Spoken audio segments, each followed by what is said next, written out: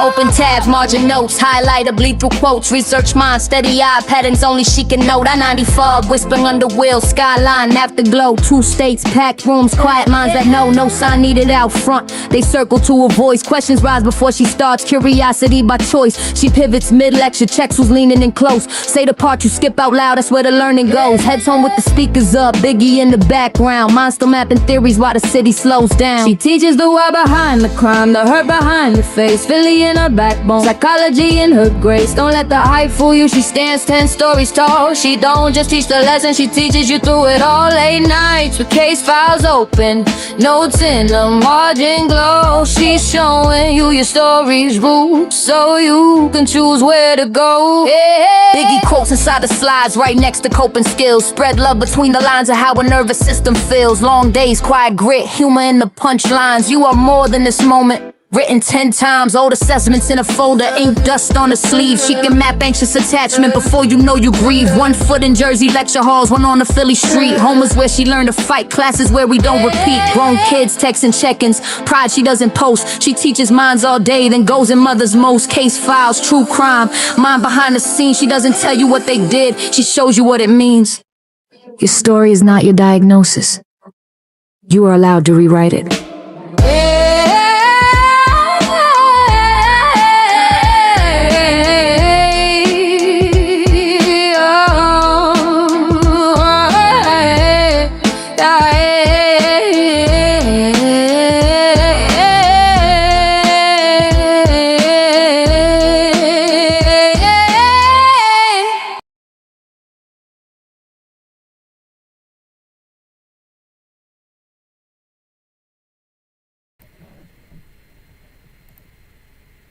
Hi, y'all. Oh. Hi, y'all. I forgot to turn my thing on. Sorry about that. Oh, how about my light's not on either? I'm like, why do I look so dark? Well, I also look tan because I got a tan this week. There we go. Much better. God, look at the difference. Off, on. So different. Hold on, let's put on a normal one. Alright, let's just lower this a little. There we go. Hi, everyone. Hi, y'all. Sorry I'm not like so put together right now as far as my look. It was either the look or get something prepared for my live. So I went with preparation. Hopefully you guys appreciate that. I know you do. So I am opening up my stuff that I made. I have a whole bunch of stuff today just so that I could tell you what I was doing. What took me a minute was that I am currently getting my article together for publication. So that's what I've been doing. Okay. And oh, hold on. No. All right, I got it. Oh my gosh, I thought I just deleted this whole thing. That would have sucked, but I didn't. I got it. I have to finish my manuscript so that for publication, but I have to send it first. It's just a whole process. Anyway, I have everything together for us now. So there we go. So the reason we're doing this tonight, well, actually, I should show you. Because there's a reason why we're doing this. So usually when we talk about this, we usually talk about things like, not Munchausen by proxy, that's just what people know it as, but we call it, does anybody remember what we call it? I'm giving it a few seconds and then I'll say it. Factitious disorder, and factitious disorder imposed on another person. So that's what we call it. It's no longer Munchausen and Munchausen by proxy. Okay, so let me pull this stuff up for you guys. Oh, you're going to be so excited too. So you know how my PowerPoints usually are like, You know what I mean? They're usually like black and white, but usually just a light black background with, you know, some words on there. And then after that, I started asking ChatGPT to help me with making better looking, if you will, PowerPoints, and it's been helping me. So today I wanted it to give me something without what's the word I'm looking for? I wanted to give me something without creating it on its own. So I was like, whatever you do, do not create your own stuff. However, I joined the live after I uploaded my stuff and told it to go ahead, and I told it to put it on the dark background, and it did that. But I'm just checking real quick to make sure it didn't add anything, and it didn't, so we're good. I also have, before I was going to do this, I put together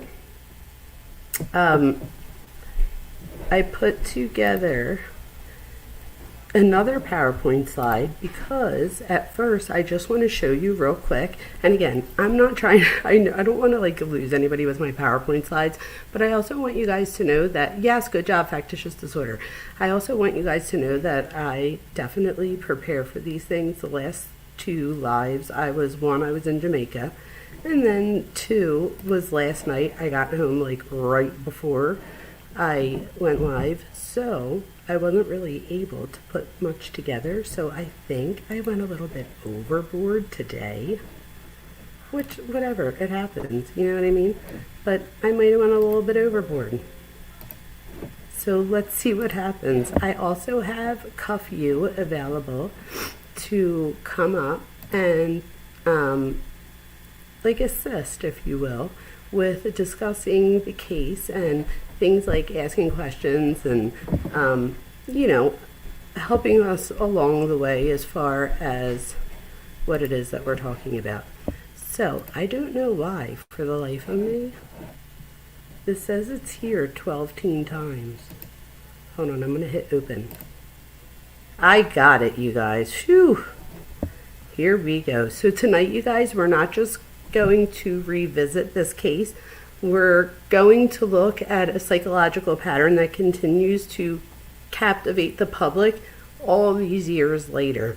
So the Chris Watts case is often framed as shocking. We talk about the about the batteries that he discarded his children in, and how the top of that was only, what was it, 8 inches, and we all know that the body is, you know, bigger than that. So we think of things, when we think of this, as shocking. So not just shocking in that sense, but even shocking in the sense of where it violates our expectations altogether. And what I mean by that is, if you didn't know any better, if Chris Watts didn't do that sermon on the porch and all the other things, he might have gotten away with this. And one of the reasons he might have gotten away with this is because even if there was evidence here or there along the way, people, including her parents, were like, he is such a good dad and such a good husband, he would never do anything to hurt them. There's some kind of narcissism, antisocial quality in this, right? To where, you know, the victim's loved ones are even shocked and bewildered at the whole thing, because in their head they're like, what's happening, like what's going on?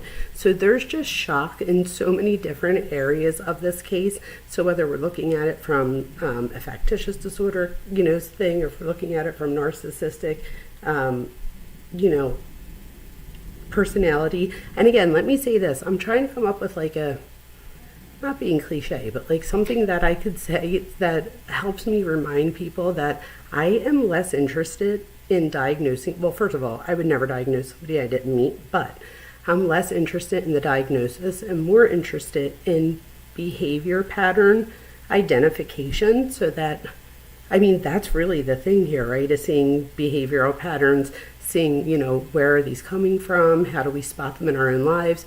And so on and so forth. So that's really what I'm here for as well. So with that being said, okay, from a psychological perspective, we're going to look at this disturbing pattern tonight.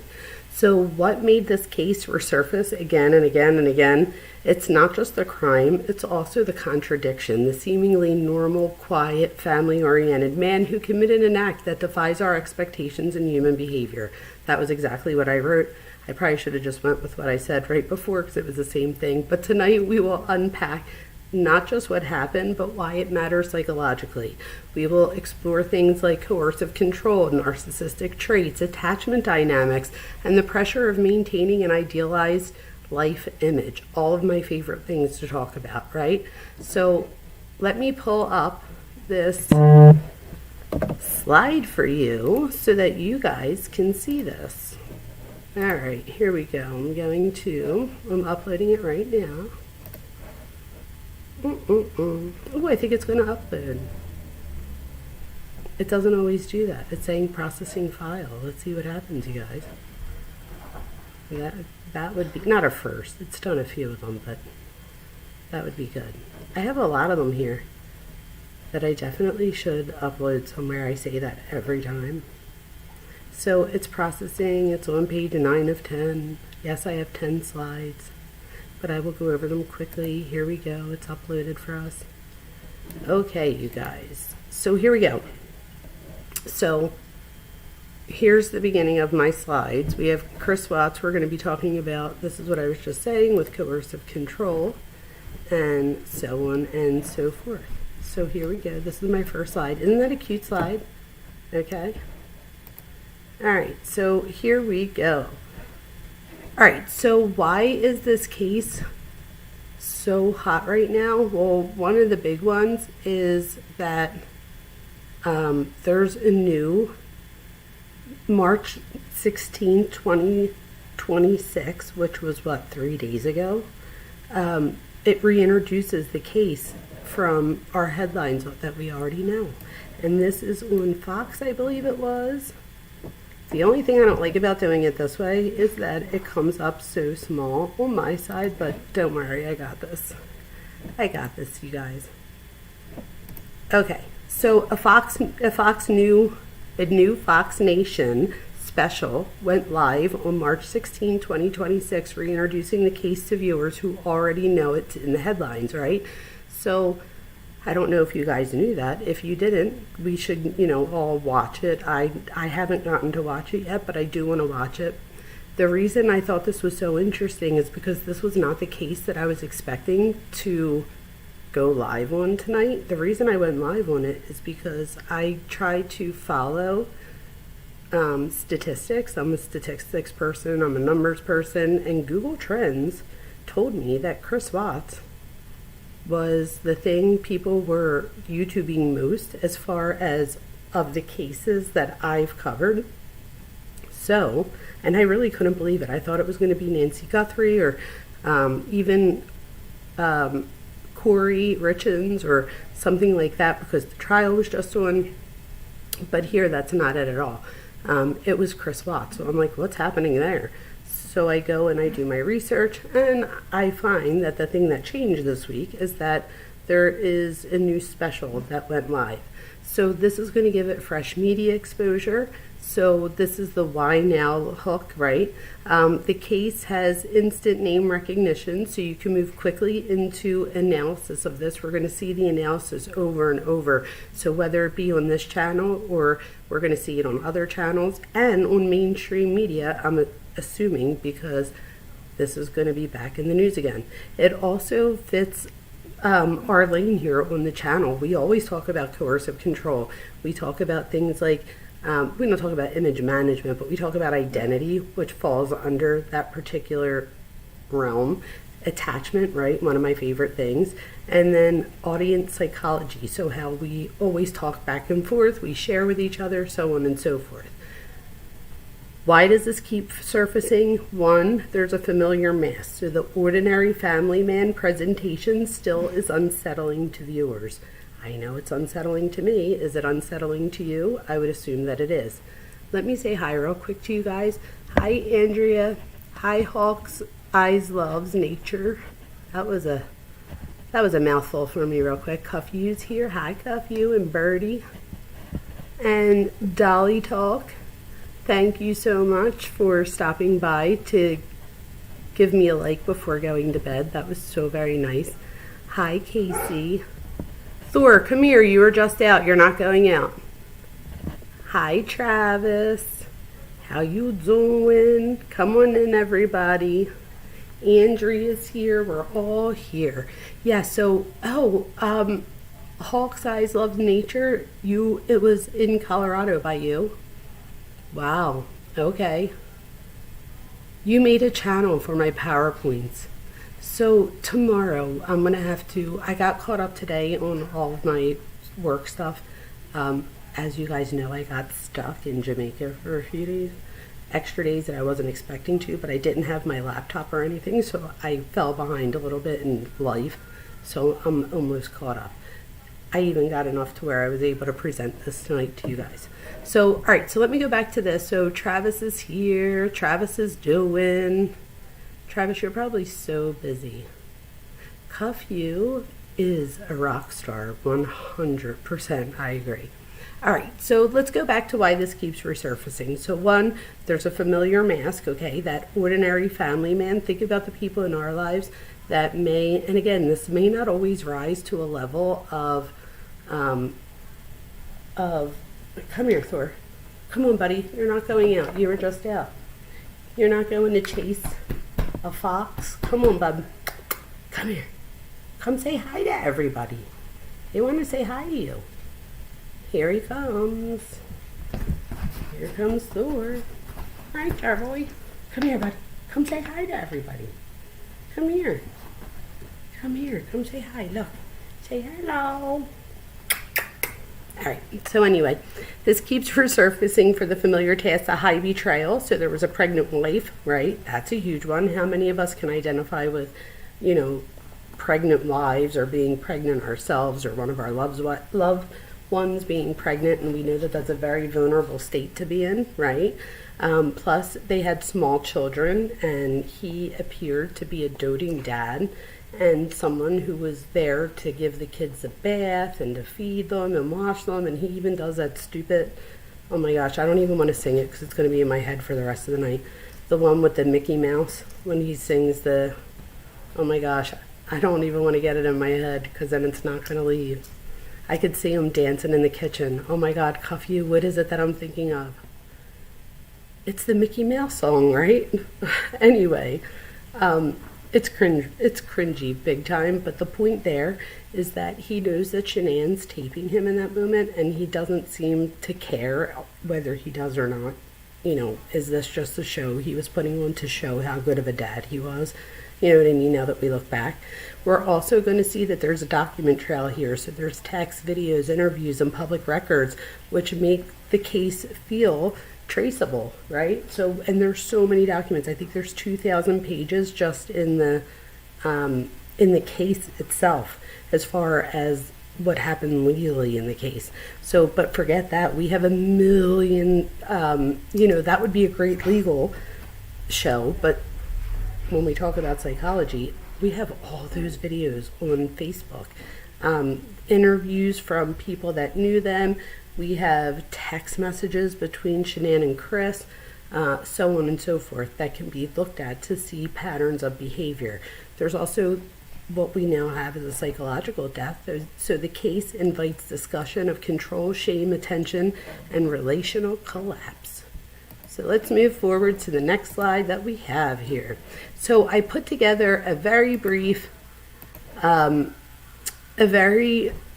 case spine here. So this is using public record as the backbone before moving into interpretation. So on August 13th, 2018, Shanann and the girls are reported missing after she fails to attend an appointment. Remember, she has the doctor's appointment that day. Her friend Nicole, right, drops her off at night and knows that she has the appointment the next day. Shanann never shows up to the appointment. She gets nervous. She comes and We all know what happens after that. On August 15th, Watts is arrested after the story quickly unravels. And remember, part of that was that sermon on the porch thing, and then also him doing the lie detector. And we've all seen those tapes. Then on November 6th, he pleads guilty to all counts. So think about how quickly that goes, right? Avoiding a death penalty trial. That was his big thing. He wanted to avoid the DP. On November 19th of 2018, this all moves so very fast. He's sentenced to life without parole, okay, plus additional consecutive terms. Many of us have heard, I don't know if all of you have heard them, but many of us have heard his mom, when he calls home and stuff like that, and he's talking to his mom and dad on the phone, and how they were telling him between November 6th and November 19th that he shouldn't plead guilty and that he should fight and that everybody believes in him and da-da-da-da-da, but he still decides to go forward with it, right? Then let's fast forward to March 16th of 2026. There's a lot of things that happen in between here, but I was just giving a brief overview and I didn't have time to put every little thing, right? But there's a new documentary, which the attention makes the case trend again. So again, this is trending in Google Trends, and I even have a little few slides I could show you that I put together with that too. So the pressure cooker around the relationship, all right? So we know that this does not excuse violence, but it helps explain why a collapse can feel combustible. We know that in their everyday lives, right, that we don't know that he ever put his hands on her or the kids. We don't know any of that. I don't think he ever did, as far as I'm concerned. If somebody knows something different, please let me know. But I'm not even sure of that, so I don't know. But we're going to see that they had the affair and a fantasy life with Chris, right?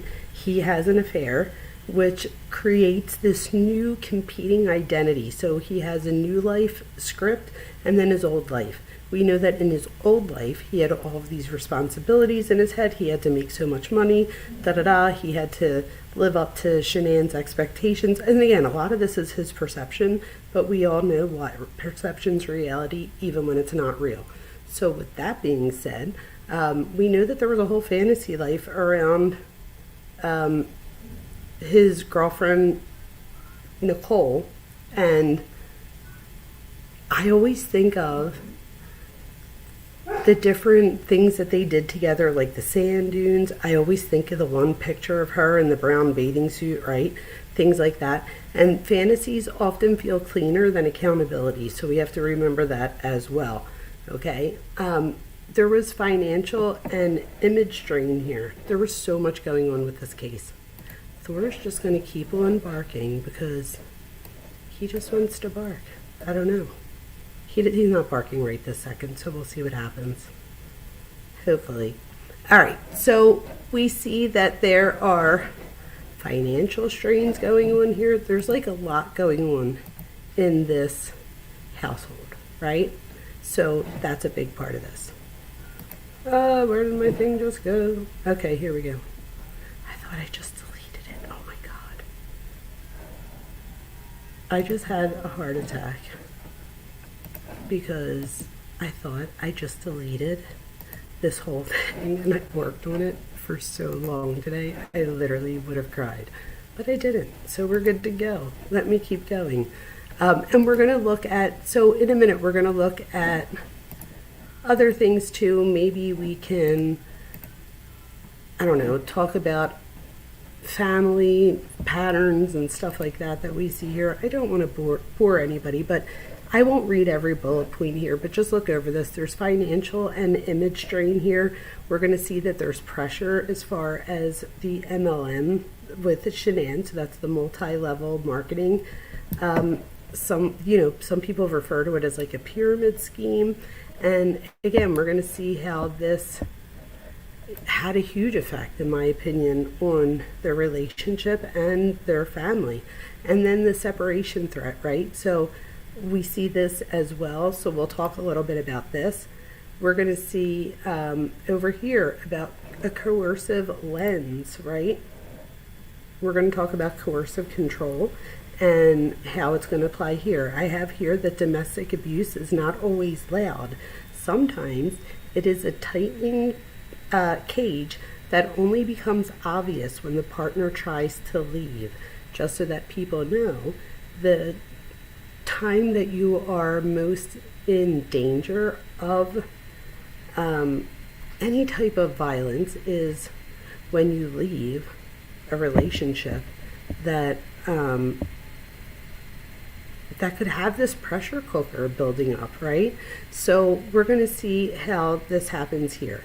So I wrote here, do not claim facts you cannot prove. Instead ask, were there signs of domination, deception, image control, or possessive entitlement?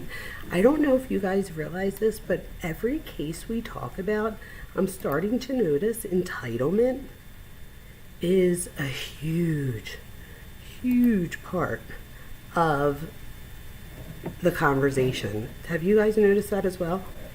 Because I definitely have. Thor, can you please? He like just wants my attention. It's ridiculous. Okay, over here I put that there's narcissistic traits, that this is a useful lens but not a diagnosis here. Again, that's just me always making sure that I put out there that I'm not trying to diagnose anybody, that we're just trying to oh no, what's happening? Did this just go out? Oh no, I think you're here. Oh, you are here. Hi Lucy, how are you? Hi Truth. Hey, are you Sunny now? Billy's here. Oh my gosh, you guys. Hey, come on in. I'm so excited you guys are here. Please hit like, subscribe, all the things. You know what to do. Over here, you guys. So I have, you know that whenever I do a slideshow or put something out over here, that I always put the literature and what the literature says. Also, I'm in the process of doing my manuscript for publication. So today my brain, and I graded like 1,000 things that I was behind in. So my brain today is like when research and stuff. So of course I came with the 2024 meta-analysis that found a small but consistent positive associations. This is a positive correlation between trait narcissism and intimate partner violence perpetration, especially psychological and cyber IPV, which stands for intimate partner violence. So if I say IPV, maybe I should just have it up there somewhere like a code so that people know what it is, but that's what that is. So the effect here is real. You guys, but we have to remember that narcissism does not mean that somebody's going to go on and hurt someone, right? There's a ton of narcissists out there that don't ever go on to hurt anyone, so we do have to keep that in mind as well. Entitlement keeps coming up. We're going to talk about shame sensitivity a little bit, external validation, objectification. So meaning the partner and children are treated as extensions, opticals, or props.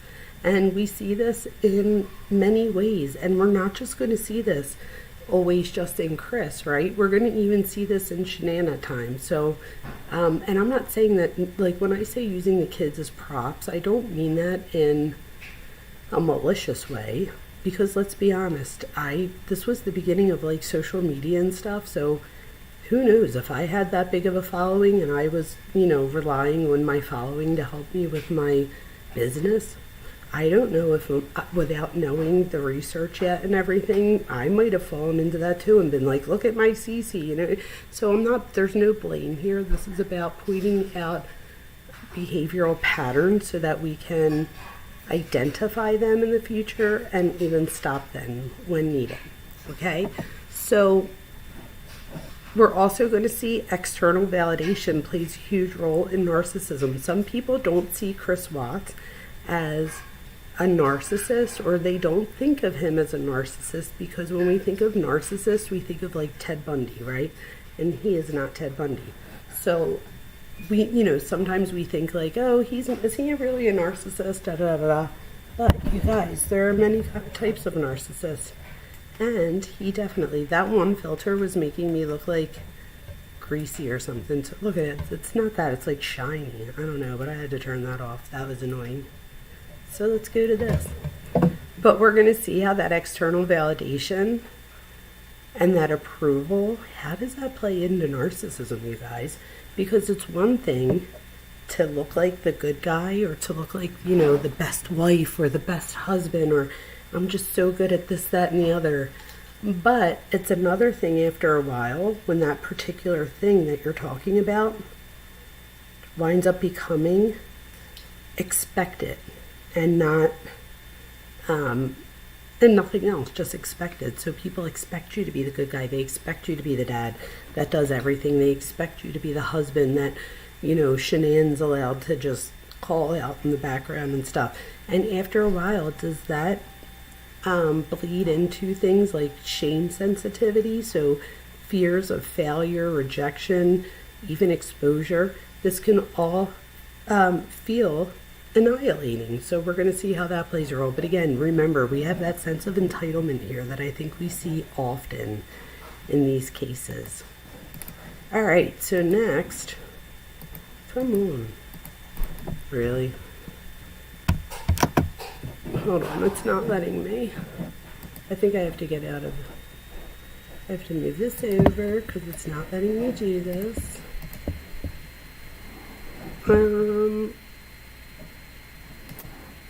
There we go.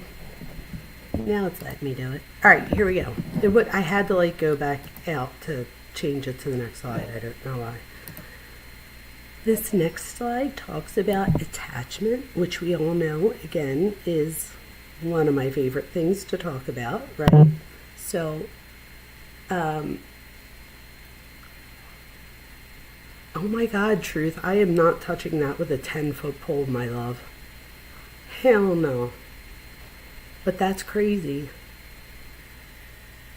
That was crazy. Truth just sent me something, but I don't want to touch that with a 10-foot pole.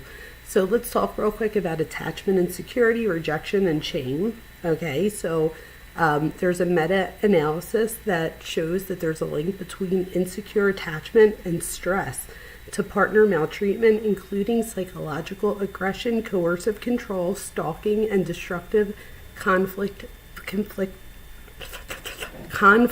patterns. I could not get that out.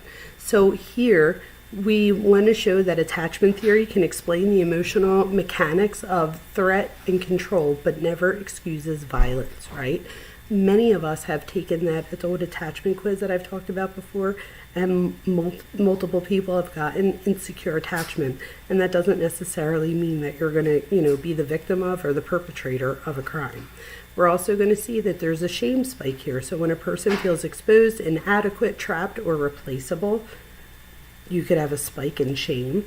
When a person cannot tolerate abandonment, exposure, or ego injury, okay, meaning I want out, they can experience not as sad news, but as an identity emergency. For Chris, I think for him, he wanted to erase his old life. He wanted to erase his old family, in my opinion, and start a new one with Nicole. I think with Nicole, he was able to become more of, wait, did Chris have any girlfriend before Shanann? That's a good question, you guys. Did he have many girlfriends before Shanann, or was she like his real first relationship? Because that would say a lot to me, right? That's a great question, Andrea. Someone let me know. That's a really good one. But anyway, so I don't know the answer to that, but I do know that apparently, allegedly, there were many people that came out and said that they cheated with him. So, I don't know, could Chris have been, we all know that in the beginning, he had a brief hookup, but that is not 10% confirmed. That's interesting. So many people even know, like with their first real relationship or real love, we might do things that we wouldn't do ever again. I always tell people, don't see things as a waste of your time, right? See it as lessons learned on what to do and what not to do and what to accept and what, all the things that you just know better what to do the next time. when you take it as a learned lesson. But in this case, it wasn't a learned lesson because he then gets married. He even goes ahead and does an entire thing on why kids can save a marriage, and that is like so, there's nothing further from the truth than having children can save a stressful marriage. Is there somebody out there that this may have happened for? I'm sure, but it is very rare. That does not happen. Having more children usually brings stress. Oh yes, he did have a hookup with another guy, right? Or at least that was alleged. At his age, he must have had a relationship before Shanann, I would think anyway. So this is the thing though, Harlot. Hi, Harlot. This is the thing, Harlot. Do you guys remember in the beginning, he wasn't a very confident person. He was a little bit overweight. He just wasn't very confident. And I think having someone that was very pretty and energized like Shanann, and just having somebody that was so into him, he was very laid back. He wasn't the type to just, you know, he didn't have like swagger, let's say, right? So, wait, hold on. Truth. No, truth. Let's not go there on here. I definitely don't want to. So anyway, that's crazy. But I definitely don't want to go off into that. So let's get back to this real quick. A person feels exposed and inadequate. I also want to make sure I show something too, and I have cuff you that I want to bring up here real quick. So let me show one more slide, then I'm going to bring up cuff you. So hang in there, and we're going to talk about this. I even have some things that I could show you, but here we go. Oh my god. Come on. Hold on, I have to do it this way because it wants to be difficult. Alright, so we have... Oh my god, you guys. Why is it doing this? Oh, let me hide this on stream real quick. Okay. Let's add guest. Hold on, I'm going to copy the link. Or actually, I'm going to email it to cuff you. But the problem's going to be that you guys are going to wind up being able to hear her. So instead, this is what I'm going to do so that we don't have to do this thing where it's like back and forth. I not created, but I made a picture that I'm going to put up, and I'm going to have cuff you call me on my phone, and we're going to listen through there, but I will have a picture up so that people know who I'm speaking to. Not necessarily a picture. It says joining us, cuff you, moderator, da da da da. So, cuff you, whenever you're ready, call and I'll get you. I think it'll be good too so that we can have a conversation and then I'm not just teaching up here because sometimes I do that. You guys, look at how bad I'm peeling in the meantime. It's like literally my head's peeling off. It's bad. I finally get a tan and now it's just peeling. Alright, well, let's try. If you lose connection, you lose connection. Hello? Oh, wait, hold on, I have to put you on speaker. Hello? Hello? Hi. How you doing? Alright, hold on, Hi. let me put the picture up so that people could see. I'm going to put my microphone right here so it could hear me and you. And then hold on, look at what I did just so that people knew, so that people weren't like, who are you talking to? Because the last time I feel like I didn't tell as many people. So, where is it? Oh, here it is. Share. Okay, so it says joining us, cuff you. Can you guys see that? So that we can have a conversation. And then hold on, I had to pause that because you were able to hear. Alright, so it says joining us, cuff you, moderator and Discord administrator. You like that title I gave you? Oh my god, really, Thor? Ryan's like, come here, Thor. Thor, go get Daddy. Wow. You like that? Isn't that That's so good? special. There you go. So, I just need a drink real quick, you guys. Hold on one sec, and then we're going to talk. Hey, there's definitely a delay, so I'm going to try not to talk over you. Just mute your YouTube. That's what I had to do. If you mute your YouTube, there won't be a delay because then you'll just be talking to me. Okay. Does that make sense? So it'll delay on YouTube, but you won't be able to hear it. Yeah, that's weird. I know. It does it, I think, because let's say we had like a big show going on, like let's say you're News Nation or something, and you have like an editor or whatever. They could always like bleep it if somebody cursed and you didn't want. I don't know, but they make it a delay, so that's why it's hard when I would have like Dr. Schultz one. I had to do it a different way, and there was a delay in my ear the entire time, but I was still able to do it somehow. Probably ADHD. Yeah. Mm-hmm. Oh, what's the obsessions here? Hello, Kelly. Kelly's in the house. Kelly's in the house. Kelly, you are more than welcome to come up too if you'd like, girl. That's what I'm screaming. She knows everything. She does. Kelly, do you want to come up and talk? I don't want to just put you... What are we talking about? Okay, so let me show you, Kelly. Let's show Kelly what we're talking about. So, Kelly, I made slides. Oh, wait, hold on. Here we go. Let me put my slides back up real quick to show Kelly. So, I made slides on things like coercive control. This is a different one, you guys. This is a different slideshow than the one I just had up because I'm a nerd and I made multiple. So, but I wanted to talk about things like coercive control. I wanted to talk about, if it would just go to the next slide. I don't know why it's not. Oh. All right, here we go. Now I got it. All right, so why is this case hot right now again? We went over that a little bit. Oh, this is the one I went over. So the pressures around the pressure cooker relationship, so things about like his affair, his fantasy life, financial image, stuff like that. So we're going over all the things. Oh, I love you, What's the Obsession. Kelly, Miss Kelly. Yes, everybody, please go over and join over there. I would love to do a live with you soon. Yeah, let's do that. You could go to, just listen, and there you go.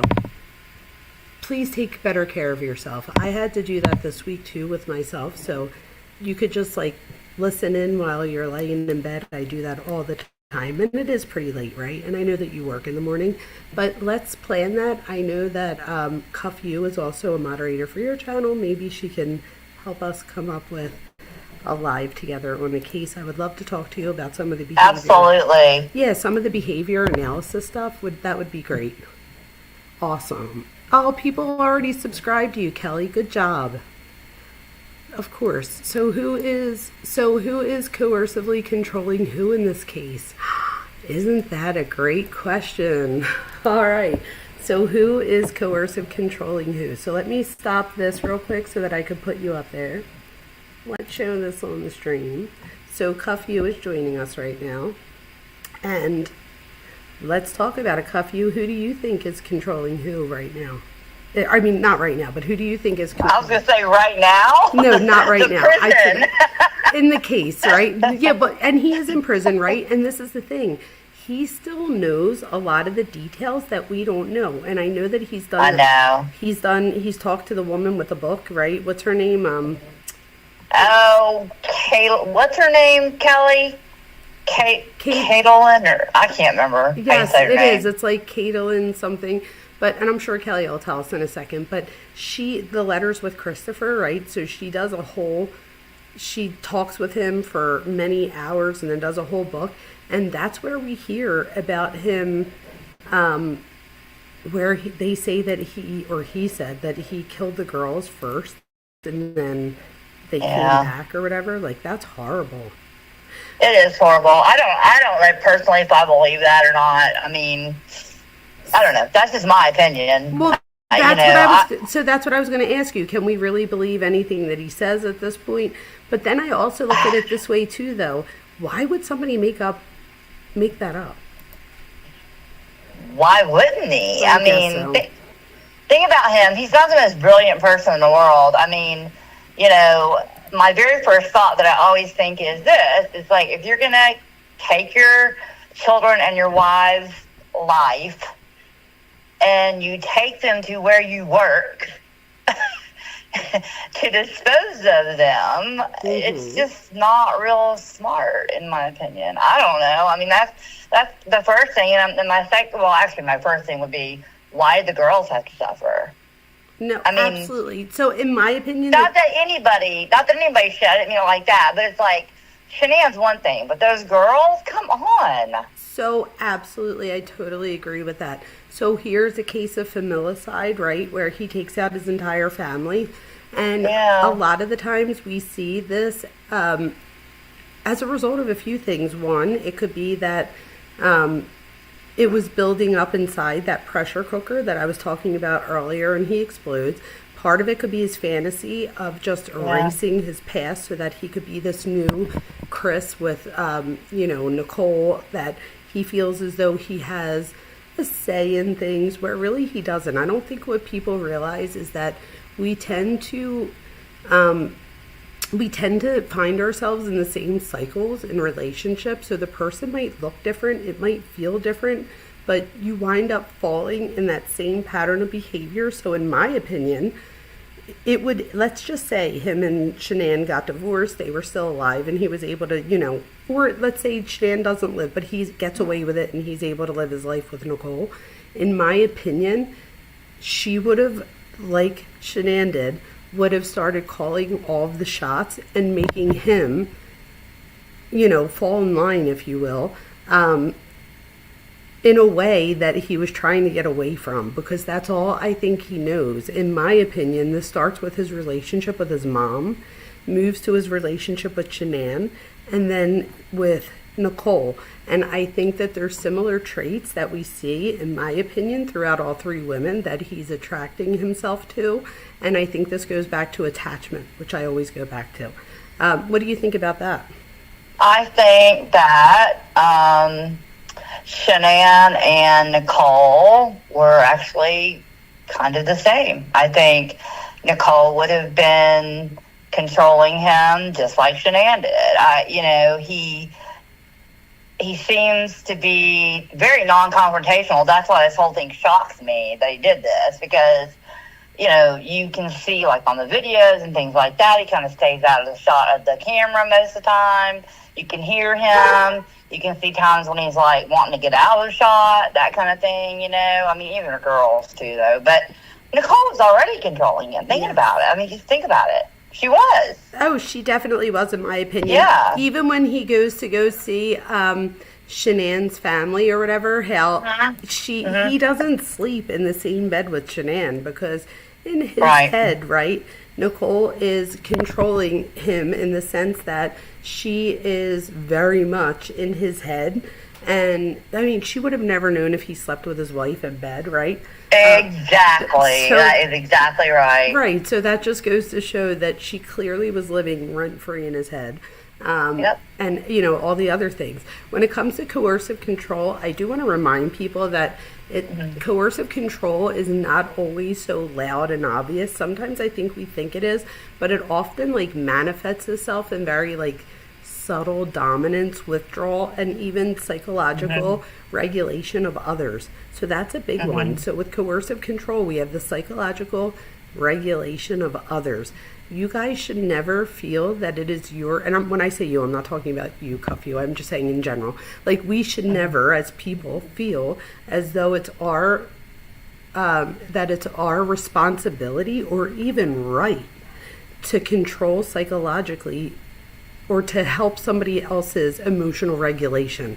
It may work. Agreed. Yep, I agree. Right? It may work for a moment, right? It may work in a certain relationship for a little bit, but it will ultimately always come to a destructive end, in my opinion. Yeah. And not destructive necessarily meaning like this, but just meaning like a bad breakup, all the things. So it is not your responsibility, and just as much as responsibility, it's also not our right to try to regulate someone else's emotions, or for another person to expect us to regulate their Well, emotions. and you could see, like, and kind of, I think that's what Shania was trying to do, because, right before she got home, and I know Kelly will correct me on this if I'm wrong, but right before, literally, on the plane coming home, I believe, she texted, or not texted, posted that she couldn't wait to see her husband and kids and all that, and it was because at that point she knew something was wrong, and she had become desperate.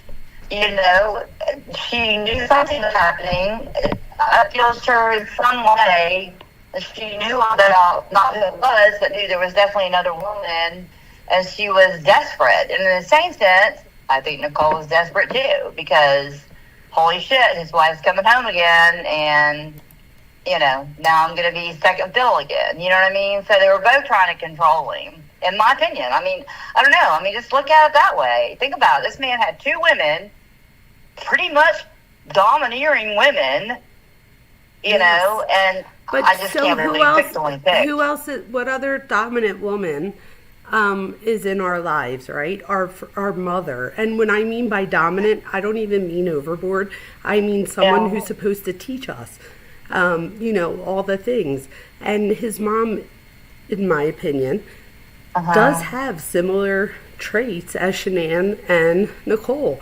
And in my opinion, this starts right from the very beginning. And even him seeing the relationship between his own parents and normalizing certain behaviors that maybe shouldn't have been normalized. And I think that we see that here too. So even while Shanann, excuse me, we often describe Shanann as dominant, I know that I do, we must also, examine the narrative. So we need to be critical of that too. So Chris displays covert, controlled behaviors.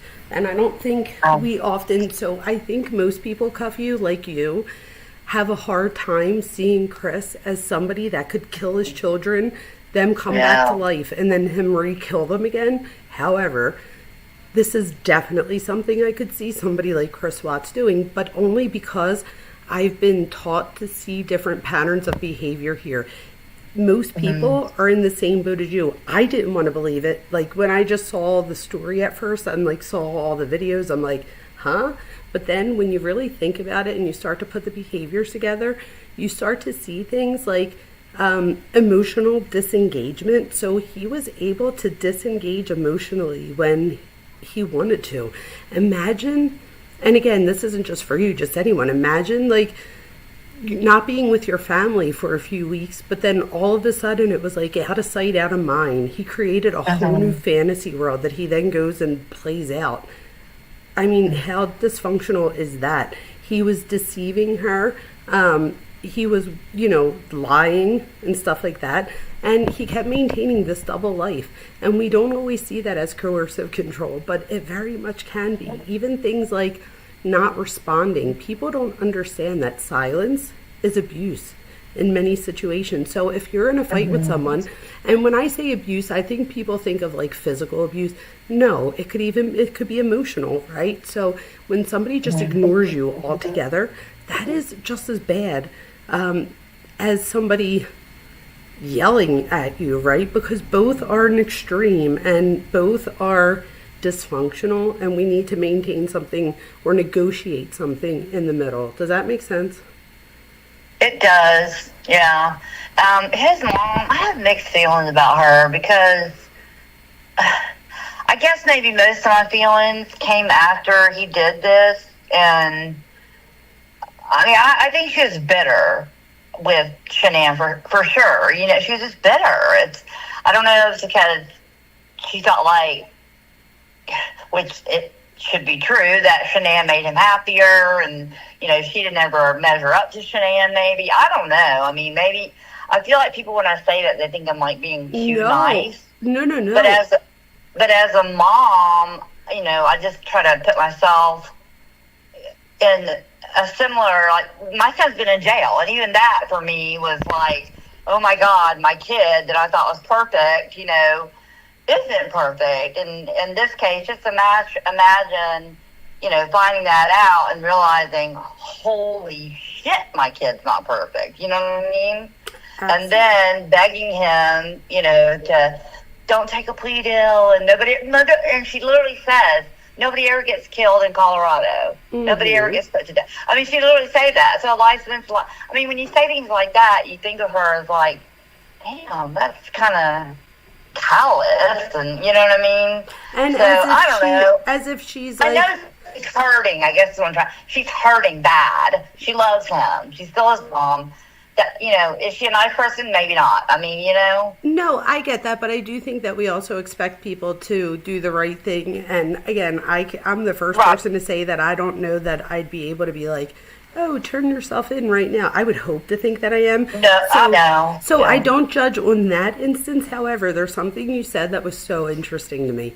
So you said, you brought up the part about how he has this relationship with his mom, and then when he meets Shanann, the mom starts to feel like she's not measuring up to Shanann, and then the mom... Exactly. But then the mom becomes a little bit desperate in her attempts to get his attention back, and what happens? He ices her out for a very long time. I want you to now fast forward it to Shanann and Nicole, and Shanann is now being domineering, and Nicole is winning out on her. Mm-hmm. And Shanann definitely iced out his mom too. Don't be mistaken. Right, but Nicole, and 100% then did. She did, but then Nicole's icing out Shanann. So do you see what I mean by the cycle? So like exactly what he did with his mom, he's now doing to Shanann with Nicole. And if it kept going on, he would have done to Nicole what he did to them. It's like I always say to people, if they'll do it with you, they'll do it to you, right? I agree, yeah. Mm-hmm. So, I mean, he would have eventually, in my opinion, moved on from Nicole as well. But a lot of this follows, so let's even forget Thanks Chris. For the sub. Oh, thank you so much, Samuel. I appreciate you. Samuel just subbed up to the channel. Thank you. And please, everyone, sub up. That would really, really help me. I appreciate you guys. But over here, when it comes to control, it doesn't always look like aggression. Sometimes it looks like silence, like I was saying before, or compliance or secrecy. That's what makes it so dangerous. So even him having that like secret calculator app, and I mean, I know that. What do you think that? I don't know Kelly, or if I don't even know if she's still listening, but what is the general consensus about? Do we think that he was dating Nicole prior to when they went away? Absolutely. I think so too, right? Like, why would she Google Shanann a year prior? Yeah, no, she absolutely, they were absolutely already involved, in my opinion. And I think Kelly feels the same way. I think she and I have talked about that. But Travis, you see what Travis said? He said Colorado abolished the death penalty in 2020. Because that happened in 2018, remember? Wow. So, I didn't know that, Travis. So, I didn't either. And in 2020, there were 3 on death row that were commuted to life. So, Chris's mom's right in the sense that she was saying, don't take this, because he's saying that if you want my opinion, I don't think he was as much trying to avoid the DP as he was trying to avoid his image. Yeah. His image going under. I'm sorry. You know how I am. I watch the chat constantly. And Andrea, so Travis, so Chris would have been one of those ones, right? That his sentence automatically got commuted, right? Yep. Yeah, so I wonder who the other 2 were. Now I'm going to have to look.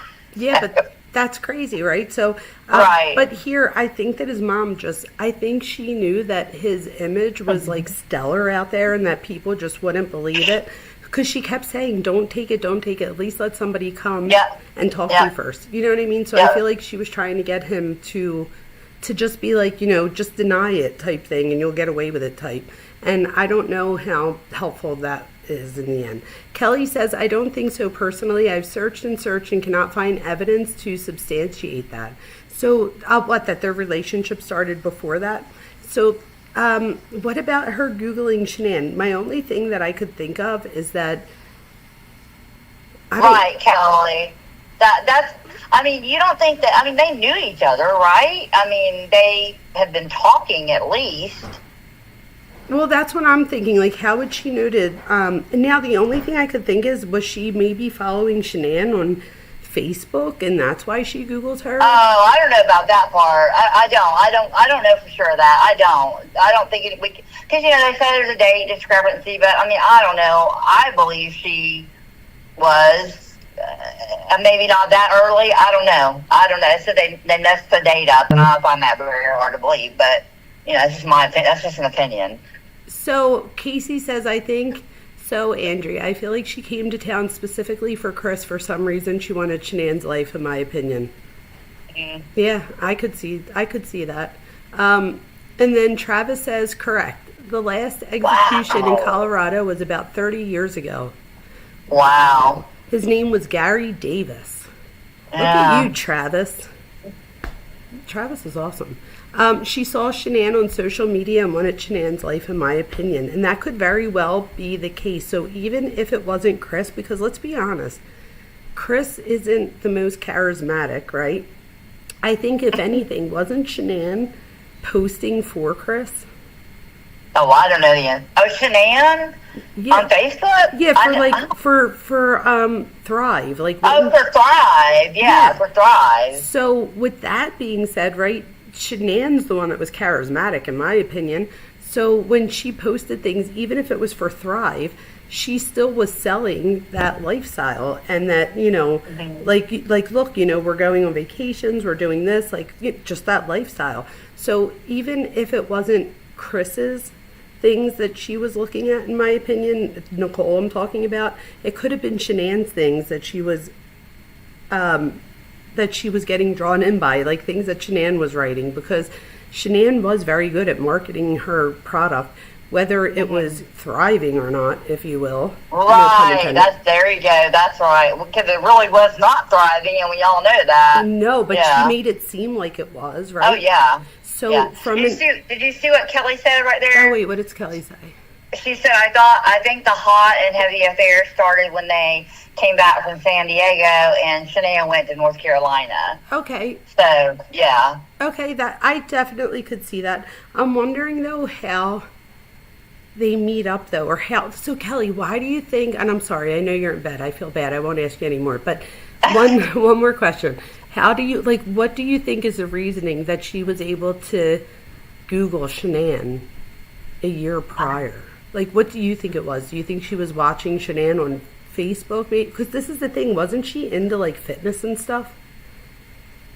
So Nicole was, I know. Right. Well, that's what I mean. So it wouldn't have been crazy to think that she might have been looking on Facebook about vitamins or something, and that something about Thrive pops up on her For You type page. You see what I'm saying? And then she clicks on it. So I don't think that that's out of the realm of possibility. But that is interesting, because how would they have known that? So Harlot says, have you seen evidence that Nicole had searched their name before? It's known that she met Chris. I think it was in 2017. Yeah, there's a date that says there's a document that says she searched Shanann Watts in 2017, but and I don't know 100% how Kelly's a lie. We talked about a lot of stuff, but on this, I don't think we really ever talked about it. Like I said, there's a lot of we're not sure kind of thing. The date was wrong, that kind of stuff on there. You know what I mean? So that's not known for sure. As far as I know, Kelly may know different, because, she's the expert, but, I can't say that for sure. So okay, I do think that I remember seeing a document that says that she did search them in 2017. My only way of thinking that would be that she, and this is just my opinion, that she would have had to have come across Shanann or something at some point, and like Casey was saying, wanted her life type thing. So Watts says yes, I think so, and I do think that she met Chris and Shanann the summer before she started Googling them. She was also involved in the MLMs. There you go. Right, okay. So there you go. So I think I was, my my instincts, and Casey's too. Casey says the same thing. Like, I'm thinking about it and I'm like, yes, and Shanann was very good. Like I said, whether it was real or not, she was good at showing that she had this perfect life. She had a perfect husband. She had a perfect kids. And we also have to remember, I remember Nicole talking about how her parents got divorced and how, her and her sister turned out okay and stuff. But my thing is this. The fact that she was even comparing herself to, like, the kids possibly eventually if they got divorced just tells me, like, was she really okay with the whole thing? You know what I mean? Did she see Chris, when she's looking at Shanann's posts with the MLMs as being the type of guy that, she wanted in her life? But this is the thing. Research shows that women are more likely to want somebody specifically, where guys are more likely to want somebody like that person. So, for example, a guy is more likely to say something like, oh, I hope someday my wife is just as good as yours. Girls are more likely to be like, I want that guy. Does that make sense? So instead of being like, I want somebody like that guy, they want that guy. I think they want that guy. Yes, yeah. I think Nicole, in my opinion, wanted that guy.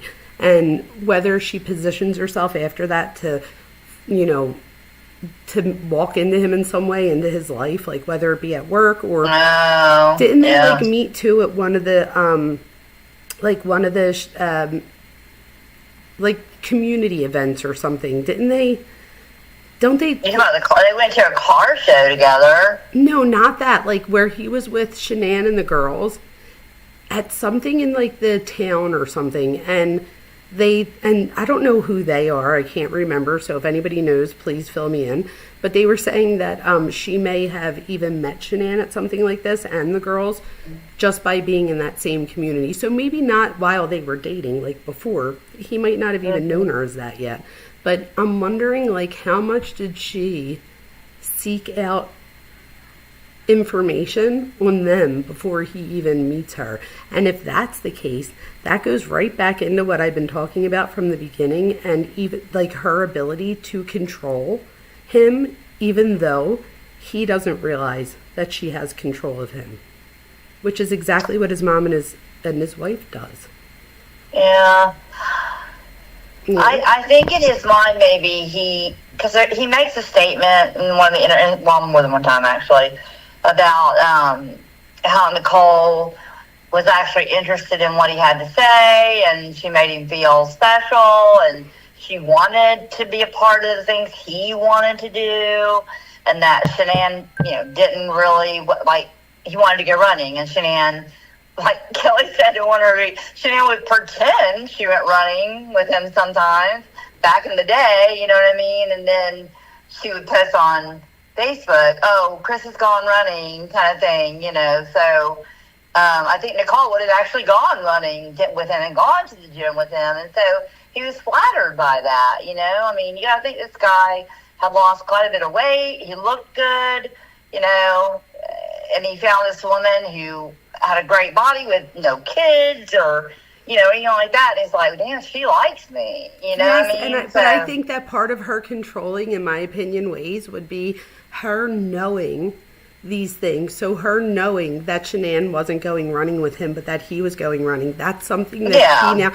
I don't know if you guys remember, but I've said this in more than one live, where I've said that somebody who has narcissistic qualities will often, and even people with antisocial qualities will do this, and I'm not saying that either one of these people, I'm not... Again, I always have to put that out there that I'm not diagnosing, I'm just pointing out behavioral patterns. But we see with narcissistic people sometimes that they will take something that you say in the past, store it like in their mental filing cabinet, and then use it later to their advantage. So for example, knowing that Shanann, she probably has watched videos of Shanann, I don't want to say demasculinizing him, but to some people they would say that it was demasculinizing. So things like when she would be like, oh, whatever, Chris will do whatever I say. And again, a lot of people say these things in a joking way in their marriages and stuff. The problem is Chris wasn't as able to come back and make jokes at her, where like if I were to say something about Ryan, whether it be on that day or a different day, either he would have a great comeback that would put me right back in my place, or on a different date, he would say something snarky that I'd be like, wait, what the heck? So, like, he would be able to, like, level up with me. I don't think Chris was able to level up.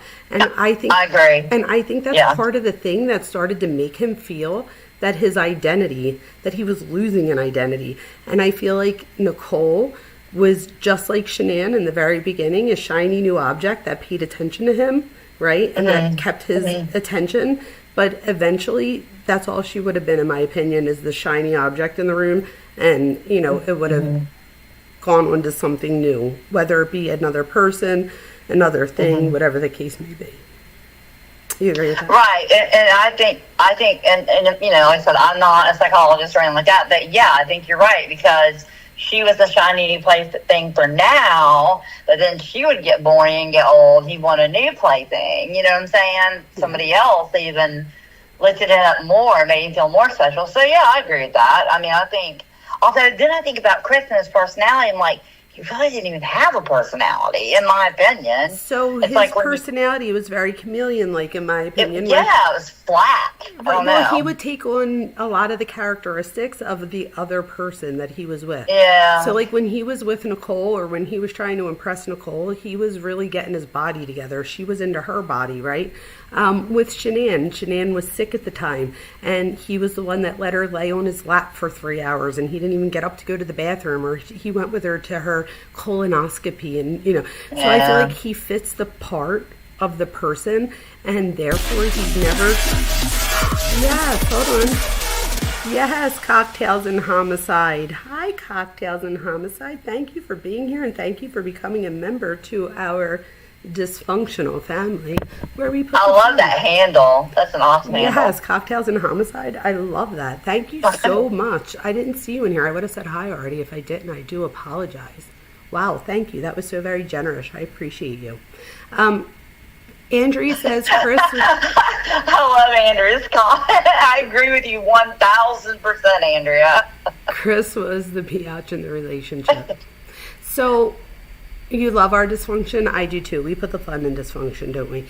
This is the thing. So with Chris, he has many narcissistic traits, but I don't think people see it as narcissistic, because when we think of narcissism, we think of someone with like this grandiosity, but we also have to remember that with narcissistic patterns, we see things like the need to maintain a specific image.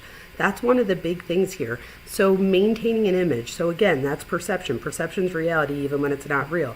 But what happens when preserving your self-image becomes more important than someone else's human life, right?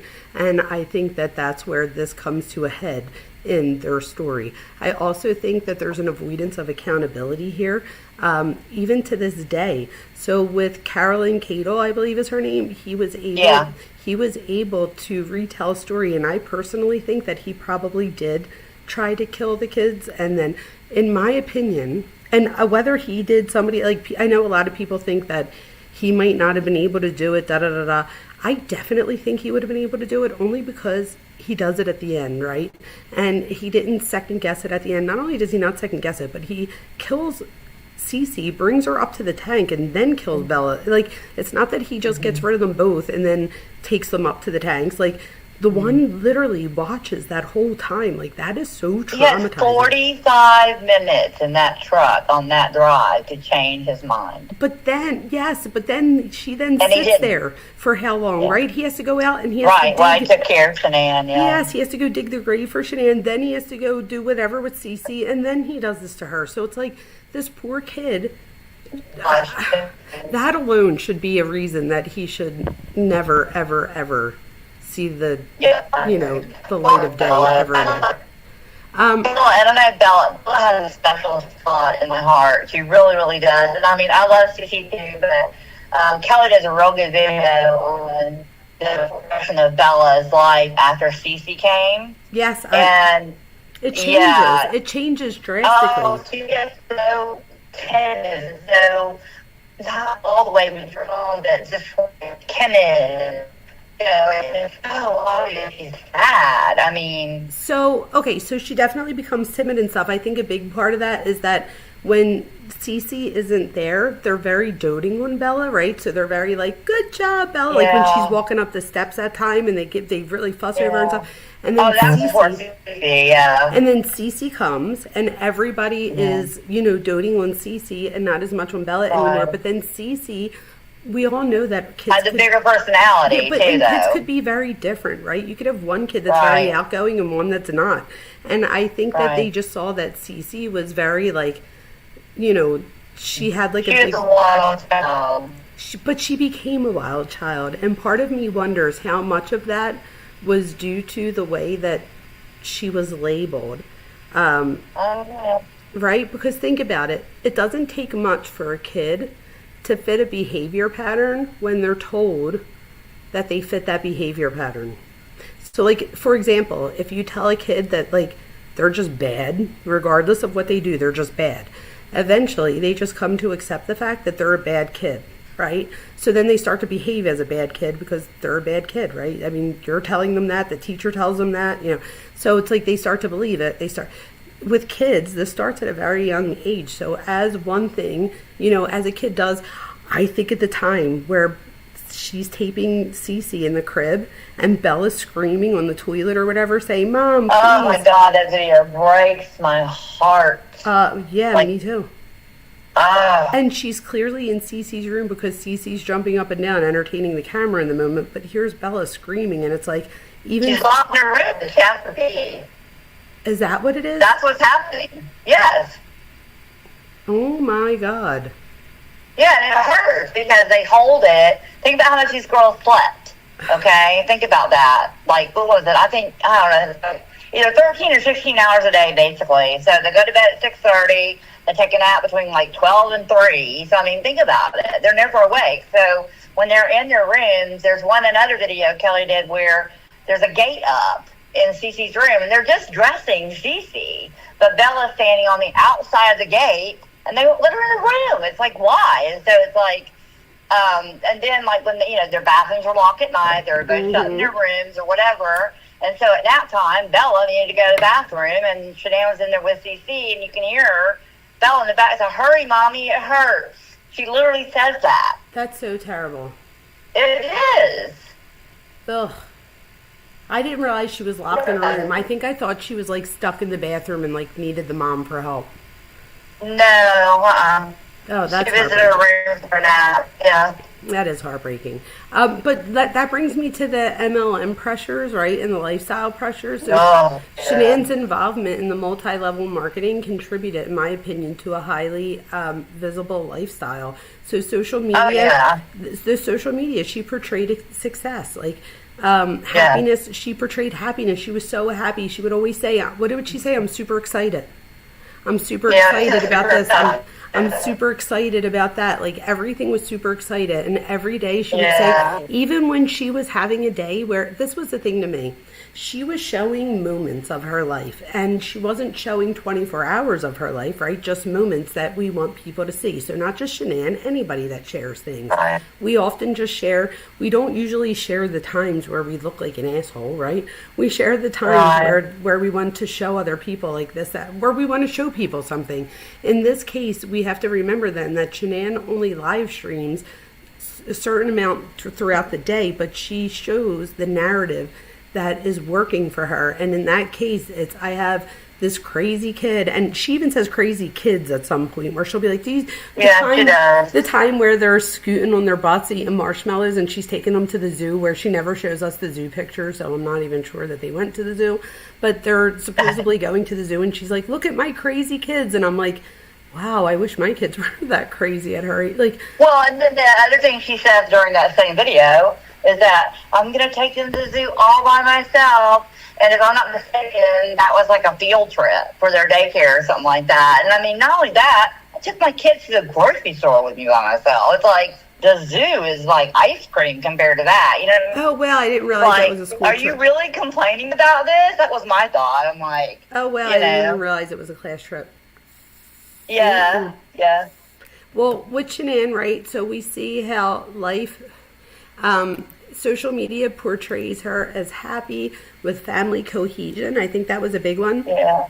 think about how many times in our own lives that, I mean, let's talk about me for a second, right?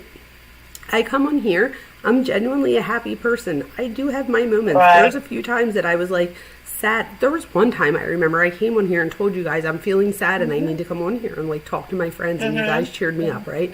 But the thing is that you get to know the person a lot more, because I might see you guys in chat, everybody in chat and stuff like that, and I might know a lot of your stories, but it's different when you're watching somebody just sitting up there talking and they like tell you, like, everybody knows who Thor is, right?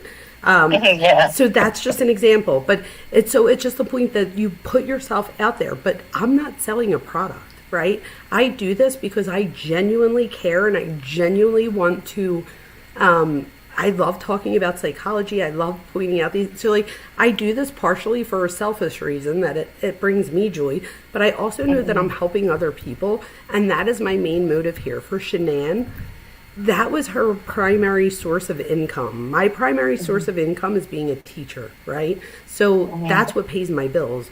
YouTube, unfortunately, does not pay the bills. Right. I mean, one day, hopefully, won't that be great, right? But I'm not counting on it. Where for Shanann, that was her livelihood. So she had to portray an image of where other people wanted to be like that or wanted to have something like that. So therefore it's like, think of the person, right? We've all had like the issues where we want to put on a dress and we don't feel like we're so shapely in the moment, and we're like looking at shapewear and we're like, oh my God, like this person doesn't even look the same with this shapewear. But it's like, the thing is that it's fake, right? It's not real. Right. And that's the thing here. It's like when we look at other people online and their videos, and when they're selling something. Like, that's the bottom line. Yeah. Something's being sold here. But we don't often see that. With Shanann's MLM, because her MLM was related to like the family vlog type world, I think it was easier for people to then follow that, because they really wanted to keep up with the kids and Shanann and Chris and see what was happening. Like, you know, and so I think, like, in other words, I think there were people that were tuning in that weren't even part of Thrive.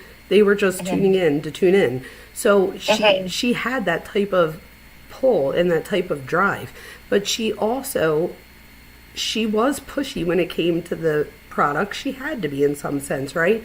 And she even tells a story of how the person who eventually gets her to take Thrive, how it took that person a long time and she had to keep, so like she pretty much uses that as her excuse for why I'm pressuring you. Or not pressuring you. I just keep pointing out how great it makes me feel, in the hopes that you'll see it eventually and you'll too believe that it will make you feel better. And part of me thinks that she really, like, part of me thinks that there was a placebo effect there. I really believe that in her head, she really thought that it helped keep her calm and stuff. Because she shows like a lot of these scenes where the kids, like, what about the kids when they're crawling down the steps and you think Cece's going to like face plant? Like, there are many, or when Cece's like on the table, she's like doing a plank on the table and you're like, oh my God. That terrifies me, that video. Yes, or the ones on the sink where she's like planking. Oh, yeah. And she's like standing on the toilet paper roll. Toilet paper roll thing. Like that, and her diaper's like real big. Like, I just feel like, I just, like, they're, you know, so many of these things were cute, but at the same time, I feel like they were dangerous. They were dangerous and exploitive in some sense, and that they were to show that, like, look, I'm still so calm. Like, Cece, what are you doing? And then, like, looking at the camera and being like, thank God I thrive. Thank God Mom thrives. Yeah. You know what I mean? Like, you should thrive too. If you have little crazy kids like me and you want to be calm like me, just thrive. But the truth is, she eventually hangs up the live, and we don't really know. Was she that calm when she hung? You know what I mean? Like, were things the exact same? I'm sure they weren't. I know that I have moments when I'm not on a live, like, that I would never want somebody to catch on film. We all do. So I'm just saying, like, how much of that was maintaining an image as much as this is really what's happening. And I think that this is a huge life lesson for people, because I think we need to remember that when people put things out online, that it's what they want us to see, and that we don't really know what's happening behind the scenes. So we don't really know. I'll never forget when I was first counseling, I was counseling this couple, and they literally told me this, say it was a Sunday, they tell me on Sunday that They have a fight the day before. They were at a family function and they spit on each other in front of their like extended family. It was like a huge thing. On Monday, I was on Facebook. I was at work. I'll never forget it. And it like popped up on my feed, their family photos. They were gorgeous, but they were getting all these comments. Look how beautiful your family is someday. I hope my family, like all these things. And all I could think in my head is, oh my God, I just want to write on there, like, you guys spit on each other yesterday. Like, stop telling everybody you're so happy. Like, what's happening? But I couldn't do that. But I wanted to yell to everybody, like, because there were people after that would like compare themselves to that family. And I'm like, if they only knew. And so I guess my point to everybody is just remember that people put out there what they want you to see, and that things aren't always that way behind the scenes. So try not to compare yourself to others. What do I say, right? The good news is it's probably not about you. The bad news is it's probably not about you. And that's the same thing here. A lot of times people put things out there and they wind up making other people hurt. And I don't always think that that's what the point of it is. It's more to show an image of I'm happy, I'm this, I'm that. But when it comes to the MLM, it's not just showing those things because we want that to be out there. It's I have to show those things so that I could sell a product. You know what I mean? The whole MLM thing, and again, like I said, we all know Kelly is the, expert, and she does a really good video about MLM too. And actually, Kelly did an MLM, but she figured out how to make it work for her. In other words, she made her money and then got out. You know what I mean? So, but like whenever Shanann passed, whenever this happened, they had like $800 in their checking account, and they were 3 mortgage payments behind. So it wasn't bright and shiny and perfect like everybody thinks. And whenever you're talking about, I saw Casey's comment where she says, like, a person believes that a lot of stuff the kids get split out of proportion. Not everything is abusive. Sometimes moms are busy and the kids are going to feel ignored. That is true. But then you have the video of Shanann. I know you guys will have to remember this, where they're making cookies at the kitchen counter. And remember, it's all kind of tense from the very beginning, and then the whole bowl thing goes down, and Shanann realizes it's not really going to work out, and so she figures out a way to end the lie. Well, if you watch that video, we're never really involved. I mean, like, when I cook with my grandkids, like, it makes a mess. I mean, you know what I'm saying? It's like Shanann had this perfect, like you were saying, perfect life that she wanted everybody to see, and that's okay. It's just, it's a lot of work. And I think in the end, it's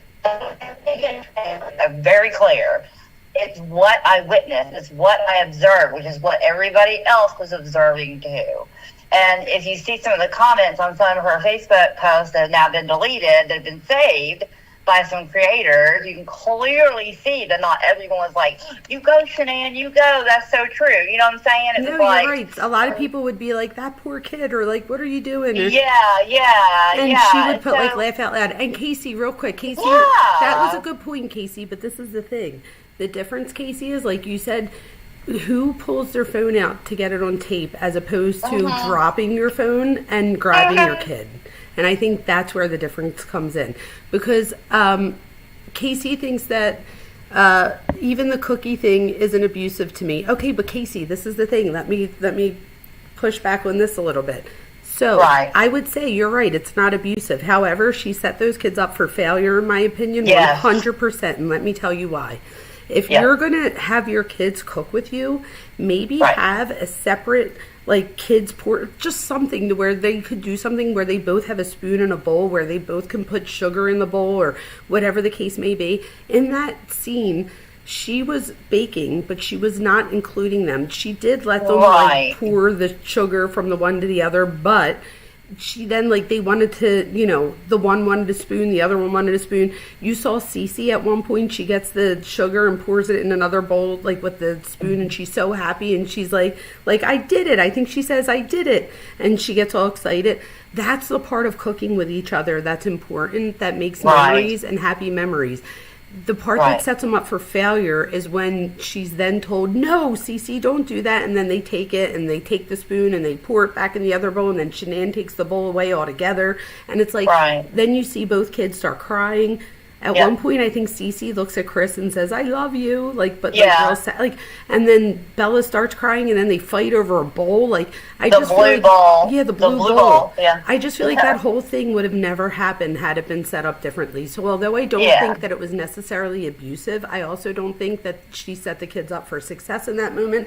And part of me wonders, is that part of the whole MLM thing is like showing the chaos and how we can maintain, you know, being chill under those circumstances. Right. I don't know, you know, or just So let me ask you this. Let me Yeah. ask you this. Go ahead. So do you think that if she wasn't in that MLM, that she would have been that active with those kids on Facebook? No.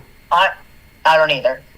So, No, but I don't you know, think she would have had a reason to be, right? Like, she wouldn't have right. had to. Yeah. We're making the same point and thing. Exactly. Yeah, but we are. So that's what I'm... you don't sacrifice the feelings of your young children and your time with them to share it with everybody else. I agree. You know? And we do that sometimes, right? We do share about our kids. So I want to make it clear that I don't think either one of us are saying that you shouldn't share about your kids, obviously. No, not at all. The point No. is how many of those videos would never have been uploaded Right. if she wasn't working for an MLM. I think that's the thing there. Brian, Casey, I want to ask you this. I want you to answer this. So you know the picture that we've all seen of Bella in the pediatrician's office where she is naked on the scales and she's turning around and looking at the camera. Shanann posts that on Facebook. That is not okay. I mean, that's taking it too far. And she would also take like her, and she admits it. She talks about it on her channel or on her Facebook about, you know, I've got 4 or 5 packages with me to give out while we're at the doctor's office. I mean, it's like it was just never let go. It was just, let's put Thrive aside and just concentrate on our home, our husband, and our children. Yes. You know? Yes. And I think maybe things would have been different. I know it's far-fetched, but just maybe, you know? Maybe it would have been different. You're right. And I do think that, so Andrea thinks that Shanann's OCD, letting her children bake, would have triggered OCD. But this is the thing. Then don't film that. Bake on your own and then do something else with them. I think that's my things. I feel like part of it was to show chaos and to show her maintaining control and calm in chaos so that people could, because this is the other thing.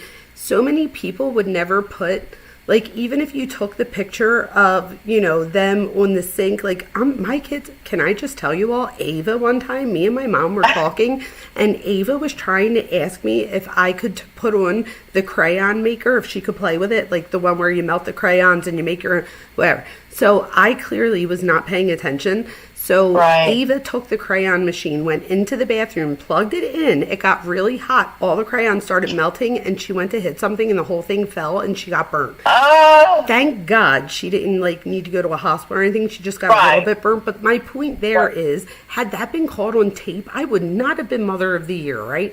But I would have never posted that. Like, to me, that was so traumatizing. I wouldn't even want my kid to remember that. Now, she does remember it, and whenever we see a crayon maker, she'll be like, Mom, remember that time? And I'm like, oh my God, I know the one time I didn't pay attention. But it's so, I'm not saying we don't have those moments. We do have those moments. But I've never tried to use those moments as a way to be like, look, you guys, like, I'm still chill, because I wasn't chill after that. I freaked out. I was like, oh my God, I'm such a bad mom. Like, thank God my mom was there. She was like, Jamie, I didn't hear her either. Like, and I felt like so terrible in the moment. But I didn't laugh about it. I didn't put it on Facebook or say like, oh, how cute, or like, I feel so bad. I didn't even put the bad part out there. It was just, that was never even a thought type thing in that moment. And I even have pictures on my Facebook right now of my kids where I did let them make cakes, and they're some of the cutest pictures. Gianna chose the cake, the red cake, whatever the hell that thing's called, and Ava chose red velvet. Yeah, red velvet, and Ava chose like a vanilla cake. And I have a picture where Gianna's whole face is red and Ava's is yellow, and they're both holding spoons. And did they make a mess? Absolutely, but they had so much freaking fun that they remember that. They remembered how much fun they had, and it only took me a few minutes to clean up afterwards. Like, I would have had to clean up if I did it myself. Do you know what I mean? It wasn't that much more. So I just feel like how many of these things set the kids up for failure. And I don't think that Shanann was doing it trying to be a bad mom at all. Oh, I don't either. I think she was just trying to have a livelihood. She needed to pay the bills. So, like, she needed content.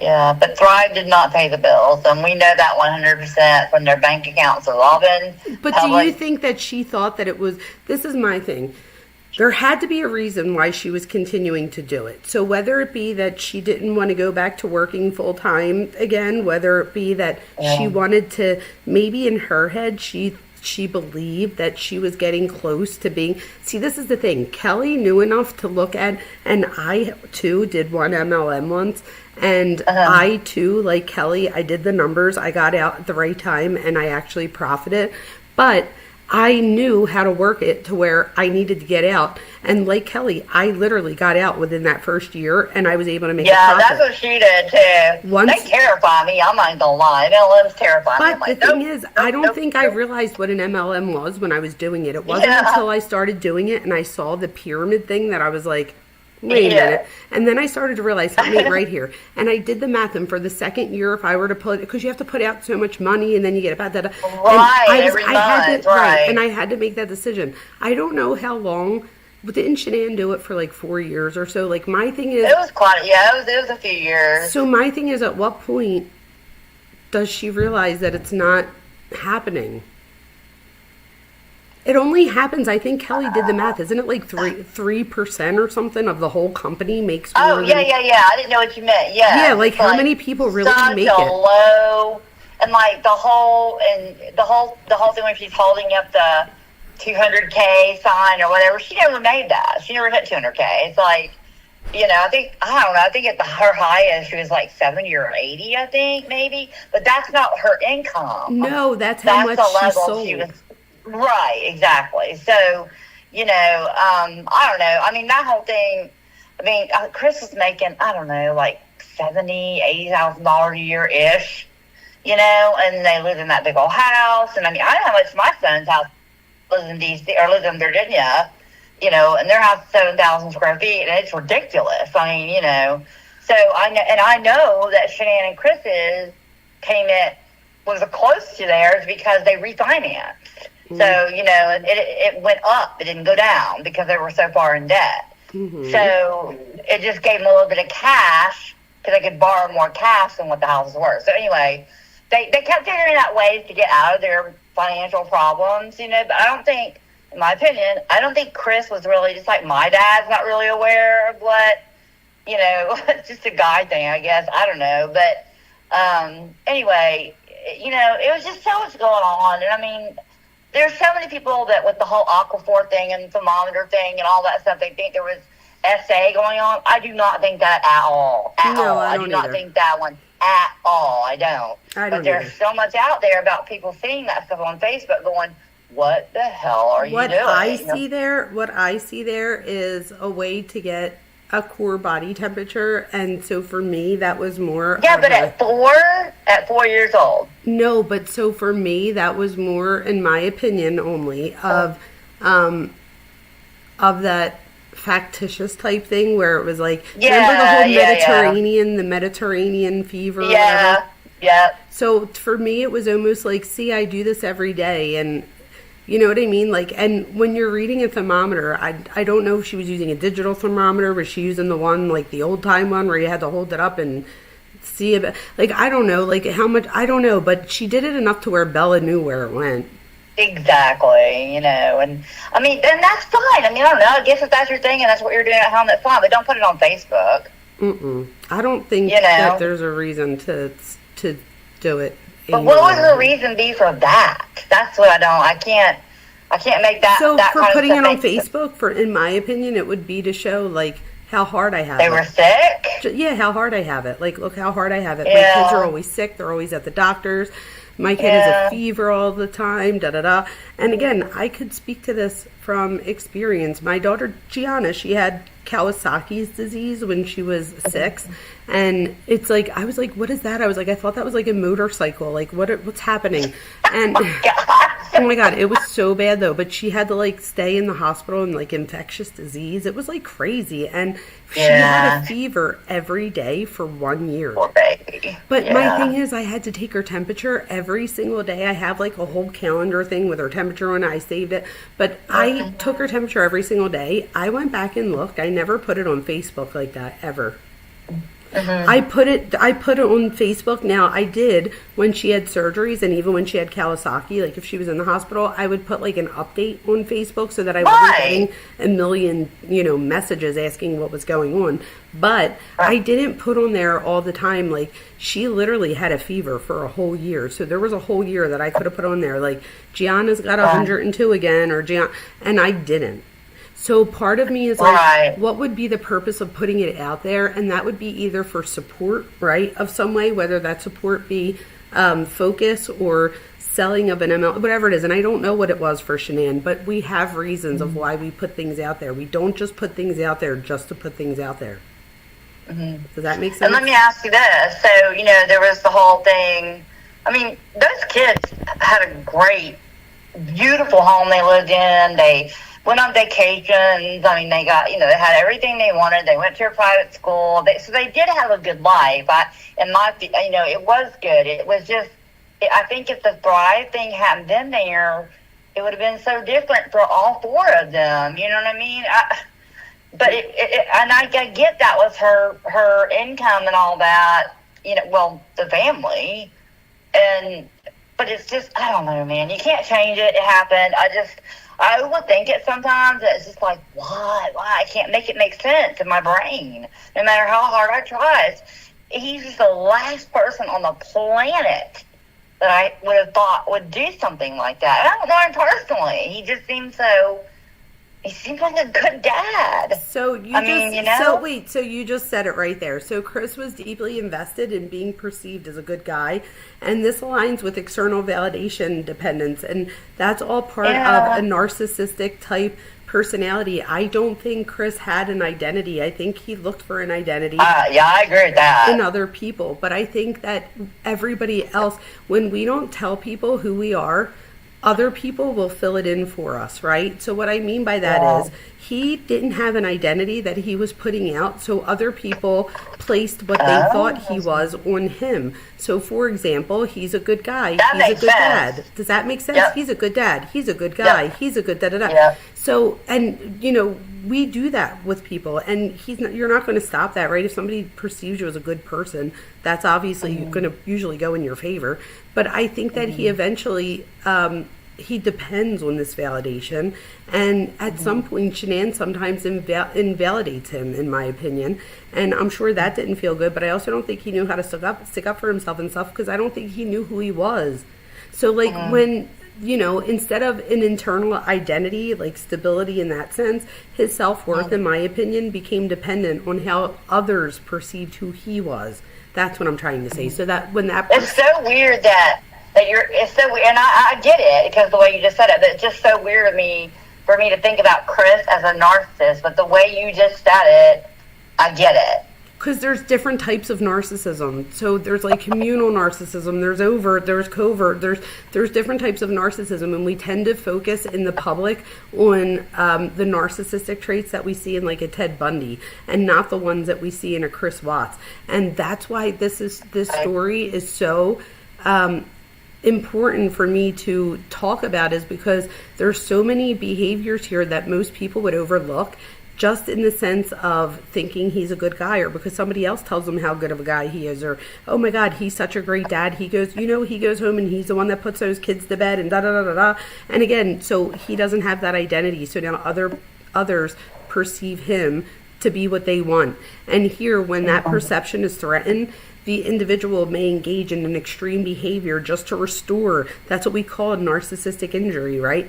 So when you feel like when the narcissist becomes injured, they restore that thing, but they usually do it. They go to an extreme, because when you feel small and you're a narcissist, your goal here is to feel grandiose. So you want to feel, You want to feel, large, not small. So one of the things is like almost proving that you aren't the small person, leveling the playing field. So the question winds up becoming, was this act about removal of a problem or restoring an image? And who knows? Because yes, and Nicole would have restored that image for him. She would have made him feel like that bigger person and that, right? Is that what you're saying? And not only that, think of all the people in the outside world that doted on him. And everybody, including you that doesn't know him, are like, he couldn't have done that. Not, that he did it, but I mean, like, the thought of, he couldn't have done this. Like, not this guy. It just doesn't seem like that. Even her parents thought, like, the mom even admits at one point that she thought that it was a possibility that Shanann hurt herself and the kids, not him hurting them.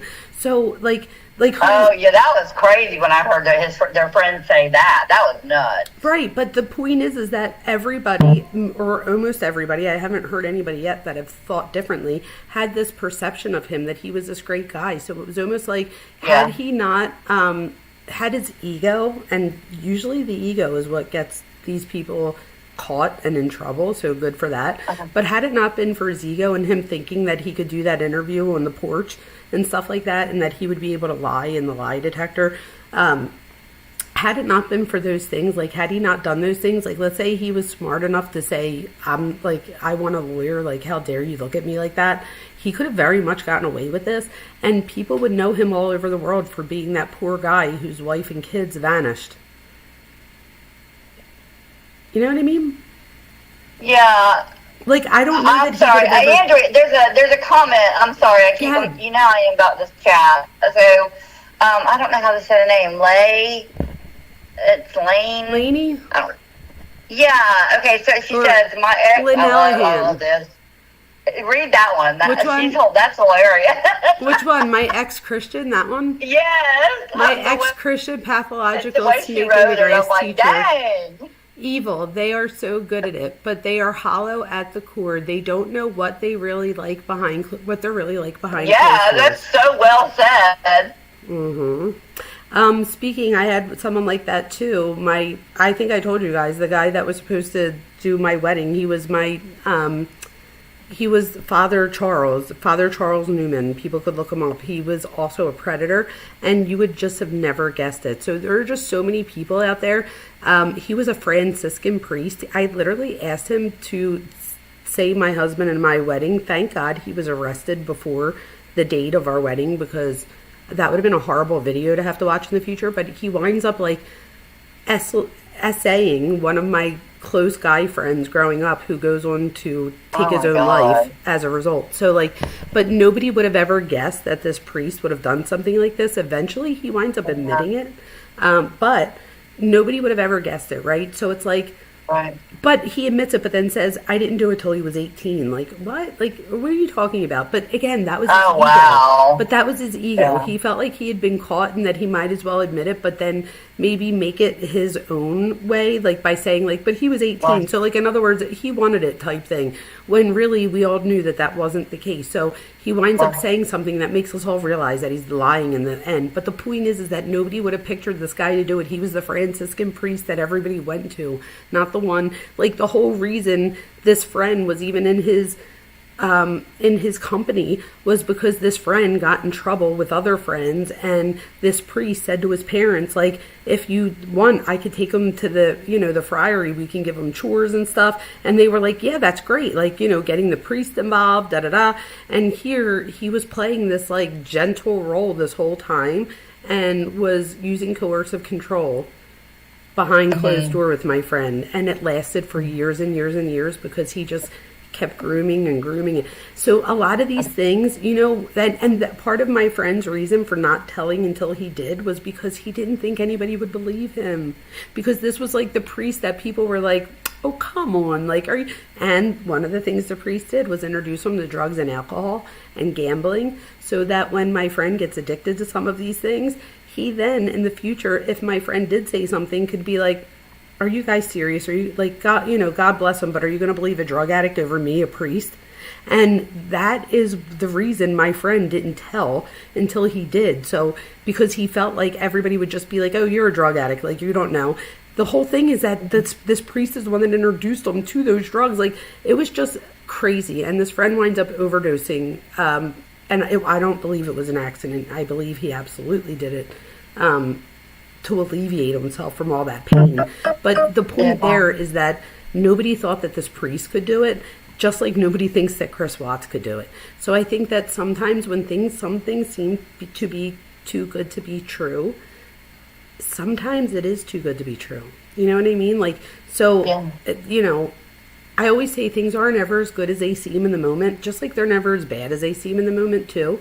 So it's just frustrating because it's not one of those things where you see it outright and you're like, oh, that person's a narcissist. Like, you don't see that with Chris because he's a different type of narcissist. And that's what's just so interesting with this. Yeah, so I'm sorry, I'm looking at Lane's comment again because it's kind of continuing with what was said before.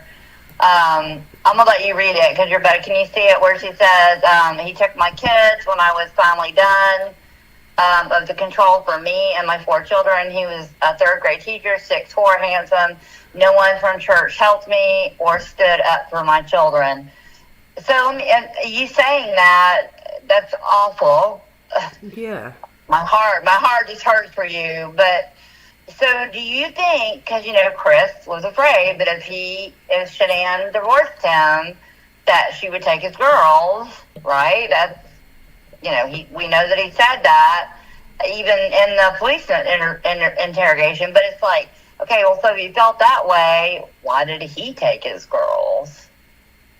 You know, I can't make that make sense either. Wait, You're so say afraid that of again. losing him. What do you mean? Like, he was afraid? Say that again.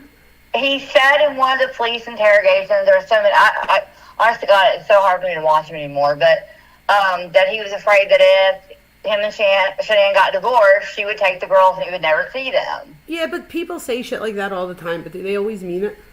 Right. Well, right, and you're right. I'm just saying that if you really, and I'm agreeing with you. But if you really felt that way, then why did he take the girls' lives? Because wouldn't it just been his goal to, you know, do away with Shanann so he could have the girls? You know what I'm saying? Or so that he could erase his whole family so that he could start over. Right. So that makes me think. But also, I guess because of the fact that, just like I said in the beginning, because somebody says that they want the girls doesn't mean that they really do. Right. That's what I was fixing to say. So it's like, did he really even ever mean that? You know what I mean? That's exactly where I was headed with it. I don't think so, but I also think that Shanann, for me, it was more about Shanann threatening that he wouldn't see the kids, more so than him seeing the kids that bothered him. Do you think, because I don't know of anything that says for her that Shanann, well, did she take a text or something? I don't know. In the text message, she said, your parents will never see those kids. That how, like, your parents will never see those kids again. And she did say something like, if you're, I don't know if it's if you're cheating or whatever, like, you'll never see those kids. Or that's what he says that she says, or something like that, too. And that's what makes him flip. Right. So I don't know if it's so I was agreeing with you. I was just saying, if he really felt that way. I'm saying, I agree with you. I'm saying that's probably why, though, because he didn't really feel that way. And for me, it was more. But Lane saying that made me think of that. I was like, damn, you know, and Lane, I'm so sorry that you went through that. Me too. That's awful. That is awful. That is awful. But I think for Chris, it was more of a loss of control than it was him wanting the kids. So for me, it was more like this was Shanann controlling him again in his face, in his eyes. Like you're not going to see these kids or whatever. Like that was her way of saying, I'm going to have control here. And then he then takes control by ending everybody's life. Yeah, and one final thing, Lane says 100% he hated her getting more independent. Children are collateral, and if you are a sociopath, they only care about themselves. That's true. That's true. And so he only cared about himself, and he only cared about, they are control freaks. That's right. And so that's exactly right. I don't think it had to do with the kids. I think it had to do with the fact that he felt out of control in that situation. And this was a way of him gaining control. He ends all of their lives. Like, he completely still takes, he winds up taking everyone out. So that brings me to family annihilation and psychology. So family annihilators, they often share a common belief that the family is an extension of themselves. So when the self feels threatened, when they have that narcissistic injury, the family becomes expendable. So this is not about rage alone. It's about ownership, control, and identity collapse. So let me say that again, you guys. This isn't usually about rage alone. It's about ownership, control, and identity collapse. He collapses. His identity wasn't strong to begin with. Any part of that identity collapses. So in these cases, the individual does not see the family as separate individuals, right? So, but they see it as a part of their own personal narrative. I'm a good dad. I'm a good husband, right? So now it's part of who you see me as. So when that narrative fails, everything tied to it is also eliminated. Quite literally. Oh, yeah, that makes sense. So that brings us to why are we still watching, right? Why do we still watch? So this I know, yeah, answer that for us. So I can't stop either. I know, right? It continues to trend because it forces us to confront uncertainty. Like, think about it. A lot of people are also interested in like a Ted Bundy, right? But in that sense, it's because of the uncertainty that, wow, how many people are nice to me or really being nice to me because they're trying to get me in the car and kill me. Like, so people think, it's not funny. No, but it's the truth, right? But this is the same, but in the opposite end. Like, how can somebody that's so calm and loving to their children and to their wife do something like this? I guess the point here is that they were both extremes, right? So when you look at Ted or you look at Chris Watts, they're extreme ends, but they're extremes, and that's the problem. Right. We need something more in the middle. If people are always happy, that's a red flag to me. If people are always miserable, that's a red flag to me. Like, so there should be some negotiation in the middle. But this, we want to believe that we can also identify danger. So when we see somebody like Chris Watts or somebody like Ted Bundy, it's almost like, wow, this like disrupts that belief. It's like, can we identify danger? I would have never thought Chris Watts would do this, or I would have never thought Ted Bundy was a bad person. He seemed so charming. So it's like, it almost winds up making us question our own ability to have insight and intuition about identifying danger in other people. He does not fit the stereotype of what we think when we think of a monstrous killer type thing, right? No, not at all. There's no obvious warning signs to the public. So this creates cognitive dissonance.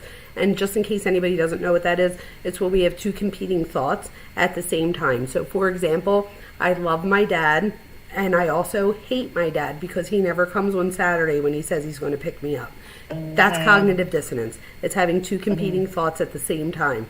So over here we have cognitive dissonance. So if we cannot identify it, how do we protect ourselves from it? And I think that that's the big problem here. That's the big dissonance here.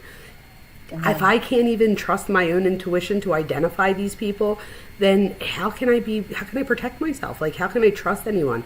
And I think that's why we keep coming back to this case, because Chris doesn't fit the person that we think of. Yeah. Right? Yeah.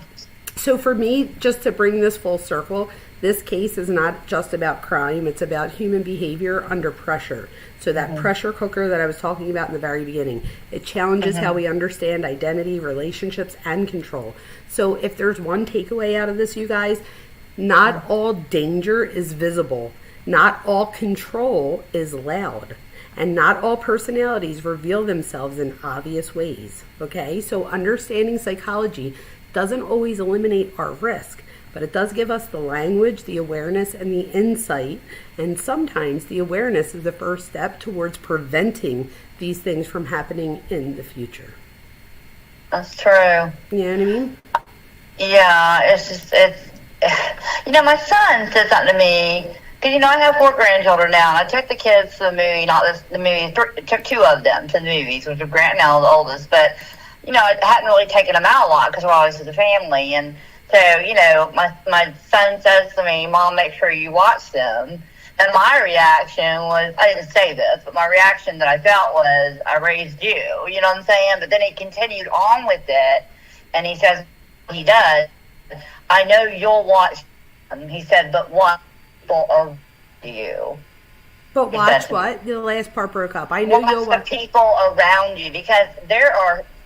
you can look at that. So what he was saying is, it's not that I trust you. I don't trust other people. But can I ask you a question? So this is what I would ask you here, because I don't know the answer to this. But could that be more of a reflection of himself? Well, it's a reflection of his job, of what he does.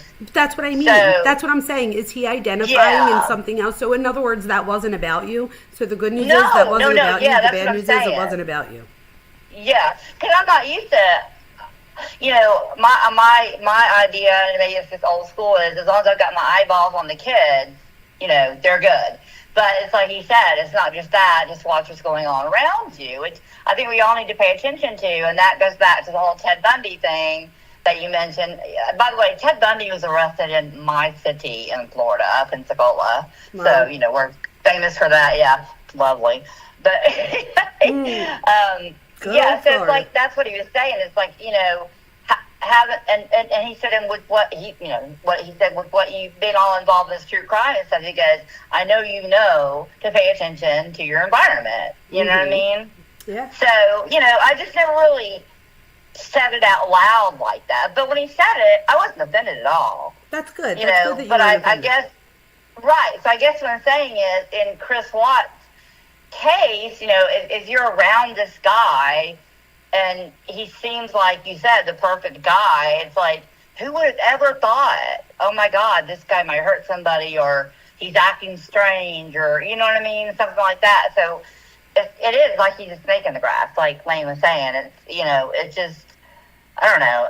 God, I just can't quit with it. It's like you said, I can't. None of us can, and again, I think it all comes down to that we are not able to always identify danger. Mm-hmm. And I guess the same thing with Kohberger. You know how the pro burgers can't stop; they cannot stop. No, I think this is different. I think this is really different. I think it's different in the sense that with the pro burgers, I think that's more of trying to double down on something. That's more of I need to prove a point thing. Where with this, I think this is more about how there's a lot of people out there that we identify as good dads and good husbands and stuff. So how do we know that they're not just a Chris Watts? And I think that's the issue. Yeah, it makes us question. Yeah. That's what I mean. So I don't think that with Kohberger, I feel like he gave me creepy vibes. I feel like I would have thought he was, do you know what I mean? I feel like you would have felt that energy off of him. Where Chris, I think that's the problem, is that it wasn't so visible to others. That makes it scarier, because people are like, how many other people in my life are good people that might not be? But the truth is that most people that we know in our lives, although they might be good people, we know them to have had moments, because that's human, right? But with Chris and Shanann, we didn't really see those moments. Everything was always, it was always picture perfect. Yeah. And that's not really now, they would show things like, my kids are sick, so it wasn't that they were always showing, things like that, but they were showing with my, things that brought attention of how good of parents you are. Your kids are sick, but you're such a good mom that you take those kids to the doctor, and da-da-da-da-da. So for me, it was more about that than it was needing, support systems and things like that. Yeah. Does that make sense? Yes, it does. It makes 100%. So, okay, I don't know, you've got my brain kicking off now. So it's like, okay, so to me, I would have never even, Kohberger would have been somebody, didn't even, I wouldn't have given a second thought to if I'd seen you anywhere. And then you have Richard Allen with Delphi, and you're like, so many people wholeheartedly believe this man is innocent, and I'm one of those people. I'm not even gonna lie, and that's fine. We all have opinions. I believe he's innocent. I never got into that case, but from what I heard, with Kohberger, it's like you said. Once I got any background on him or knew anything about him, which I know a lot about Delphi too, but with Kohberger, it's like he did it. It's like he did it. You know what I mean? So well, I would say that there you identified.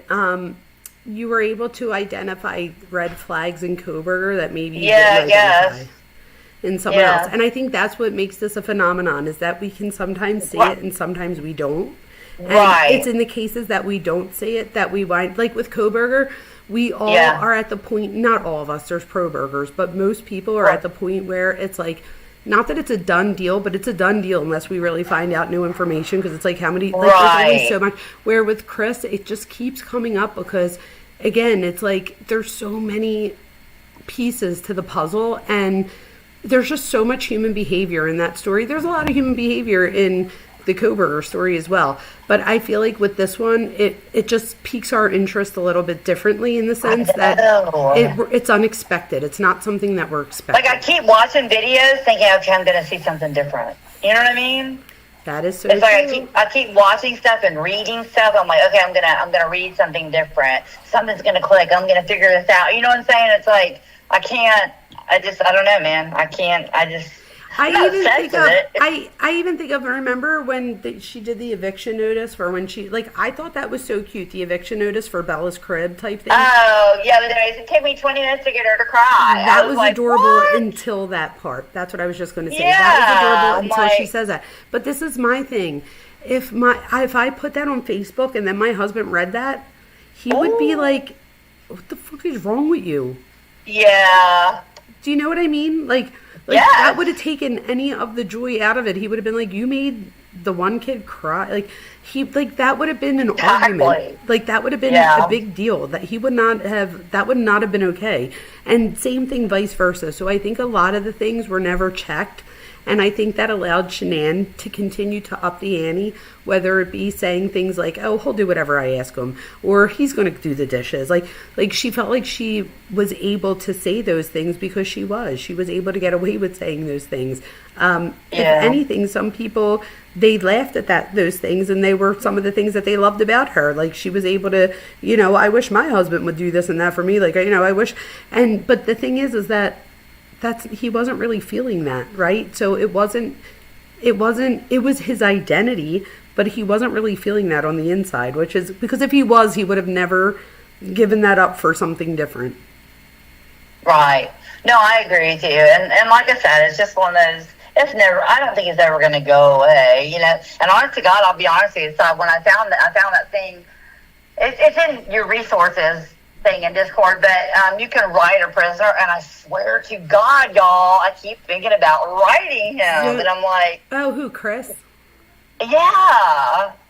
All right, this is what I would say. I would say that if anybody ever has the urge to write someone in jail, to just make sure that you reflect on it first to see why it is that you would want to do so. So what is it that you're trying to... What is it about the case that you're trying to figure out, you're trying to identify with, you're attached to? There's something in it. It's the girls. But this is the thing. So do you think that talking to him is going to... Right, if anything, it's just going to be more of a mind F because he might say things that are just going to go with something. Well, he may never answer me either, probably. Well, that too. But if he does answer you, I'd be more concerned because then... Now, I mean, we're talking about somebody who's narcissistic, that it's very easy for him to then get other people to believe in the fact that he's now religious and he's had a change of... Do you know what I mean? And I know you might not believe that. I do. I know you might not believe it now, but if you listen to him on paper, it's really hard, even for someone like me that is trained to know better, to not fall into that. And I'll be the first person to say it, which is probably why I don't write people in jail. I do think that if I had to go on a mission and I knew and made sure I reflected each time not to put too much emotion in it, maybe then, but I definitely would want to see what is my emotional attachment to make me want to reach out to this person and not somebody else. Yeah. And I know what that part is. It's the girls. But other than that, I'm not going to do it because, like you said, I think I know I'm emotionally involved. You know what I mean? So I am. And I have a question. I'm committed. And I have a question for everyone in chat. If you could write one person in jail, who would it be? Oh, that is a good question. Do you know who I would write? Who would you guess that I would write? Who would you guess? Oh my God. I don't know. I have no idea. I'm not expecting you to know this. I think I would.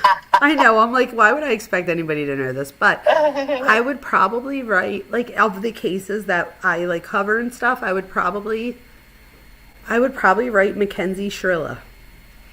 Yeah, that's very creepy. I can totally see you doing that. Oh, Andrew said Wade Wilson. Oh. Do you know that I've never gotten into his case, but everybody tells me that if I'm into the Shrilla case, that he's got very similar personality type. Oh, yeah.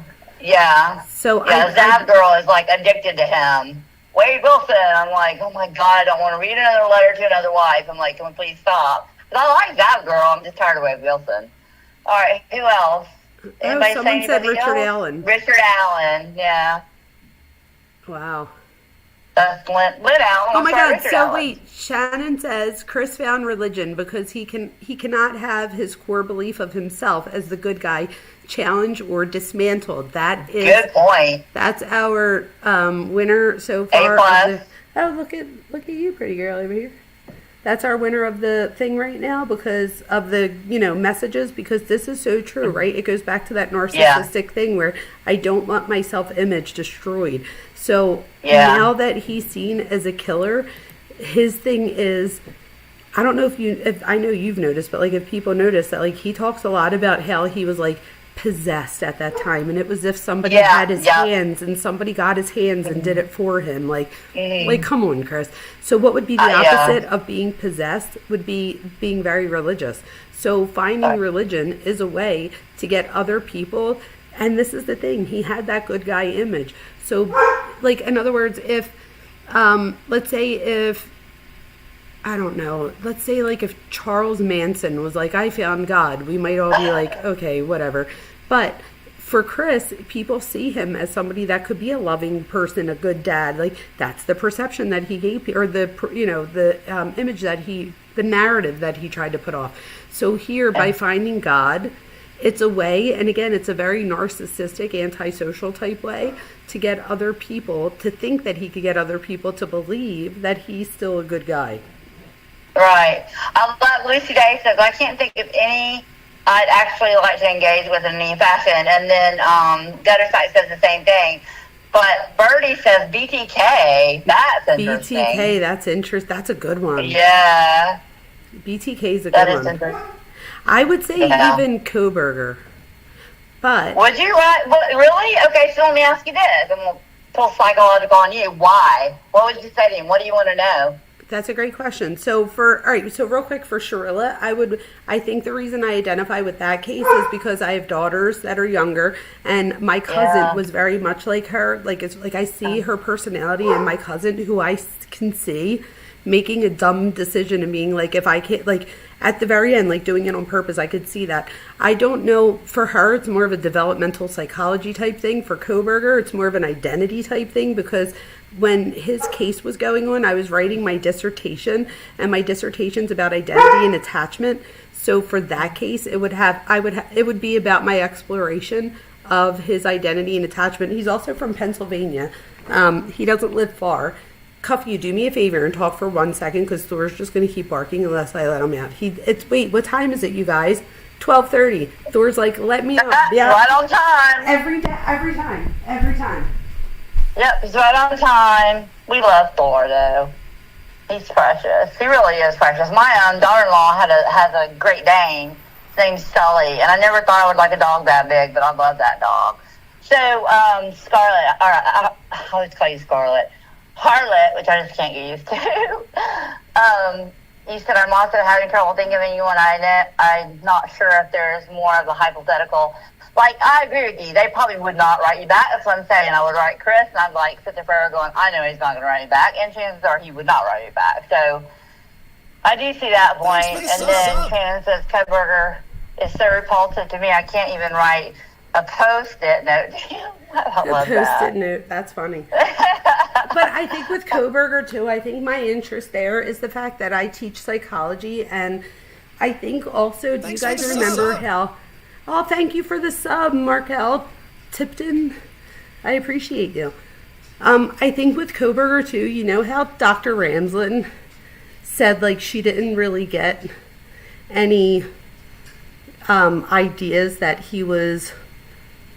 that there was something going on. I guess I don't get that. So for me, I'm like, I kind of want to just see, like, is there something?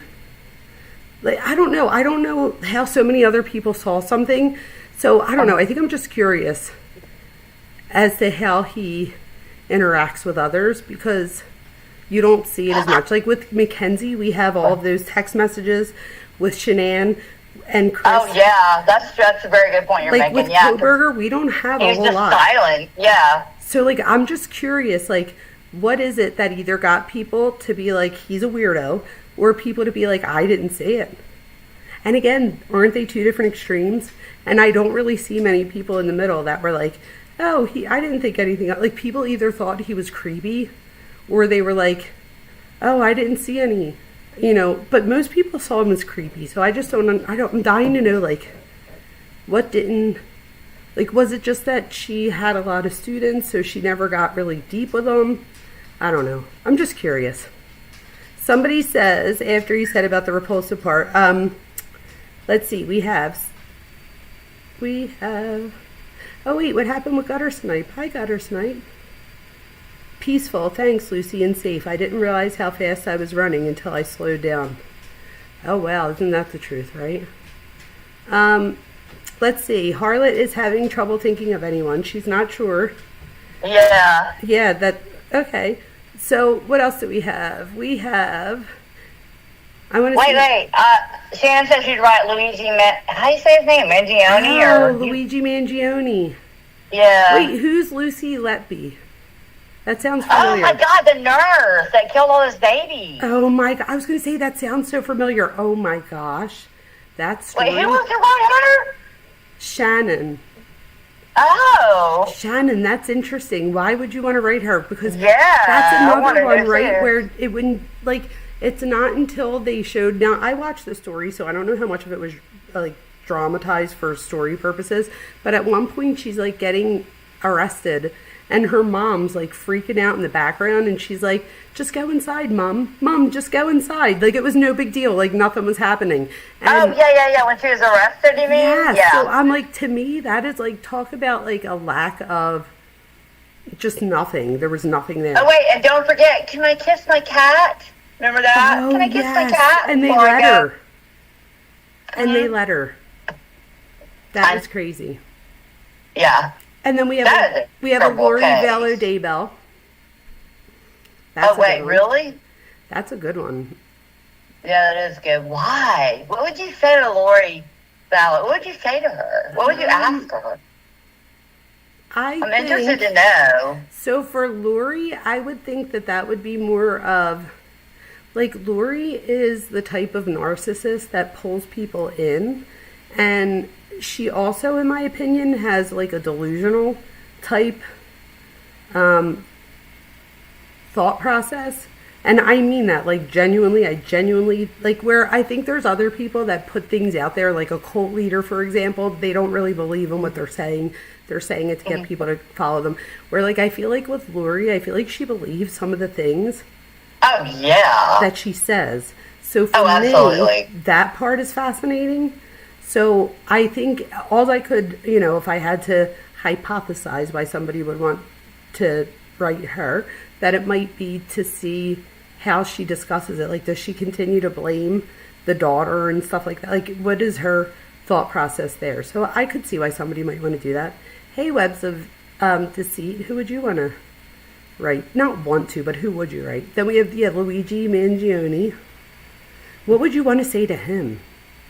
Yeah, what would you want to say to him? And do you think, because, a lot of people have a lot of empathy for him. Oh, wait. Marquette says, do we believe the DA when they say that NK first Googled Shanann was a typo? No. I don't believe it was a typo. Do you? I'm not sure. I told you that earlier. I just can't say one way or the other. But how would you typo a Google thing? Not her. She didn't typo it. The law enforcement typoed it, not her. But where they would have to make it up to typo that. Like, that's not like I wrote a T instead of a S. No, it's a 7 instead of an 8. It's a what? A 7 instead of an 8. No. 2017. Oh.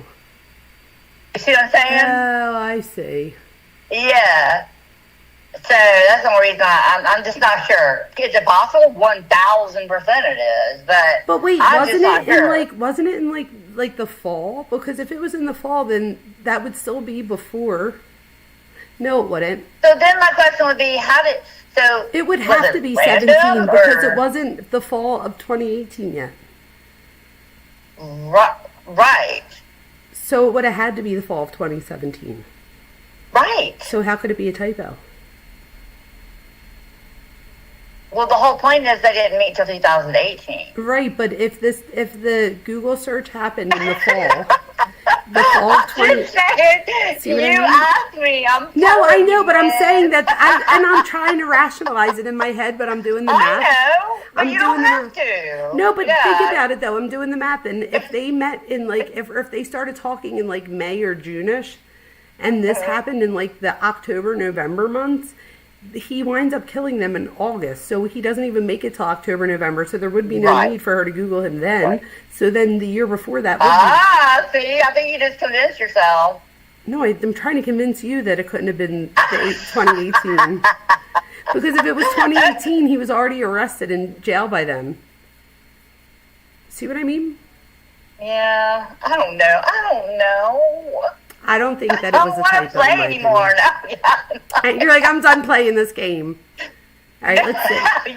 You win. Hey, I have to ask you two bad actors. I don't think it was here yet when we asked the question. If you were going to write somebody in prison, who would you write? I'm dying to know who you'd write. I want to know. Who, me? No, you two bad actors. You two bad actors. I would say I just had. We have a Scott Peterson. Gutter Snipe says that would be a good one. I would write Scott Peterson. That's crazy, right? Mm. Wow.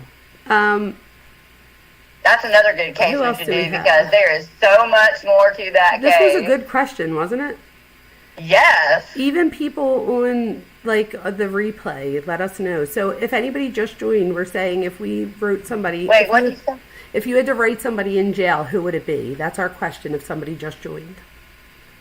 I didn't see it.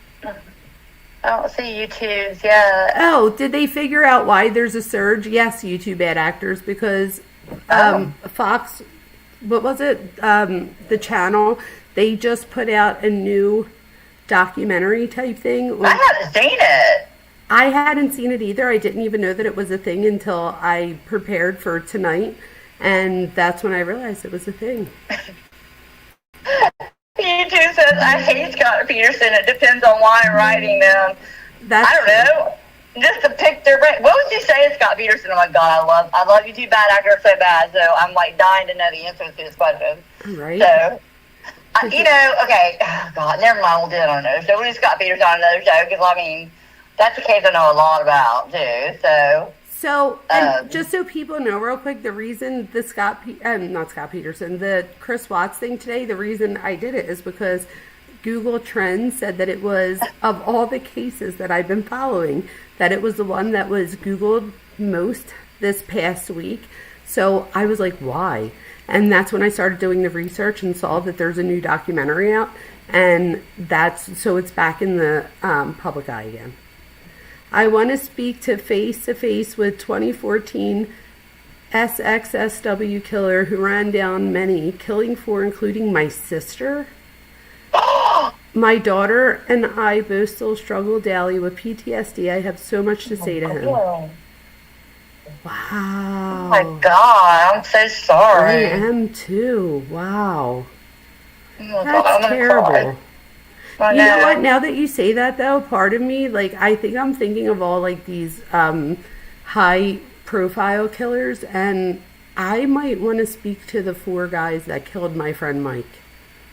I didn't think of it that way, like, going personal, and there's a lot I'd want to say to them, too, but even more so, I've actually, and I know this is going to sound crazy, and I hope his mom, Mrs. Teary, the one I always talk about, I hope she never hears me say this, but I've a long time ago forgave those guys. I know I've been able to like reflect on it, and I know that at least 2 or 3 of the 4 were a product of their environment. One I think was really a bad person, but I think the other 3, it was one of those things like you either do what we do or you're like we do it to you type thing. And so I'm not making an excuse for him, but I would love to talk to them now, all these years later, to see, because I think that at least 3 of them have taken responsibility. So I would love to see, like, to talk to them about their childhood, what made them, do this and that. So I think that I'm glad that somebody, I mean, I'm so sorry about the deceit that happened to you. But by saying your sister, it reminded me that there's so many of us on this channel right now who have had a loved one that was murdered. And that we should maybe stop and think about what we might say to them. So that was interesting. There's some teach us out, and they are going to think I'm crazy because Ted Bundy was arrested at Gannon's spot. He was found less than 3 miles from my house. Oh, wow. Like, literally. Yeah, under the Escambia Bay Bridge. And the only reason, listen to this, the only reason they found him is because they inspect that bridge every 2 years. And that was the day of their inspection when they found him. Oh, wow. Or he may have never been found, yeah. So it's a sad thing, but in the sense of they found him. Oh, so, wow. Yeah, oh so my God. He is kind of crazy. Like, woof, odd. We have somebody. She terrifies me. Yeah, YouTube bad actor wants to talk to Letitia. Yeah, I know. Yeah, she absolutely terrifies me. I didn't see who it was that one. I didn't realize it was because we were just asking YouTube bad actor who would it be. I actually haven't followed that case as much either, and I really should. Oh my God! Somebody else. Yeah, we want you to do her. Who wants her to do Letitia? I so want you to do her. Yeah, I don't even know. You would tear her to pieces. Oh, I'll have to look into it. But Lucy said that there's I'm not Lucy. Shannon said to Lucy, there's an Australian woman who had 4 babies and they all died. She was convicted and then found out later that there was a genetic abnormality that caused SIDS in all 4. Oh my God. And let me tell you that was probably, I don't know this to be true, but it was probably charged that way because there were stories of women. There was this one woman, I can't even remember her name, but she had like 10 kids who died, and she never gets like arrested for anything until the last kid, because the last kid that died wasn't genetically related and dies, and that's when she finally gets arrested. But before that, the 9 prior, everybody, they said she had like factitious disorder imposed on another, and that she was getting attention from the community, and everybody just thought that she just had the worst luck and da-da-da-da. So it could just be that other woman with the 4 babies that passed away, that these other women who did it on purpose probably even put it into someone's head that a mother could even do something like that. Shannon Marie says, it's my hope you're right. Watt's case has had a resurgence because Frederick, Colorado is getting a new DA in the next 24 months. I think you're right. And people are hopeful the new DA will reopen to investigate NK. And I agree with you. And a lot of people don't agree NK has anything to do with it. Here's why I do. One of the main things is because she deleted everything. And I'm going to tell you right now, here in Pensacola, Florida, if you are charged with anything or you are associated with anybody that murdered anybody and you delete your messages, that is a federal offense. Like, you cannot do that. You're going to face charges for evidence tampering or whatever. So why here? Wait, are you saying to somebody who did kill someone? No. So like she was involved and she was having an affair with him and she deleted all her texts. I see. Yeah, that's evidence tampering because Chris was responding to her with text. Mm-hmm. So that alone right there, I think. Well, we all saw the video there. Her dad had way too much, like... Oh, my God. Like, I don't know why they allowed him to stay in there the whole time. She wasn't a child. Either. I don't know, because he has nothing to do with law enforcement. He's an engineer.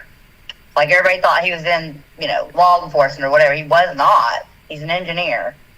I can't think of a reason they let him in there. Can anybody else? Because I can't. No, other than the fact that he just has a very strong personality and pushed his way in, like as far as saying like, oh, I'm gonna come in with her, or how like people like, I think he talked his way in.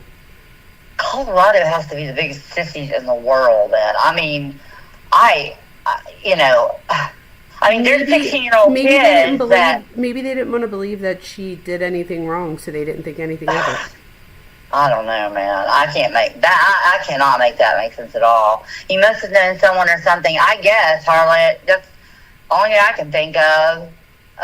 Chances I can't believe NK was overlooked. Me either. I don't know if it's to do with who her dad is or what. But okay, so do you know anything about her dad that we don't know? Because, like I said, he's an engineer. There's like advertisements for his company that he's in. Oh, I know there's what's the word I'm looking for? Like, stories that he's what the hell? Freemason. Yeah, that's it. I'm like, what the hell Yeah. am I trying to say? Yeah, you know what Yeah, Glenn just said it. I didn't think Oh, of it. that's Glenn it. said That's it. yes, that's I could thank Yeah. you. Oh, Glenn's here. Hi, Glenn. Yeah. Hi, Glenn. That's what I heard too, Glenn. Also, Webs of Deceit says, my mom apologized to his grandma who raised him. Her victim impact statement is on YouTube. It rips my heart out. We pray his kids grow and thrive to do better in life. We asked for LWOP instead of death, so life without parole. Good. I think honestly, I think that's more of a punishment than death. The death penalty. I think LWOP is. I would always go for that if somebody hurt somebody in my family. Yeah. Always. I hope that never happens. So where is it on YouTube? Can you like? Can you link it? I would love to Yeah. watch Yeah. Just drop the link in chat, and then one of the mods will grab it, so it'll actually post the link. it. Oh, YouTube says my grandpa was a Mason. I think the stories about Masons are not true. My grandfather was one as well, and I mean, honestly, all I ever have is a special hat and a special ring. That's all I know about. A special hat and a special ring. That's all I know. I don't know anything about it. It reminds me of, wait, my dad was part of the, oh my God, what is it? Oh my God, it's the Italian Christian one. Oh, it's, or Catholic. It's the, I don't know. oh my God, they gave me a gift for my wedding. What the frig are their names? Oh, it'll come to me, but it reminds me of that, like where you get like it's like, I don't, oh, it'll come to me. Does Oh my anybody God, now I know in want to chat? know. Now it's going to bother me. Somebody has to know. in Birdie chat. Elks Lodge, yeah, that too. Yeah, he was a member of the Elks Lodge. My grandfather was. Oh, the Elks Lodge. That's so funny. My dad wanted to be part of the Elks when we had it. Oh, yeah? That's so funny. Yeah. But it is something like the Elks Lodge, if anybody remembers. It's like it's I like don't. Italian and Catholic. I have no Oh my idea. God. The mafia? Well, that's different. That wasn't very Catholic. Explain it. Yeah, no, that trust me, I have nothing to apologize about. It is what it is. I'm a Philly Italian. Do you know what I downloaded the other day? I actually paid for it. The Godfather trilogy. I wanted to watch it all again, so I actually bought it. Well, 3 sucks, but 1 and 2 are the best. Yeah, 1 and 2 are good. 1's the best. It was an abortion, Michael. It was a son, and I had him killed so that all of this would just end. I know the whole movie by heart. I would love to watch that with you. Oh my God, I would say the whole thing. I would get on your nerves. You would be like, shut up. No, you wouldn't, because I could probably say it with you. I would like act The it Eagles out. Club? I don't know who you're talking. Now I want to know, Jamie. I want to know who you're talking about. It's like the, Like, does anybody know? oh my God, Knights of Columbus. That's it, Birdie. Oh, I didn't even. What is that? I don't know, but they gave me like a wedding. It was the Sons of Italy. That's it too. That's it. The Sons of Italy was another one. I think he was for both of them. Yes, Birdie gets it. Thank you. That is so funny. But yeah, on The Godfather, that part where he's like, Kay, just come back. It'll be different. And she's like, Oh yeah, it'll be different. yeah, because he thinks she loses the baby. And she's Yeah. like, oh, Michael, it was an abortion, Michael. It was a son, and I had it killed because all of this must Oh my end. God, you sound just like. And then he's like, whack, and he smacks her, and she goes across the room, and I'm like, oh. I still I like know, everything. right? Yeah, the whole thing's just like crazy. Ryan watches I love it the all wedding. time. My favorite part of the whole thing is like watching the whole wedding thing. Mhm. I was like, oh my God, I love this movie so much. Yeah. Mm-hmm. Hey, so I'm going to say this. How funny is it that we were, why did we do this? So we were talking about Chris Watts and all the serious stuff and everything else, and now we're still talking about serious cases and stuff, but we're laughing together. Does that have something to do with like trying to... That has to do with the human, that's just the human brain and our way of surviving. I think it's cool. Yeah, but it's also a way, it's survival. So Yeah. think about it, even when we like, sometimes we'll like tell funny stories about like loved ones that are passed and stuff or. Oh, like, yeah, so yeah. a lot of it is just to bring light back to a dark topic. Yeah. Because think about it, if all we talked about was all of the horrible things on here and then we all hung up and went to bed. I Like, it just know. would be so depressing. So I feel like I feel like I try to always, before I wrap it up, get to a place of where we're at least talking about something different or laughing or doing something so that we're not hanging up warm like and fuzzy or we're laughing. Yeah, so that we're we're fuzzy in here yes, or we're laughing. We're bonding in some way. Exactly. I'm so so YouTube glad. actors asked a question, Dr. Oh, what Vona. was He said, "Who was that actress?"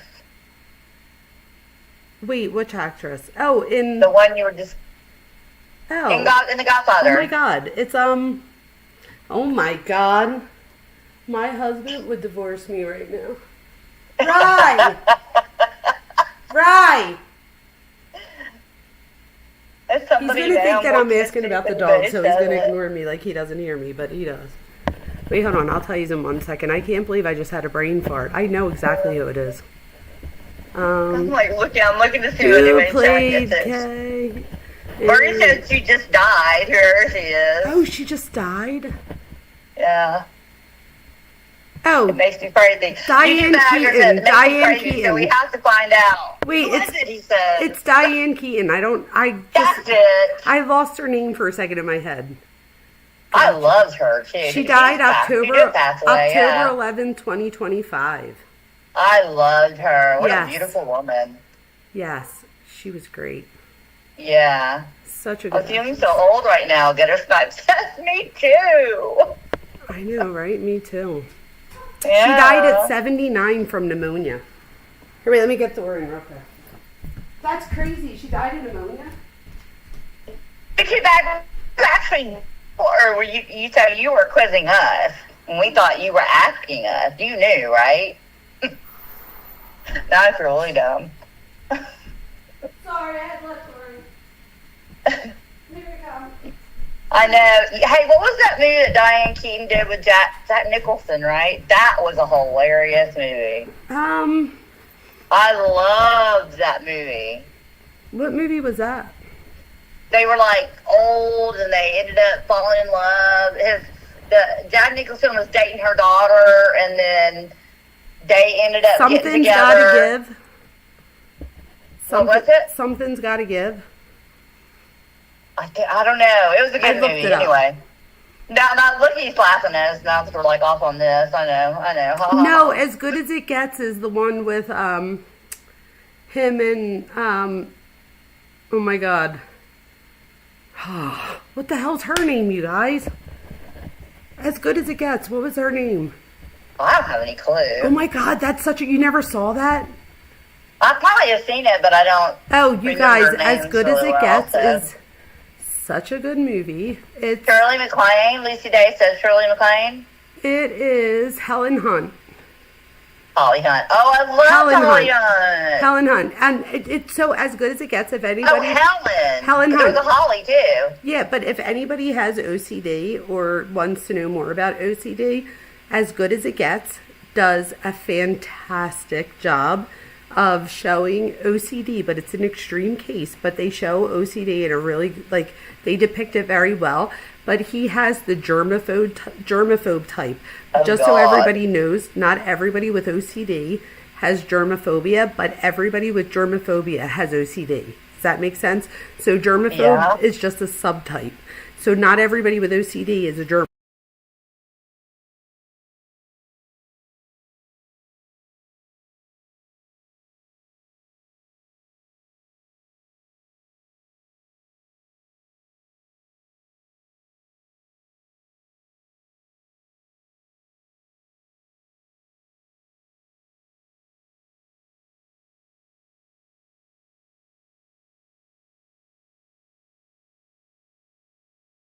You're funny because you're like, oh wait, we're back. We're back. Are we back? We're back, I think. Maybe not. Laugh out loud. Yup, Birdie said. Oh wait, it might have ended the whole stream. Look at that smoke coming out of your face. What is that? It's nothing. Oh, here goes our chat. Our chat is back. Good. Yay. What happened? You're back. We're back. Yeah. I had no idea. It went down for a minute, you guys. And it was so funny because you all missed it. Cuffy was like, nah, I could still hear you. I'm like, because we're on the phone. We're on the phone. Oh, my God. I'm sorry, right, y'all. I'm still here. That just cracked me up. Birdie said I'm busted. Right? Smoking. YouTube baggers is smoking. Nobody saw that. I don't know what you're talking about. Was that the candle you blew out? Mm-hmm. I was outside letting Thor in, and you know, like when it's cold and you're like, that's what it was. Okay. It's just me on the screen. You said smoking rings. Sorry, I had a moment. You did that, so I clipped it. Did you really? Wait, what did she say? YouTube bad actor said he clipped it. You did? Why would you do that to me? That's fucked That is up. fantastic. That's messed up. Gonna make a guess, he says. You two bad actors. Don't do that to me. Maker's bag. That's whatever. It's Look at me, he's laughing at him now. It's life. Birdie, thank you. I've never seen it, but I will now. That's funny. It's not a big deal. I ain't worried about it. I'm human. Everybody here smokes too. Not everybody, but most of y'all. What?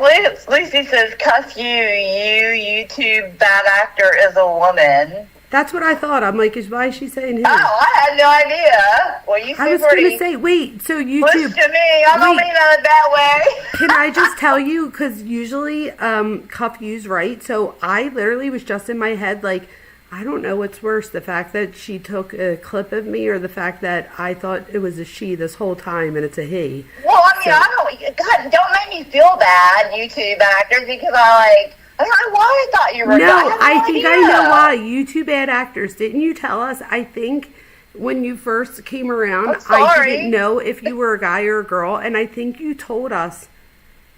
Oh, I forget what you told us, but you said you were a girl, but did you say, oh my God, I have such a good memory? Something about you and was it your husband or so? I don't know. Did you tell us something? Am I crazy? Wait, it's this effing clown. Everyone thinks it's a guy. Okay, I'm going to tell you, it is the clown for me. And by the way, after all the lesbian talk I did, men can't talk about lesbians. I'm a lesbian. You can talk about it. That is so funny. That's what. Oh no, my husband had me cracking up this weekend. You have no idea. We have like a lot of lesbians in we just have a lot of gay people in our family on my side of the family. Yeah. So, oh my God, no, he wouldn't kill me. He's funny, whatever. So we were at the wedding, you guys. It was so funny. So we all know that we joke about the softball thing in here. Like if somebody plays softball, we're all like, oh, they were a lesbian, whatever. Okay. And I was a cheerleader. I was a flyer. So yeah. So wait, my husband goes, okay, question 2. Do you drive? What kind of Subaru do you drive? I was like, what? Here, can I tell you that at least 50% of the lesbians at this wedding had a Subaru? We were all laughing so hard because at first I was like, huh? And he's like, they like Subarus. I was like, who likes Subarus? My cousin, my niece rather, we were hysterical laughing. Like at more than 50%. Does anybody in here that's a lesbian, do you drive a Subaru? You know they drive here Humvees or Jeeps. Oh, that's funny. Yeah, I think Truth drives a Jeep. Does she? Yeah, that's a YouTube bad actor says, remember I said I'm not gay, but I dabbled, and I have a wicked turn. That's a riot.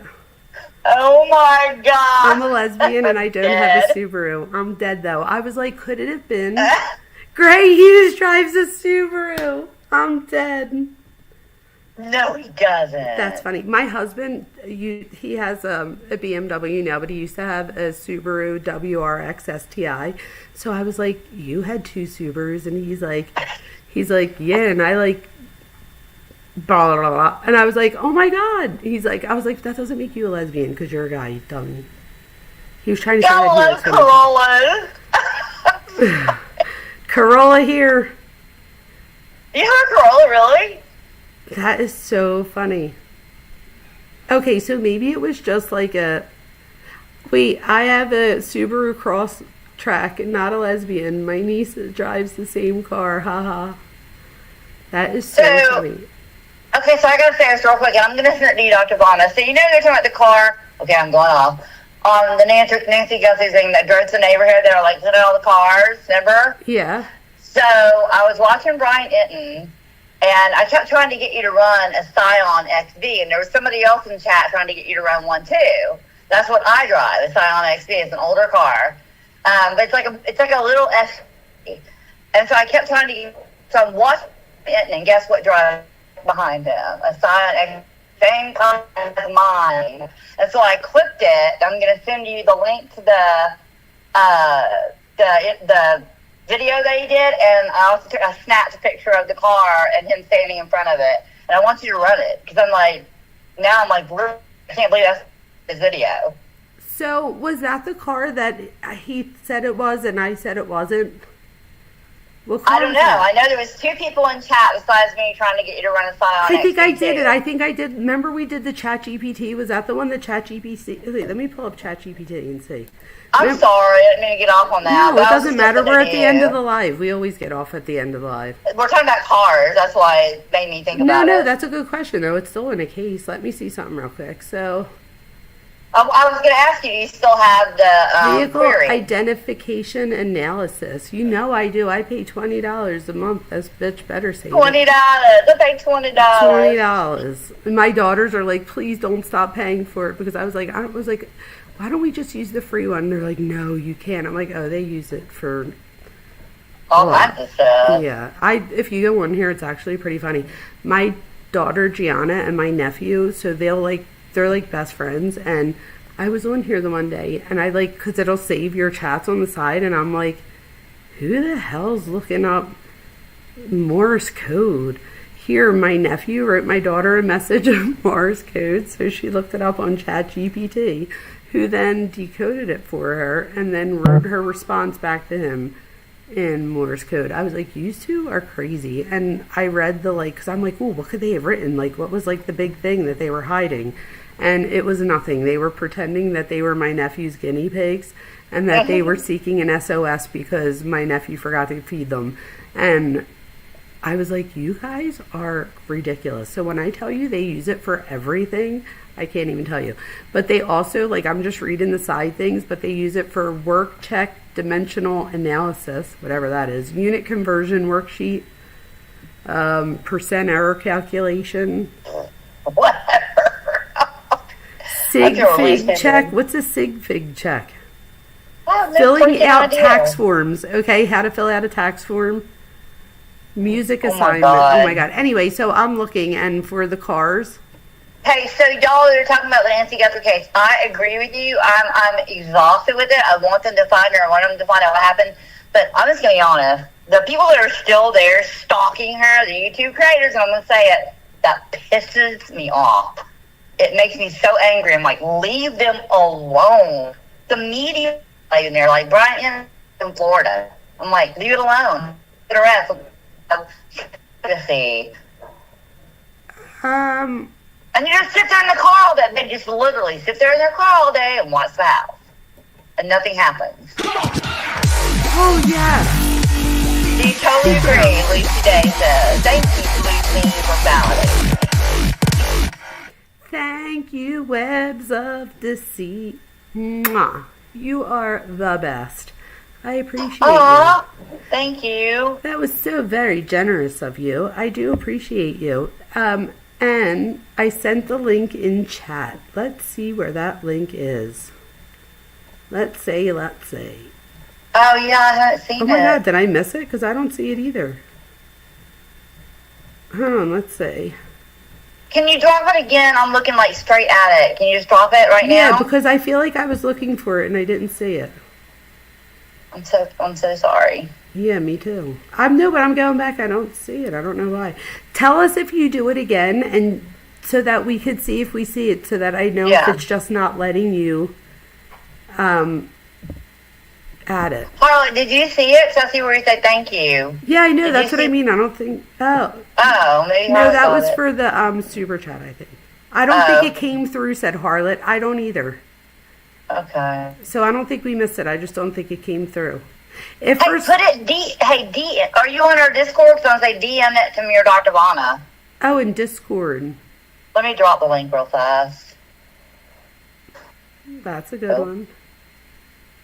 Oh, links are only allowed to be posted by mods. I know. See, that's what I'm saying. I'm going to invite you to the server. And I mean, even if you don't want to stay on there, just go on there long enough to... Oh, okay. Good. Oh, okay. Hang on. I'll probably have it then. It won't show up because they're not a mod. So, did you do it in Discord? Because if you do it in Discord, we could say it. I'm sorry, I was just reading a comment in Discord. I love our Discord. Yes, we do have a good Discord, you guys. I put on here that Cuff You is a moderator and Discord administrator. I like that title. Well, I mean, yes, and Harlot helps me a lot, and yes. I'm trying to get like Casey's going to work on a case for me, and I think we have a Canadian section now. Yeah, that we got. I think it's Andrea and Birdie. I'm not sure. I can't remember who the other person is. It's I'm trying to think. Y'all will be mad at me. Anyway, they're dropping some Canadian cases in there for us. So, and I've got Melissa working on another case. I'm like, you guys, I need help. So they're like, oh, you guys are all amazing. I swear to God, yeah, it's fun. You guys are all amazing. So wait, I'm on Discord now, and oh my God, there's so many tab things. I'm so old. They're so easy. We need to have like a Zoom meeting or something. Do I go to general, I guess? Yeah, what are you looking for? I'm just waiting for a tab to come through for... Oh, well, maybe, I don't know, Web Sleuth, do you want to join or not? I dropped the link right above. What is this? We have somebody that just wrote from Twitch. Hey, Twitch, nice. This might be our first. It says, Dr. Vona, cheap viewers, streamboo.com, remove the space. What's that? I have no idea. Streamboo.com. Okay, what's it see? I'll look that up. She's downloading Discord now. Oh, yeah, and nice. honestly, Webs, there's so much in there. You really will enjoy it. I mean, we watched the whole Corey Whitton's trial together in there, and it was so much. I mean, it was a sad trial, but it was like so much fun. Guys. Hearing everybody's opinion and thoughts on the case and all that. It was really cool. All right, well, I'm showing Discord right now. Hold on, let me make this bigger. You can put it in. There we go. That way we can see it. All right, can you guys see it now? Not yet. I don't see it. Oh, it's like a 30. I think it's like a 30-second. Delay. Let me know when you. The thing about it is anything that Jamie, I don't even know if it's not anything that you don't want to look at, you can shrink that section. And that makes it a lot smaller, so you can just look at what you want to see. All right, well, you're going to see what I could see in a second, because... Okay. Oh, I don't see it yet, I love Wordle. I cannot figure out how to play that stupid game. Really? Apparently, I'm like, let's just see. There you are. So if you drop the link, you can drop it right here if you want to. And I can, we'll be able to get can you guys, right below. Can you see me playing Wordle? Yeah. You can? Right at the top, if you're looking at the screen top right, it says Dr. Vona Wordle. Does it show me playing it? No, it just shows, well, now I don't know, can I click on it and see if you're playing it? Let me see what happens. So saying today's puzzle that you've been in there 25 seconds, so yeah, I guess I can. Oh, nice. I'm trying to figure out the word. And apparently I can play with you if I want to. You should, because I'm really good at this game. Yeah, I know you are. I see you posting all the time. I'm like, okay, you're smarter than me. I'm not smarter than anybody. I just use strategy, Keith. So hey, real quick, y'all. I'm gonna cover it's a bench trial, which I've never watched a bench trial, and it's for Casey Fitzsimmons, and that case is crazy. So she had really bad postpartum depression. She'd actually been committed to a hospital. I'm trying to give a real quick scenario, but anyway, she was also a cop, and her her not even husband yet. The baby was his, and he was trying to take the baby away from her. Blah blah blah. Anyway, long story short, they come to her house to take the baby. They're in the baby's room. She's packing clothes and like all crying and everything. And she reaches and she gets her gun that was behind the door and points it at her temple and pulls the trigger, and it doesn't go off. And so then the next thing that happens is the cop shoots her in the chest. What? Yeah, and so it's going to a bench trial because she never pointed the gun at anybody. Although I know if a cop sees a gun, the first thing is to shoot. I guess I don't know. I've heard cases where it doesn't happen.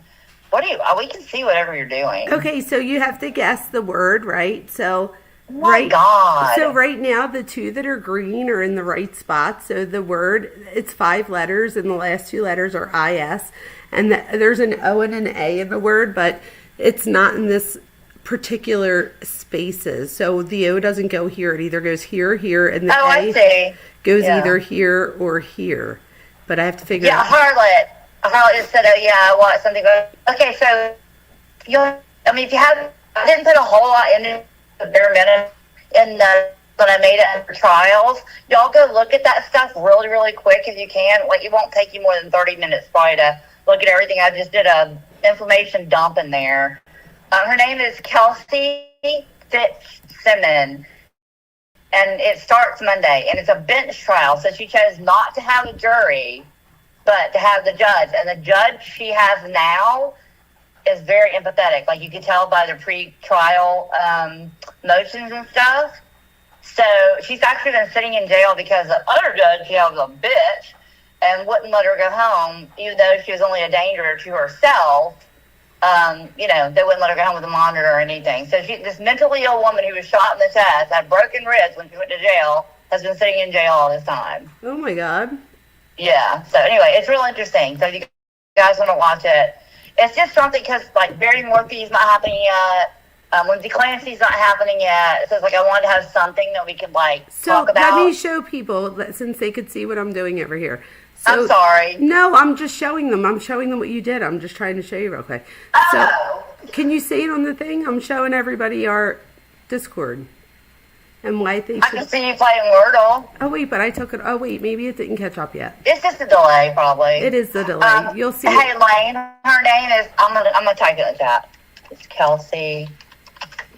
But I also want to show people, so you're going to see it in a second, and it has all of our... this is our general one.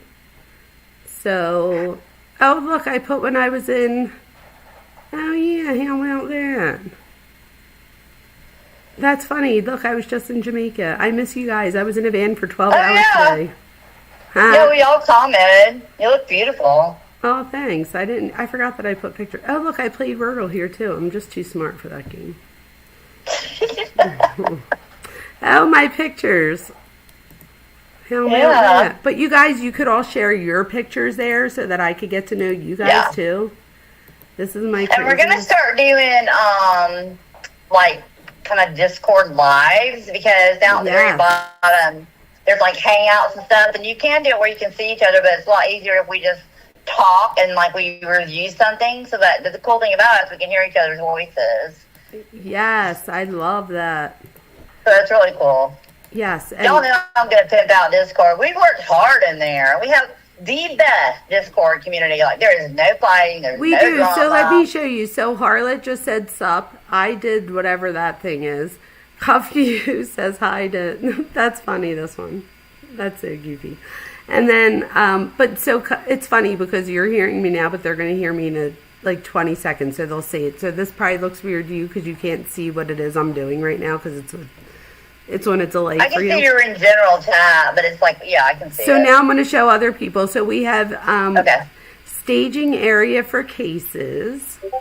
And all that is if you're not sure, if it's a new case or it's a case that's old and you want to follow it, just drop it in there, write a little bit about it, and then, we'll kind of talk about it, see if people have heard about it or whatever, and decide if we want to do, a full case study on it. Oh, that's awesome. Yeah. You guys are so smart. Oh, wow. Oh, and in there where it says ask Dr. Vona anything or ask Ahmad anything, if you want to invite somebody to the server, because ours doesn't require membership, you can do that. You can give anybody the link.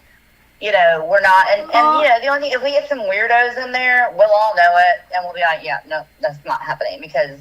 Did Andrea ever post the picture of her daughter's blanket? Yeah, it's down at the very bottom. Oh, I just saw the doctor. Oh, my God, I'm so glad I'm going through this right now. See you on Discord. Now I'm on breaking Yeah. news. I'm showing people breaking news one. Oh my Here, God, Joseph Duggar was arrested? Yeah. See what you're missing on here, man? So, Bad Actors dropped his gift. Do you see it? No, Love where is it? you. Is it in Discord? It's under General. Yes, it's in Discord. That's hilarious. I love it. I'm dead.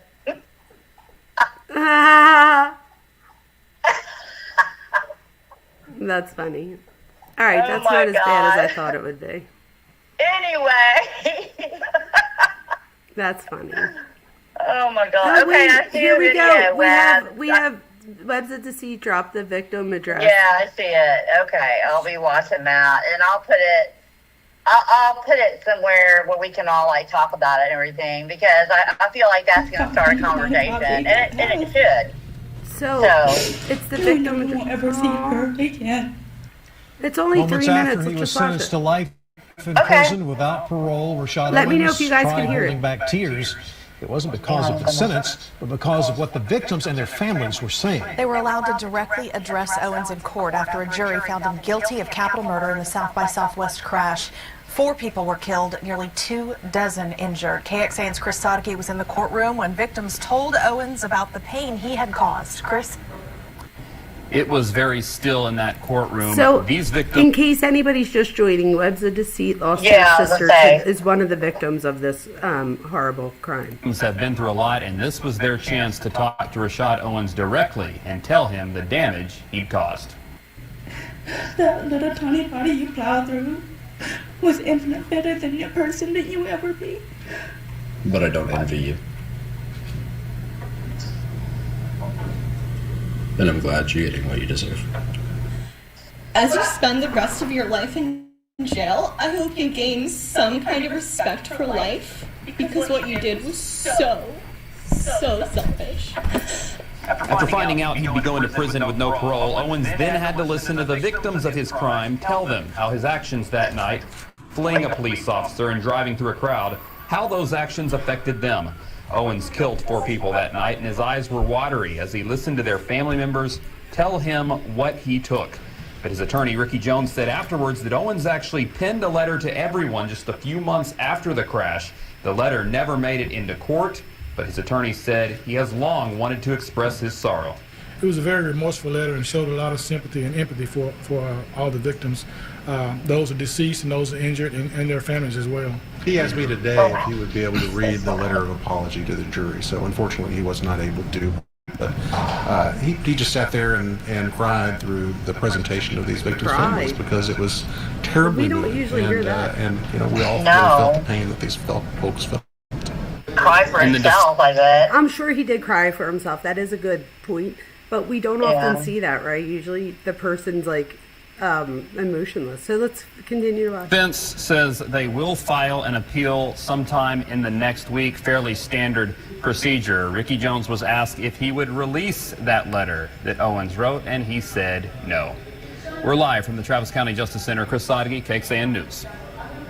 All right, Chris, thank you so much. The deadly crash has had a huge impact on dozens of families, this city, and South by Southwest. 4 people were killed: Stephen Cronmar, Sandy Lee, DeAndre Tatum, and Jamie West. 21 people were also injured. Was it Sandy Lee or Jamie West? You said it was your sister. Oh, I'm so sorry. I know, that is awful. That is awful. We And never you got... said you never got the letter, by the way. I see that down there, Web. I'm so sorry that happened. I cannot even imagine. I mean, Oh. you didn't even share her talk yet. You're a long one. Sorry. Hey, it doesn't matter. You post whatever you want to, but we're gonna watch it. Can you So- repost the link again? Someone just asked what the link is for Discord. Oh, yeah. I was like, huh? I posted another one that I have to show. Oh, I'm afraid. Let's finish watching this and then I'll look. After the crash, the city of Austin worked with police and event staff to implement new safety measures. Businesses seeking entertainment licenses during the festival are now required to submit their own safety plans. In March, the city also added brighter lights and covert surveillance cameras downtown during South by Southwest. APD also put an extra 60 officers downtown and used police cars to serve as movable barricades to help block off streets. But just last week, one Austin City Council member said security costs have gotten out of hand, now $1.5 million. South by Southwest is also facing 7 lawsuits over the crash. Families of several of the victims say festival organizers knew there was a risk of a crash like this happening. That's terrible. The families are seeking unspecified damages. As they should. So that wasn't the right one, but it still gave us an idea of it. But let's look real quick at this new one, I'm afraid. Oh no, what's this one? Oh my god. That's my man. Don't you mess with him. So wait, these are funny. That's funny. But yes, you guys definitely have to join our Discord. It's really good. But just to show you one last thing, we have all of these things here, and any case that you could possibly think of that we are interested in is here. And if there isn't one, and there's one that you guys want in there, just let someone know. And like Cuff, you said, we'll definitely look into it. Look, we have upcoming lives, which, just so you know, don't usually get posted until right before I go on, because I don't usually go on. Yeah, because normally, like, I get the notification like 10 minutes before she's going live. Yeah, but so then I have to go post it everywhere real fast. And I'm good with people. We have an entire thing. I am not a jealous person, so over here it says upcoming lives with other creators. There's Mark the Shark is live yesterday. I am all about that, please, because this is the thing. There's some creators that some of us watch that somebody else might not know about yet. I know there's so many that I'm like, oh my god, I don't know who this person is, and I'll watch it, and you all know that I always wind up subscribing to whoever it is. So I think this is a good tab, because just to even show each other some of the other creators that could be live. So that's good. And I actually... Yeah, go ahead. I'm sorry. No, go ahead. I actually added because some people were like, have you seen this channel? Have you seen this person? I think it's this. So I put it in there. Here it is. 2 channels that are interesting. So, I dropped so, if you have a channel that you watch a lot, just say a little bit about what the channel is. And I even posted where you can find it on the actual channel to copy the link. So, in there, if Prime Minister. Well, the last thing you just said broke up. Oh no, you're breaking up. Oh, it's probably because of my... now you're good. Now you're good. Okay. Yeah, I forget. And if you have... Dr. Donna, you got to go watch the Forensic Dossier. You will love that channel. Forensic Dossier? Yeah, it's the first one in that channel. It's YouTube channel. It's under text channels. Down the very last one. The very last one. But anyway, so the whole point is, if you watch the channel, who turns on a mod squad? I think that was Harlot. If now we have it in here, but if not, you can drop that link to that channel and just say a little bit about what kind of stuff they cover. But that way, that'll give us access to a whole lot more information. I mean, that's how I look at it. And I knew Dr. Vona wouldn't have a problem with. That's why we do other creators' content. Yeah, I'm all about it. Oh, I like this little unknown serial killers. Yeah, I put that in there too I because. Love that. Well, hey, and everybody wanted to do the older cases, so I have that it's under old cases to review just because you had mentioned Case Anthony, John Bonet, Susan Smith, so I started all those as well, and a lot of them are actually full of stuff. But anyway, so yeah, Casey's helping me on a case. There's a lot going on right now. Yeah, and then you can see the Canadian cases. So I don't want to talk about it on here, but just so you guys know, if you go through the one that True said earlier, or whatever, the one there's one with a creator, that's even on here. So I see that you're on top of everything. Oh yeah, it's like I said. I'm gonna have to read that after. What are you talking about? Of a creator of something that happened. You posted it yesterday, but True said it today in chat. And I said I didn't want to touch it. Oh. No. I don't see it. It's about a creator. Okay, well, I'll find it. You I don't see it right now. It's under other creator content? No. I don't know. No. I don't remember what it's under. It's under, I don't remember what it's under. But it's about a creator that I said I didn't want to touch this. And Oh, yeah. Okay, now I know. You know what I'm talking about. I put that under domestic violence. Everybody knows. Oh, there you go. There you go. But yeah, so just so everybody knows, I think it would be great if you all joined. You don't need to be like a member or anything. No.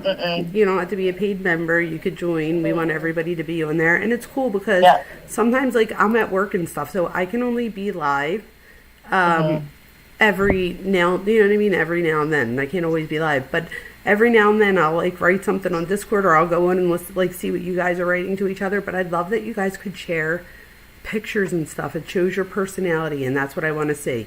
So please go in there and tell us about your day. Like maybe we could have well, I guess that would be general, right? Like in general, just put like, tell us how you're doing that day. If you have a new picture of your dog that's cute, show it. But, down at the very bottom. Oh, we have a whole channel for that, I guess. What? Let me tell you. Yeah, down at the very bottom, it's just share your life, and there's like creepy, beauty, funny, music, pets. Oh my God, share your life. Memories, sad stuff, hobbies, positivity, kiddos, crafts, everything. Oh my God.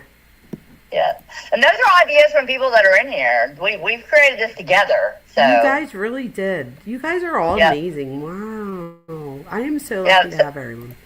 And like we literally had no drama in here ever, because Casey said it earlier in chat a long time ago. Casey, I call it, where you said something about you love that we can all talk to each other and have different opinions and not get in fights about it, because there are other discords. I know you all will know what I'm talking about that are nasty. All right, well, let's not talk about anything because I don't want. No, I'm not going to say who or anything like that. But I'm just telling you, I've experienced it, and I know several other people have too, and it's terrible. I just get out of the server. I don't like. No, we don't have anybody like that on here. No, that's good. No, that's good. That's good. That's good. Yeah. Yeah. No, there's no need for that. No, I agree with that. There is no need for that at all. Wait, I like the hobby. I can't believe who has Ethan Smile flowers. I just saw it. Where is it? Birdie. Birdie has Ethan Smile tulips coming up today after a cold winter. I love that. Isn't it cool? I want Ethan Smile flowers. Oh my God. And did you see the bag? Oh my God, apple pie. What? Yeah, I love those bags. Oh my God, apple pie. My daughter Gianna has a bag addiction, and like these types of bags, we literally make fun of her because there's this guy at our flea market that makes bags like this, but he does not do zippers. But she has like 1,000 of them. I'm not even lying. He like sells them for $15, and she's bought every single bag you could possibly. I mean, she goes and gives him fabric of things that like she likes or whatever. If I showed her these bags, she would legit buy bags off of you. So if you have a channel that you make these bags or whatever, or like get like a Pinterest or something, please share, because my child will be your bestest friend. I want that one. I love. Oh, how much are they? Wait, I like the yellow one. I like the black, white, and red. I like all of them, but they're the two that I could see myself wearing. I like the blue one with the yellow zipper. Yes, that's pretty too. Oh yeah, I love yellow. Mm-hmm. I love yellow, red, black, so white, gold. And she's not in the chat right now, so I'll do it right now. I'm gonna ask her, hey, some of us are interested in your bags. Yeah, right. Wow. Oh, it says sometimes I didn't have a shop or anything, but I take orders when someone asks or I have time. I love that. That is amazing. Good for you, girl. Did she do something else? Oh, look. Did you see right about that where she's got her finger with the sewing machine thing? Oh, is that her? Yeah, that's her too. Oh my God. And then look at the Halloween costume. Anyway, we're getting off. I know, like you were like, we don't want to be on this. But anyway, y'all, if you want to get on Discord, it's fun. I know we have research tools. I mean, I got death penalty, FBI records, how to go find them, Murderpedia. We've got all that in there. So it's like all these things I've like just stumbled upon from other Discords and been like, oh, let me go look at that. You know what I'm saying? Some of them I definitely don't put in here, but yeah, little known serial killers. Somebody wanted to put that in here, and God, we should do Israel Keys, shouldn't we? He was a freak. Truth put that in there. No, whatever you guys think. Yeah, and then Keys Bar is in there as well, and that's a Thor's barking, so I'm going to go let Thor in, so keep talking. Okay. I apologize. Yeah, so you can't see my screen, but anyway, Timothy Dees Barg, one of our moderators, her son, I hate to even say it, he was murdered, and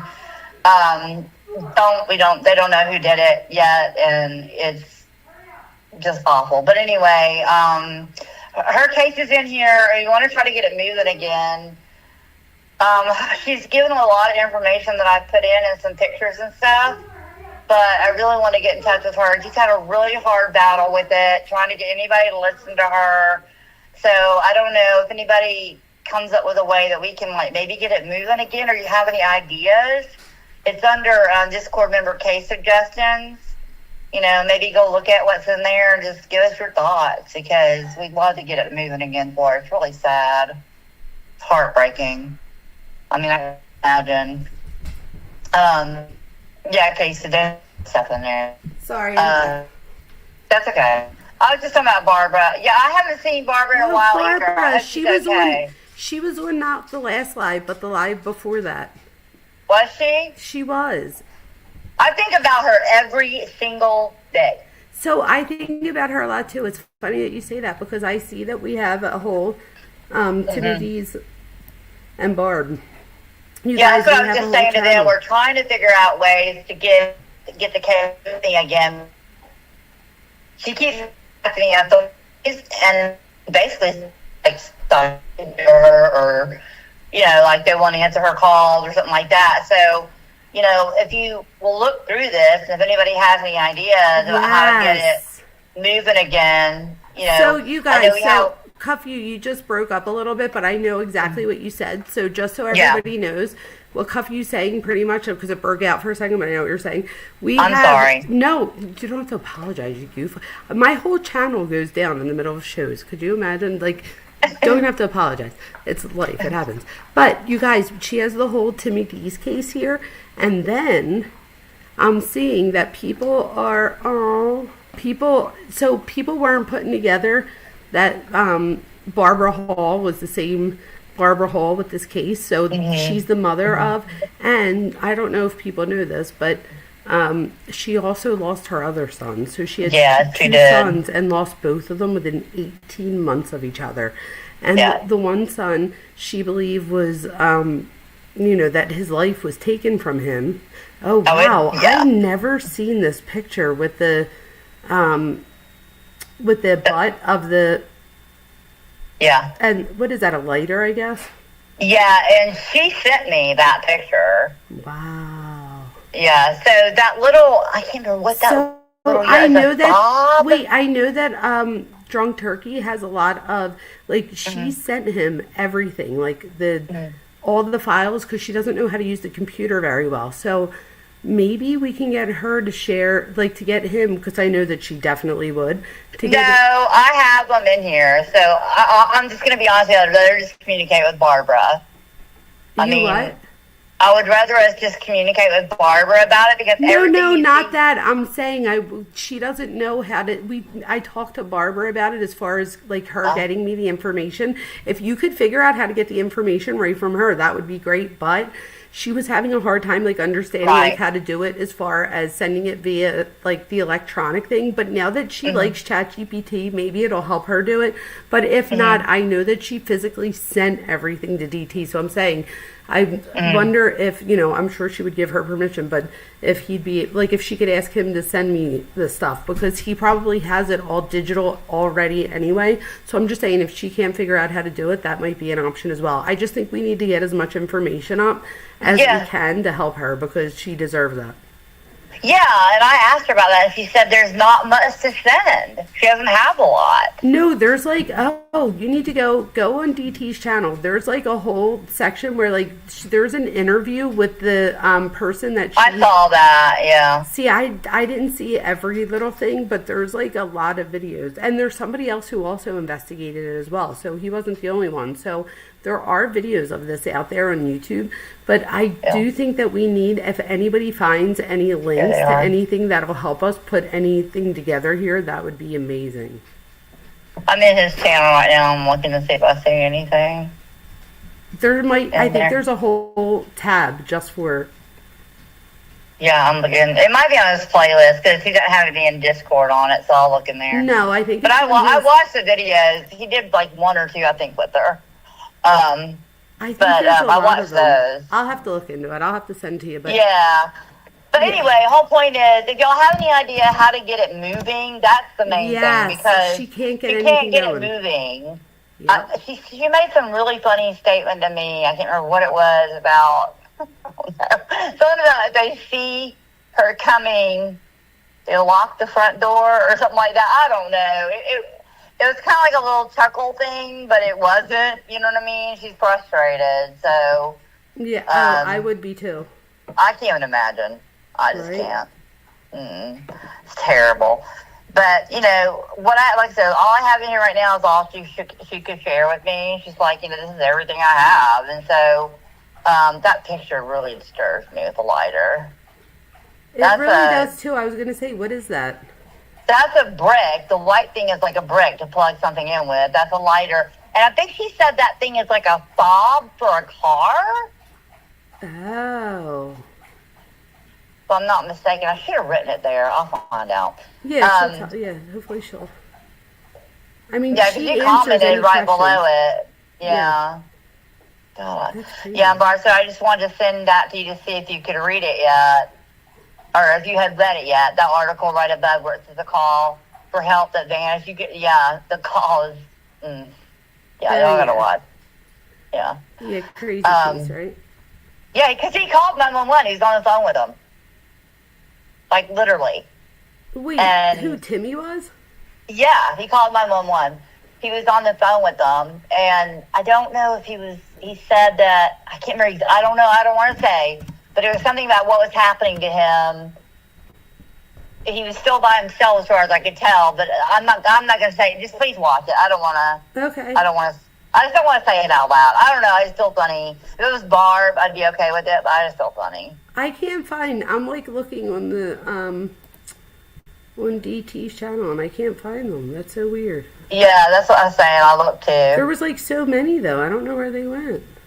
She said she only did 2 with him. No, but she only did 2 of them, but he did. Oh. Like, he did other videos. So, like, she did 2 lives with him. Okay. But there should be videos here. I don't know why I'm not seeing them. Does he have a playlist? Hang on. Yeah, I didn't see it, though. I'm, like, so confused. Well, I don't know, he may have it, because sometimes they clump stuff under, like, you know, how you, like, what the fuck? I'm sorry, I said that out loud. What? He has a WTF playlist. Oh, I don't care that's if not you it. say I know it's not that. I don't care if you curse. You goofy. No, I'm just saying I know it's not in that. But, Call and Show, he has that, and it has, like, a whole bunch of them. So he may not have it listed out with, like, Timothy's name, but it's in one of these other ones, maybe. That's just so weird, because I swear I saw... Yeah. Anyway, I'll find it, and then I'll put Yeah. But anyway, like I said, that's a Canadian case, right? Barbara's in Canada? Oh, no, I don't think so. Is she? Oh, she was. Is she? I don't... So I'm thinking of visiting the USA later this year. Okay, so maybe it is here. I don't know why I thought that. I was going to say, I definitely think Barbara's here. Where is, hold on, let's see. I've got it in here. I know I do. Anyway, I know we're probably like, people are like, what are y'all talking about? Well, we're talking about Barbara Hall. I know. But like I said, the main thing is we want to get it moving. So I don't, a petition, I don't think it's really going to do anything. But I mean, maybe if we like all bombard the police with, like, hey, we want to know, you know what I'm saying? Like, literally do it and not just, maybe they'll think, well, dang, man, these people are serious, because they're obviously not just listening to the mother, which they should be. But it's very frustrating. But she's in Minnesota. You too bad actress, she's in Minnesota. She's in Minnesota? Yeah. Just so people know, so I opened up that, I opened up the actual, there's an article. I couldn't get that word out. Oh my God. Or the case summary. Who wrote this? I think I did. Let me look. This at one, the very top? No. This one says a call for help that vanished, the disappearance and death of Timothy Sneed, Timmy D's, the investigative failures that followed. And then it says uncovered investigates in Kyle Fields. January 9, 2026. So that's new. That's good, right?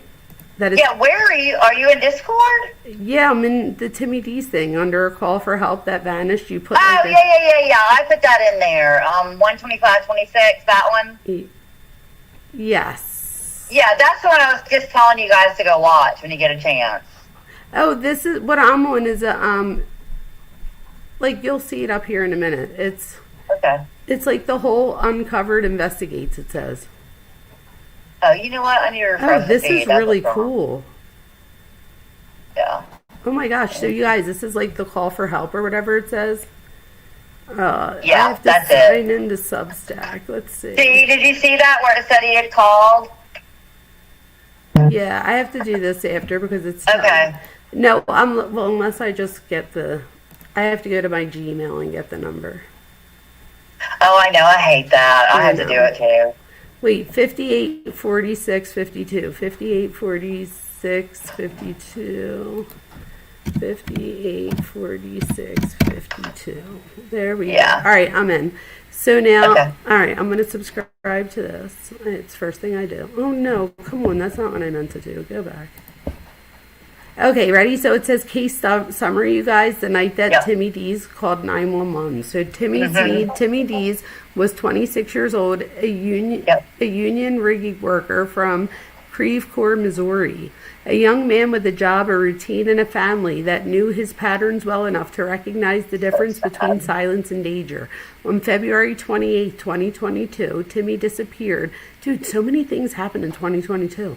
Timmy disappeared in Fredericktown, Madison County, Missouri, after placing a 911 call at approximately 4:40 a.m. He reported that a friend was threatening him and chasing him. That call should have created a record. His voice, his distress, the background noise, the urgency, anything that could later anchor the timeline to reality. It did not. There's no recording of Timmy's 911 call. Not because it was lost, not because it was mishandled later. The Madison County's 911 recording equipment had malfunctioned in December of 2021 and was not replaced until mid-March of 2022. As a result, there's no audio documentation of what Timmy actually said, no record of his emotional state, and no corroborating evidence of the threat he reported. Standard urgency protocol mandates that dispatchers maintain an open line with callers until law enforcement arrives. That protocol exists to preserve evidence in real time.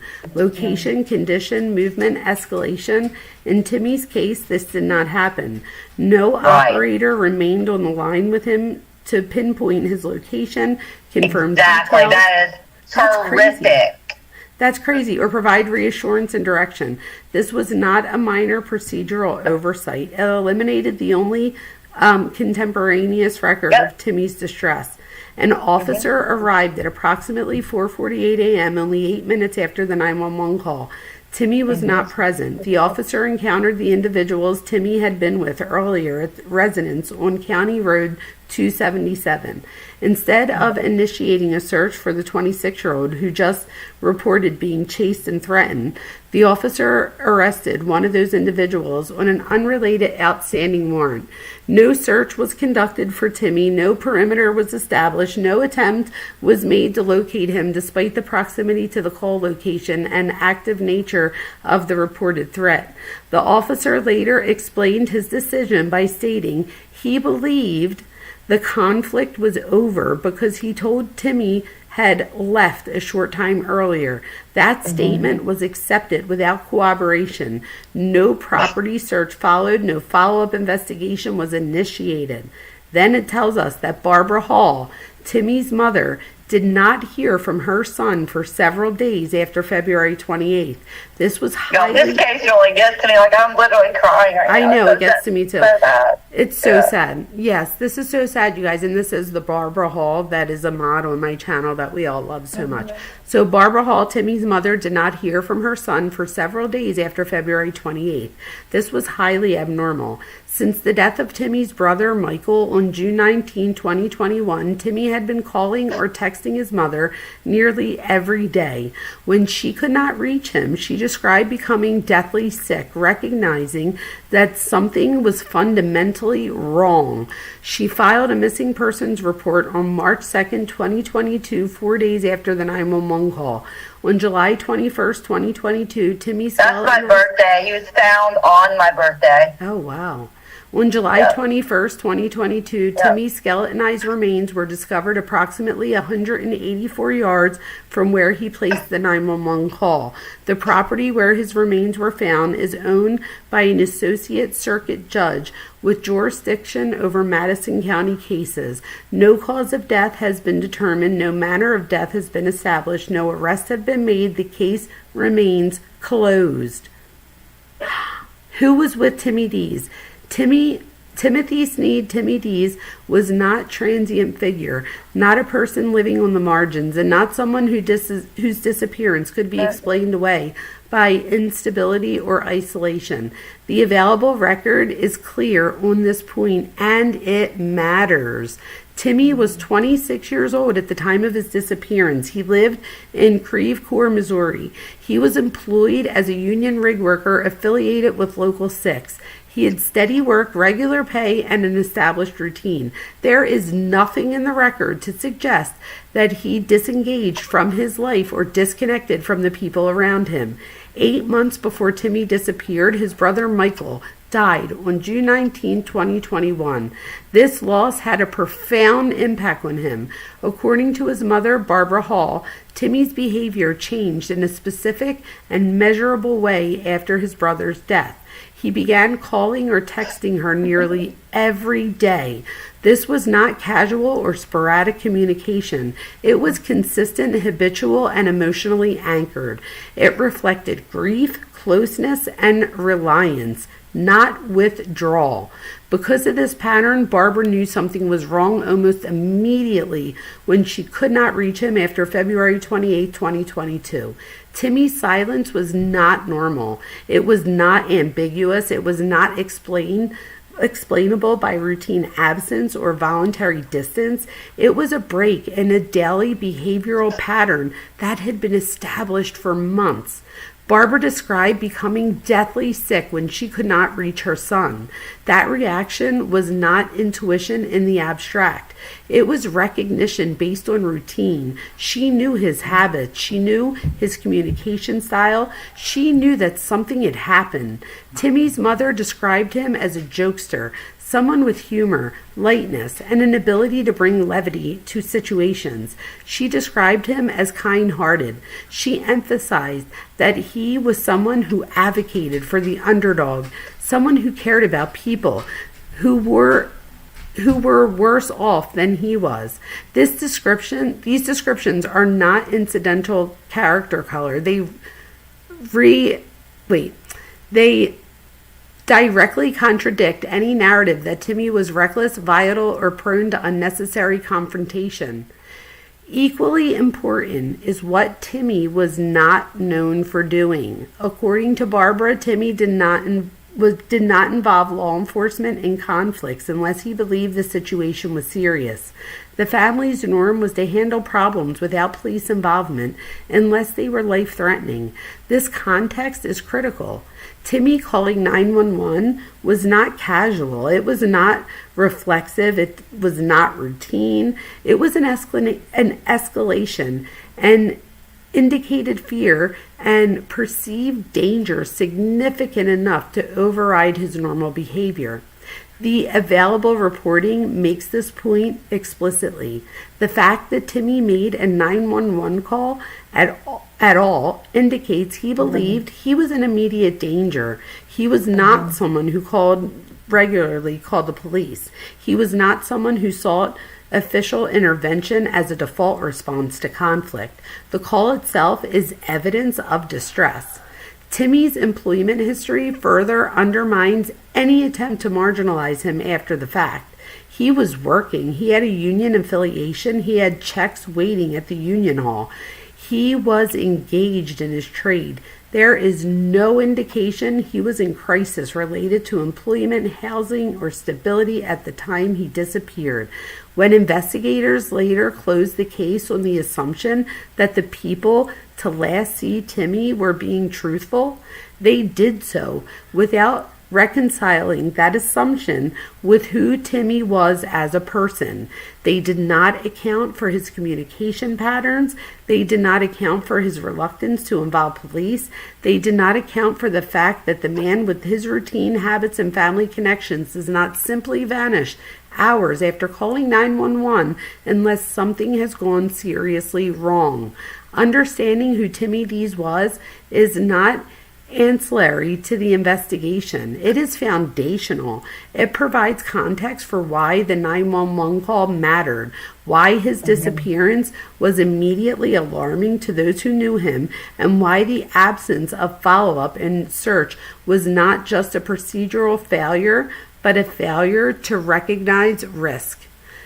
Timmy was a son who stayed in close contact with his mother, a brother who was still grieving his recent loss, a working tradesman with structure and responsibility, a person whose decision to call 911 represented a departure from his normal behavior, signaling fear rather than convenience. Any investigation that fails to center who Timmy Dees was cannot accurately assess what happened to him. Oh, this is crazy. And you guys, it just keeps going. I don't know. There's still like... but just keep going. Just scroll down. I think it takes them to talk about the 911 call. I'm not mistaken. Well, no, I was going to say, I want to keep reading it if people... Like, okay. There's just as many people here, so I'm going to just keep reading it. But let me just take a sip real quick of my drink. Yeah, some people were asking about the 911 call, and I think it's going to come up about it. But let me just say this. So you already heard that the 911 caller did not stay on the line with him. How long has it been since you have heard of the 911 caller not staying on the line until cops show up? Yeah, that's crazy. And you know what else we're going to find? I can't even remember. You know what else we're going to find that I think is even crazier? The fact that the only few pieces of evidence that they did have got struck by lightning and they no longer exist. Wait till you guys hear this part. It's crazy. I don't know if you heard that part, but there's like craziness that happens here. So, yeah. This next part, is this the next part or did I skip the next part? Oh, no, that's it. So the next part, the family search and the delay that followed. When Timmy Dees did not return home and did not make contact, the people who knew him best understood immediately that this was not normal.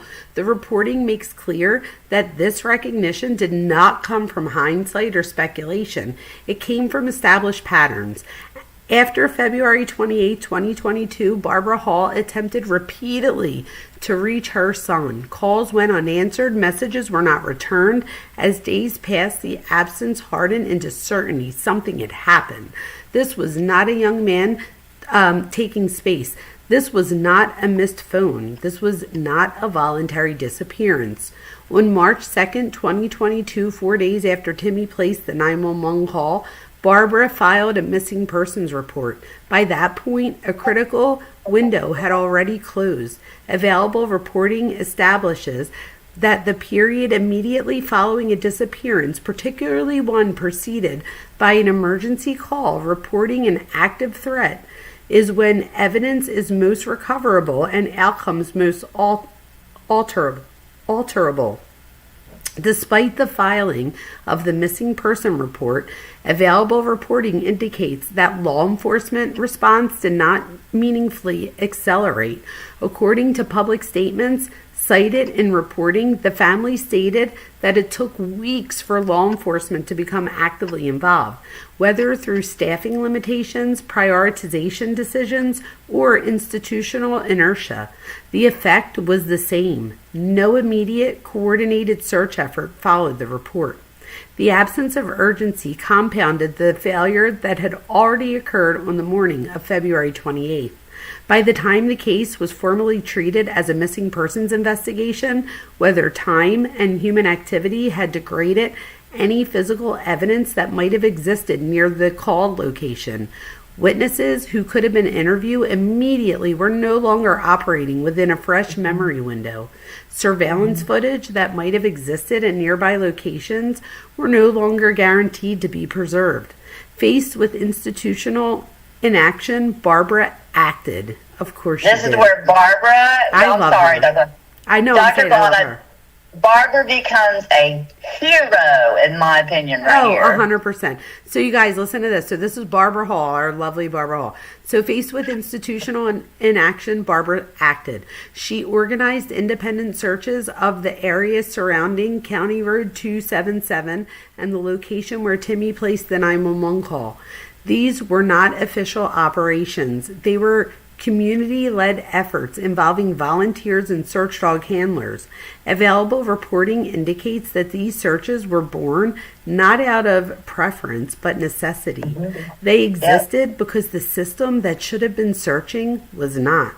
During these independent searches, dogs alerted in multiple locations, including near storage units located directly across the road from where Timmy made the 911 call. These alerts would later become one of the most significant unresolved leads in the case. At the time, however, they underscored a larger reality. Critical investigative momentum was being driven by a grieving mother and community members, not by the agencies responsible for missing person investigations. Uncovered investigative research dog does not suggest that law enforcement was entirely absent. It documents contact reports and eventual involvement, but it draws a clear distinction between presence and action. The problem was not that authorities were unaware of Timmy's disappearance. The problem was that the response lacked urgency, scope, and follow-through at the moment when those elements mattered most. This delay is not a footnote. It is a structural failure that shaped everything that came after. By the time Timmy's remains were discovered months later, the opportunity to answer the most basic questions, where he went after the call, how he moved through the area, who he may have encountered, had largely evaporated. The reporting treats this delay not as an unfortunate consequence, but as casual factor. It is one of the reasons the case remains defined by absence. Absence of recordings, absence of searches, absence of contemporaneous documentation, absence of answers. When an investigation begins late, it does not simply start behind. It starts compromised. The next part is the debit card anomaly. Among the unresolved factors in this case, the movement of Timmy D's debit card stands out because it introduces a documented event after the 911 call, an event that should have explained the investigation rather than narrowing it. The documented record establishes a specific sequence of events. In the early hours of February 28, 2022, Timmy was captured on surveillance video at the local gas station in Fredericktown, Missouri. At approximately 1:30 a.m., he withdrew cash from an ATM and purchased drinks for the people he was with. At approximately 4:40 a.m., Timmy placed a 911 call reporting that a friend was threatening him and chasing him. At 9:11 a.m., approximately 4.5 hours after the 911 call, Timmy's debit card was attempted at an ATM. The receipt documentation later obtained by Barbara Hall's records records a specific failure message. Failed to read EMV card. There were 3 failures. This detail is significant. It indicates the card was physically present and physically swiped multiple times, but the machine was unable to read the chip. This is not consistent with an incorrect PIN entry, which generates a different error message. This event, wow, that's crazy. This event raises a series of unresolved questions. Who had access to Timmy's debit card nearly 5 hours after he was reported being threatened and chased? Where was the ATM where the attempted transaction occurred? Were surveillance cameras present at the location? And if so, who do they show? Why was no footage from that ATM been publicly released? How did the debit card later end up back in Timmy's pants pocket when his remains were discovered? What? Investigators appeared, that's crazy. Investigators appeared to initially theorize that the card usage involved an incorrect PIN entry. However, the documented EMV error contradicts that explanation. The technical evidence indicates repeated physical swiping attempts rather than use error. There is no documentation indicating that investigators identified the ATM location, obtained surveillance footage, or reconstructed the movement of the card after the 911 call. No records show that follow-up interviews were conducted regarding the attempted transaction or that this anomaly was pursued as an investigative lead. In a case where a person reported an active threat and then disappeared, a documented financial transaction occurred hours later should have triggered immediate investigative escalation. Instead, it appears to have been acknowledged and then left unexplained. The debit card anomaly remains one of the few concrete time-stamped events that occurred after the system disengaged. It introduces the possibility of third-party involvement and post-call activity that has never been accounted for. Next is the discovery of the remains and forensic irregularities. On July 21st, Cuffy's birthday, on July 21st, 2022, skeletonized remains were discovered in Madison County, Missouri. Available reporting establishes that the remains were found approximately 184 yards from the location where Timmy Dees placed his 911 call on February. That infuriates me. I'm so sorry. No, you're good. That just makes you so mad. They could have saved Because I him. think it shows that he never got to the place where the card was swiped.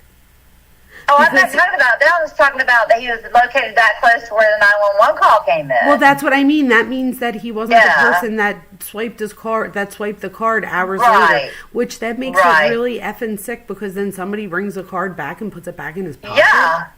Yeah. Ugh. That's sick. All right, let me read more. Oh God. I'm sorry. No, are you serious? That's why I have you on here. We're having a discussion. Okay, you know what I mean? Like, please don't apologize. Okay, so available reporting establishes that the remains were found approximately 184 yards from the location where Timmy Dees placed his 911 call on February 28, 2022. The discovery location is significant. The property where the remains were found is owned by Robin Edward Fulton, an associate circuit judge serving in Missouri's 24th Judicial Circuit Court, where his jurisdiction over Madison County cases. This fact introduces an appearance of impropriety concern that was never publicly addressed. No documentation has been released indicating whether Judge Fulton recused himself from any involvement related to the investigation, nor whether any formal conflict of interest procedures were followed. Barbara Hall was present following the discovery of the remains and observed multiple physical irregularities that raised immediate forensic concerns. At the time of the initial examination, Barbara observed that one of Timmy's teeth was missing from the jawbone. However, by the time the remains reached the funeral home for preparation, the tooth had been replaced and the jaw appeared intact. The official autopsy report does not document that a tooth was missing at the discovery, does not note any replacement, and does not explain when or how the substitution occurred. Dental evidence, Wow. right? Dental evidence is a critical component of skeletal identification and trauma analysis. Standard forensic protocol requires that dental findings be photographed, documented, and preserved throughout examination. The absence of any record explaining the missing and replaced tooth represents a documented chain of custody failure. Barbara also observed a small, unusual hole located directly behind Timmy's front teeth. Investigative analyses describe the placement of this hole as suspicious, positioned in an area behind the tooth that had been missing for a period of time. This observation raises a specific forensic question: whether the hole would be consistent with a small caliber gunshot wound. No ballistic or trauma analysis addressing the possibility has been documented or publicly released. Additionally, Barbara noted that Timmy's lower jaw was a distinctly different color than the rest of the skeletal remains. If all remains had decomposed in the same environment for the same duration, they would be expected to show similar coloration and weathering. The discrepancy raises a fundamental forensic question: whether the lower jaw belongs to Timmy D's. No forensic testing or explanation resolving this inconsistency has been documented. The official autopsy findings listed the cause of death as undetermined and the manner of death as undetermined. The report states that no stab wounds were observed, no bullet wounds were observed, and no apparent trauma was attributed to any specific cause. These conclusions were reached without documented explanation for the missing tooth, the hole behind the front teeth, or the jaw coloration discrepancy. The discovery of Timmy's remains did not resolve the case. Instead, it introduced additional physical anomalies that were never publicly explained. These anomalies sit at the center of the case that was ultimately closed without identifying how or why Timmy Dees died. Wow. The next part is witness inconsistencies and investigative contamination. After Timmy D's disappearance, law enforcement obtained statements from the individuals who were with him the hours leading up to the 911 call. Available reporting indicates that these statements were not consistent with one another. Investigators reportedly received as many as 10 different versions of events from the same group of people. Rather than treating these contradictions as indicators requiring intensified scrutiny, the investigation appears to have stalled. Investigators themselves acknowledged the incoherence of the account, stating that they were unable to determine what happened because the volume of conflicting stories. Despite this, the inconsistencies did not result in documented confrontational re-interviews, evidentiary testing of statements against timelines, or escalation of investigative pressure. The presence of multiple contradictory accounts from individuals last known to be with the missing person who placed a 911 call reporting an active threat would normally be considered a red flag. In such cases, contradictions are not neutral. They are signals. No public record shows that these contradictions were resolved or meaningfully interrogated before the case was closed. More concerning is evidence that the integrity of the witness statements themselves have been compromised. Investigative reporting indicates that detectives shared their stories with witnesses before all statements were obtained. This practice is widely misunderstood to contaminate testimony. The witnesses are exposed to investigator theories in advance. Their recollections can be shaped, consciously or unconsciously, to align with what they believe investigators want to hear.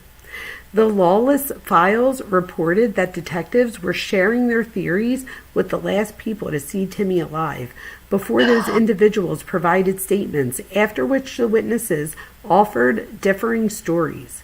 This sequence undermines the reliability of the statements themselves.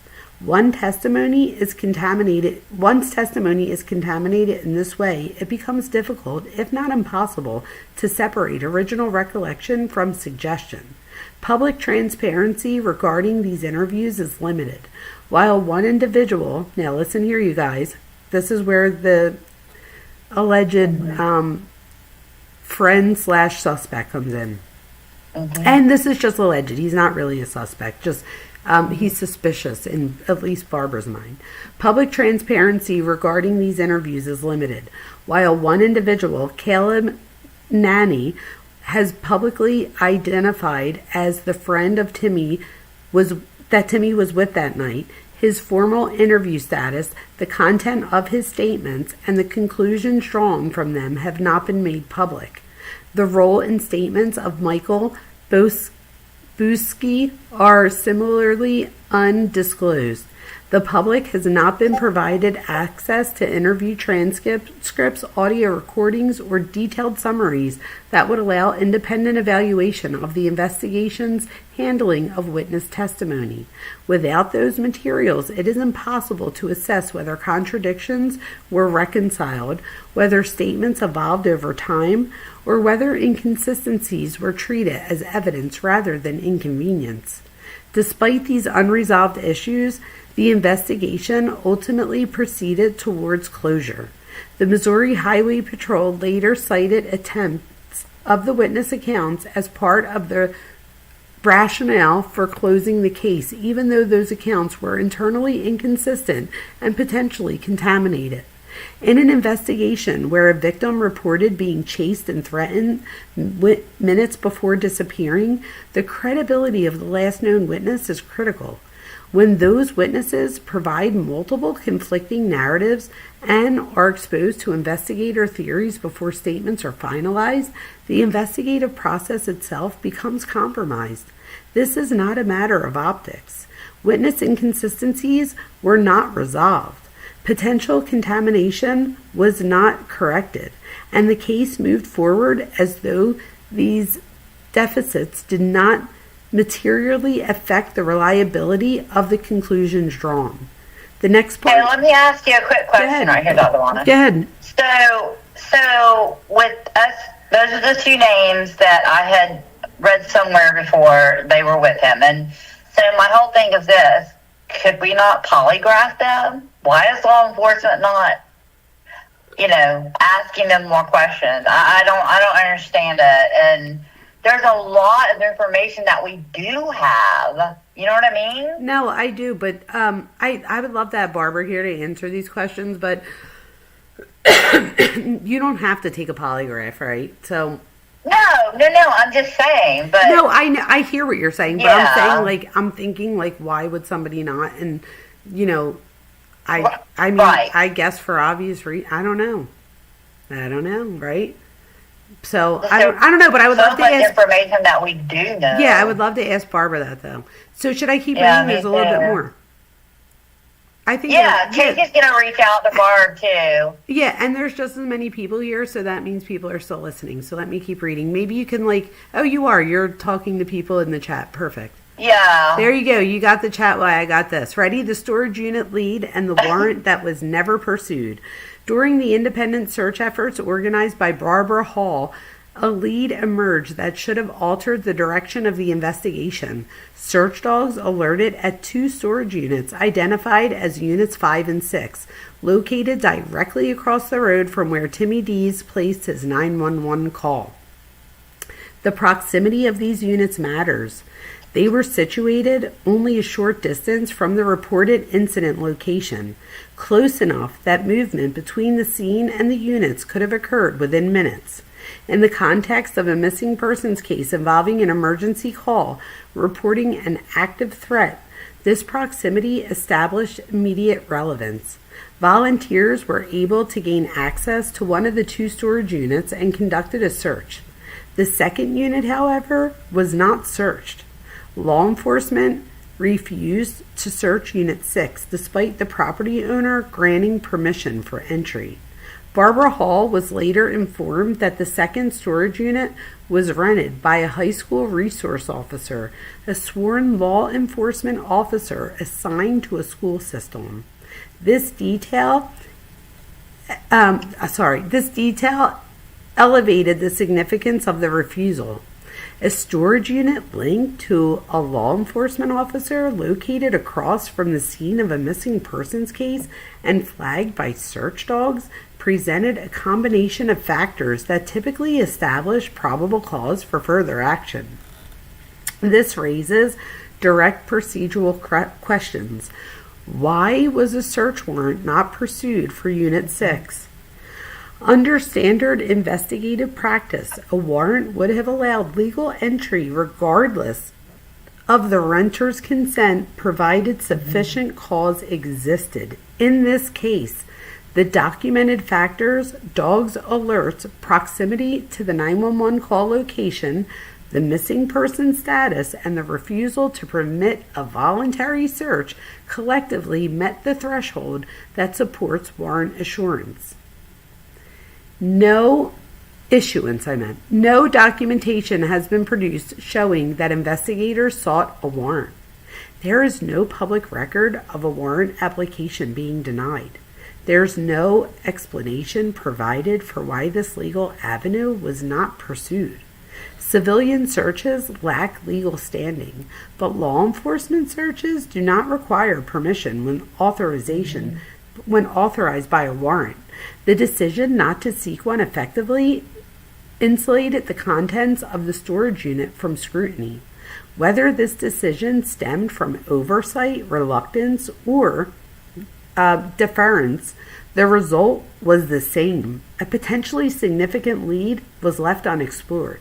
The refusal to search Unit 6 stands in contrast to the broader pattern of investigative inaction documented throughout the case. Opportunities to gather physical evidence were repeatedly bypassed. In this instance, a clear legal mechanism existed to overcome the obstacle. It was not used. The contents of Storage Unit 6 remain unknown. No inventory has ever been released. No explanation has been offered, and no justification has been documented for why a warrant was never pursued in a case already marked by unresolved evidence and unanswered questions. The next part is about the judicial conflict and institutional silence. The location where Timmy D's remains were discovered introduces one of the most serious unresolved issues in the case: judicial conflict of interest and the absence of documented safeguards to address it. Public records establish that the property where Timmy's remains were found is owned by Robin Edward Fulton, an associate circuit judge serving Missouri's 24th Judicial Circuit, which includes Madison County. Judge Fulton has held this position since 2011 and presides over cases arising within the same jurisdiction where Timmy disappeared and was later recovered. This fact alone does not establish wrongdoing. There is no allegation of criminal conduct by Judge Fulton. What it does establish is a clear appearance of impropriety concern that required formal handling, and yet no such handling has been documented. When a judge's personal property becomes the discovery site of human remains connected to an unresolved death, standard judicial ethics demand transparency. At a minimum, the public record should reflect whether the judge recused himself from any involvement related to the case, whether investigative authority was reassigned, and whether safeguards were implemented to prevent even a perception of influence over the proceedings. No public documentation shows that any of these steps occurred. No recusal notice has been produced. No statement has been released explaining Judge Fulton's role, if any, after the discovery. No documentation exists indicating whether he had prior knowledge that the remains were on his property or whether he became aware of their presence. The absence of this information matters because judicial authority intersects directly with investigative and prosecutorial processes. Judges oversee warrants, preside over cases, and influence procedural outcomes. Even if Judge Fulton exercised no direct authority in the case, the lack of documentation confirming separation creates an accountability gap that undermines public confidence. Conflict of interest procedures exist not only to prevent actual bias, but to preserve trust in the integrity of the system. When those procedures are not documented, the public is left to infer outcomes without transparency. In this case, that silence compounds existing concerns about investigative failures, unpursued leads, and premature case closure. The issue is not merely symbolic. If a warrant had been sought in the case, whether for storage units, electronic records, or property searches, questions naturally arise about which judge would have reviewed it. Without documentation showing recusal or reassignment, the integrity of any judicial oversight related to the investigation remains unclear. This silence appears institutional rather than individual. No agency has publicly explained how potential conflicts were addressed. No clarification has been issued to reassure the public that judicial ethic protocols were followed. Instead, the matter has been absorbed into the broader pattern of non-explanation that defines the case. In an investigation already marked by missing records, absent searches, and unresolved evidence, the lack of transparency surrounding judicial conflict does not stand alone. It reinforces a consistent theme. Critical questions were left unanswered, not because answers were unavailable, but because no one has publicly accounted for them. Next is a pattern beyond one case. UI's research makes it clear that the circumstances surrounding Timmy D's disappearance and death do not exist in isolation. They align with a broader pattern of investigative failure, unsolved deaths, and institutional breakdown in Madison County, Missouri. Investigative reporting documents a history of missing person cases, suspicious deaths, and premature case closures in the region. These are not framed as anecdotal concerns. They are presented as documented patterns that become visible only when cases are examined collectively rather than in isolation. Fredericktown, the town where Timmy disappeared, has been cited in reporting as having a crime rate significantly higher than the national averages for communities of similar sizes. This context matters when evaluating investigative outcomes. Elevated crime rates increase the necessity for rigor, documentation, and persistence in investigations, not the tolerance for incomplete work or early closure. Reporting references a comprehensive investigation by journalist Sinova Cantrell titled Madhouse, Madison County, which examined at least 15 additional cases involving unexplained deaths, disappearances, or questionable taking oneself out determinations within the county. That investigation originated after a grandmother sought assistance regarding her own family's unresolved case and expanded as recurring failures across multiple cases became increasingly difficult to dismiss. Across those cases, reporting identified recurring deficiencies, including delayed or absent searches, inconsistent or missing records, premature case closures, failure to pursue obvious leads, lack of transparency with family, repeated reliance on assumptions rather than evidence. UI's research also references long-standing unresolved cases, including the disappearance of a 13-year-old girl abducted from a roadside in 1989, a case that remains unsolved decades later. These cases are not cited to suggest a direct connection to Timmy D's death, but to establish institutional context. When similar failures recur across time, circumstance, and victims, they stop functioning as isolated anomalies. Within this broader pattern, the handling of Timmy D's case appears less like an exception and more like a representative example. The missing 911 record, the absence of immediate search, the unexplored debit card usage, the unsearched storage unit, the unresolved forensic anomalies, the lack of transparency surrounding judicial conflict, each mirrors deficiencies documented elsewhere in the country. Systemic failure does not require malice to persist.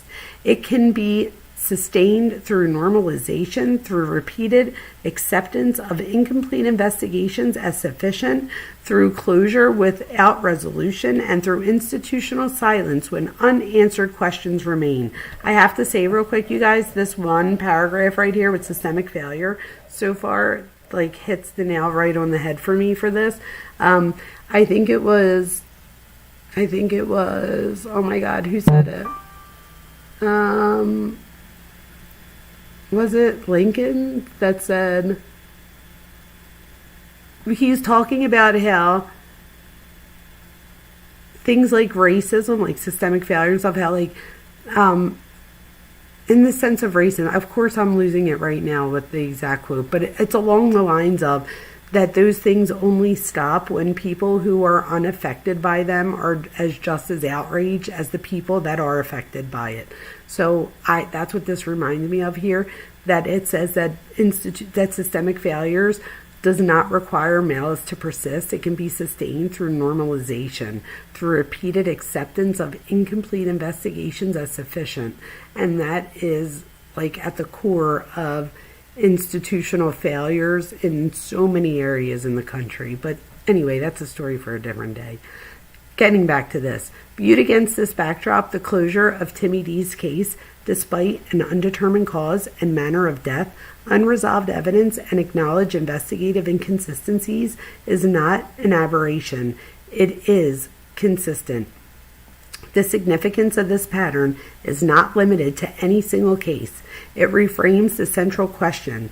The issue is no longer only what happened to Timmy D's. It is whether Madison County's institutions are equipped or willing to conduct investigations that meet the standard required when lives are lost and accountability is demanded. These findings do not assert that every unresolved case shares the same cause. They assert something more fundamental. Repeated investigative failure erodes public trust, and that trust cannot be restored without transparency, documentation, and the willingness to confront institutional shortcomings. Timmy D's case exists squarely within that pattern, and until the pattern itself is addressed, closure in any single case remains provisional rather than final. This next one I can't wait to read. Barbara Hall's refusal to accept closure. When the Missouri Highway Patrol closed the investigation into Timmy D's death, the closure did not bring resolution. It brought finality without answers. For Barbara Hall, that finality was unacceptable. UI's research shows that Barbara did not stop asking questions after the case was closed. She continued searching, documenting, and pressing for accountability, even as official channels treated the matter as resolved. Her actions were not symbolic. They were investigative. Barbara's organized and participated in searches, gathered records, obtained receipts, and preserved observations that were not reflected in the initial reports. She worked with independent investigators, including a former crime scene investigator, to review available evidence and identify inconsistencies between physical observations and formal documentation. UI's findings indicate that Barbara also sought legal counsel. During the course of her advocacy, she was warned by both private investigators and attorneys that continuing to pursue the case could put her at personal risk. According to her documented statements, her response was unequivocal. She would not stop regardless of the cost. In August of 2024, Barbara created a Change.org petition calling for the case to be reopened. The petition states that Timmy passed away under circumstances that remain unclear and challenges the legitimacy of the case closure grounded in unresolved evidence and undetermined cause of death. As for the period documented in public reporting, the petition had accumulated hundreds of signatures, reflecting sustained public concern rather than fleeting reaction. Barbara has also spoken publicly on anniversaries tied to her son's disappearance and the discovery of his remains. In July 2024, on the 2-year anniversary of that discovery, she held a public commemoration to mark both the loss of her son and the continued absence of accountability. UI's reporting characterizes this as not mourning alone, but as resistance to institutional erasure. Over time, Barbara's advocacy expanded beyond her own case. As she encountered other families facing similar barriers in Madison County, she began supporting broader efforts to draw attention to unresolved disappearances and suspicious deaths. UI's research documents her transition from individual grief to collective accountability, grounded in the recognition that Timmy's case was not isolated. The persistence of her advocacy underscores a central tension in this case. Official closure does not end an investigation when critical questions remain unanswered. It simply transfers the burden of truth-seeking to those least equipped to carry it. Damn, isn't that the truth? Barbara Hall did not accept closure because closure was not accompanied by explanation. And without explanation, closure functions not as a resolution, but as abandonment. Mic drop. Let me say that again, because that was a mic drop. Barbara Hall did not accept closure because closure was not accompanied by explanation. And without explanation, closure functions not as a resolution, but as abandonment. This next part, unanswered questions that define the case. Despite the official closure of the investigation, Timmy D's death remains defined by unresolved questions that go to the core of what happened and why it has never been fully examined. These are not speculative concerns. They are documented gaps in the investigative record identified through UI's research, public reporting, and official findings. So here goes the 911 call and immediate aftermath. Timmy placed a 911 call at approximately 4:40 a.m. on February 28, 2022, stating that a friend was threatening and chasing him. There is no recording of that call due to a known failure in the county's reporting equipment at the time. As a result, there's no audio evidence of Timmy's voice, distress level, surroundings, or whether anyone else was present. Questions that remain unanswered include: what exactly did Timmy say during the call beyond the brief dispatcher notes? Why was the call not maintained until officers arrived, despite standard protocol?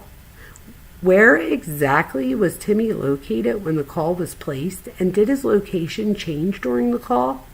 What occurred between the end of the call and the officer's arrival 8 minutes later? Timmy's movement after the call. Timmy was not present when officers arrived on the scene.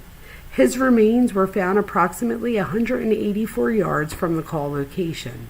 Key questions include: how did Timmy move from the location of the call to the location where his remains were found? Did he travel on foot, and if so, in what condition? Was he alone, or was he accompanied by another person? No documented reconstruction of Timmy's movements during this period has been released. The debit card activity. At 9:11 a.m. on the morning of February 28th, approximately 4.5 hours after the 911 call, an attempt was made to use Timmy's debit card at the ATM.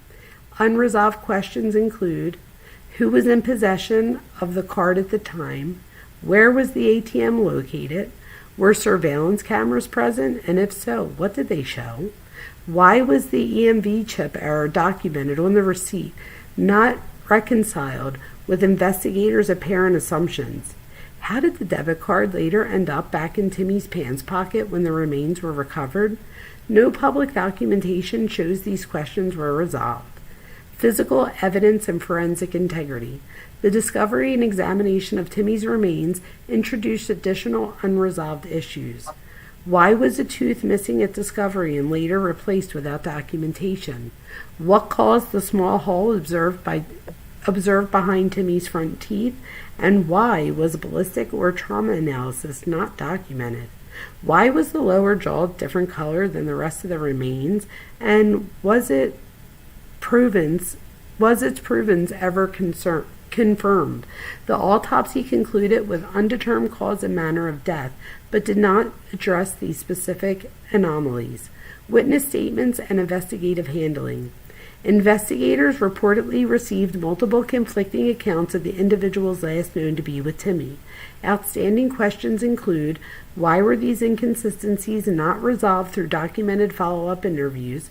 Why were investigator theories shared with witnesses prior to the statements, potentially contaminating testimony? Why have interview transcripts or recordings not been released for public review? The storage unit lead. Search dogs alerted at storage units located across from the 911 call location, including a unit that was never searched despite the owner's permission and apparent probable cause. Unanswered questions include: why was a search warrant never pursued for the unit? What is contained in the unsearched storage unit? What role, if any, did the renter of that unit play in the investigation? Judicial and institutional oversight. Timmy's remains were discovered on the property owned by a sitting judge with jurisdiction over the county. Questions that remain unanswered. When did the judge become aware of the remains on his property? Did he recuse himself from any involvement related to the case? What safeguards were implemented to prevent conflicts of interest? Why has no public documentation addressed these concerns? These unanswered questions are not peripheral. They are central to understanding how a young man who called 911 for help could disappear, be found dead within walking distance of that call, and have the case closed without resolution. The absence of answers is not the result of complexity alone.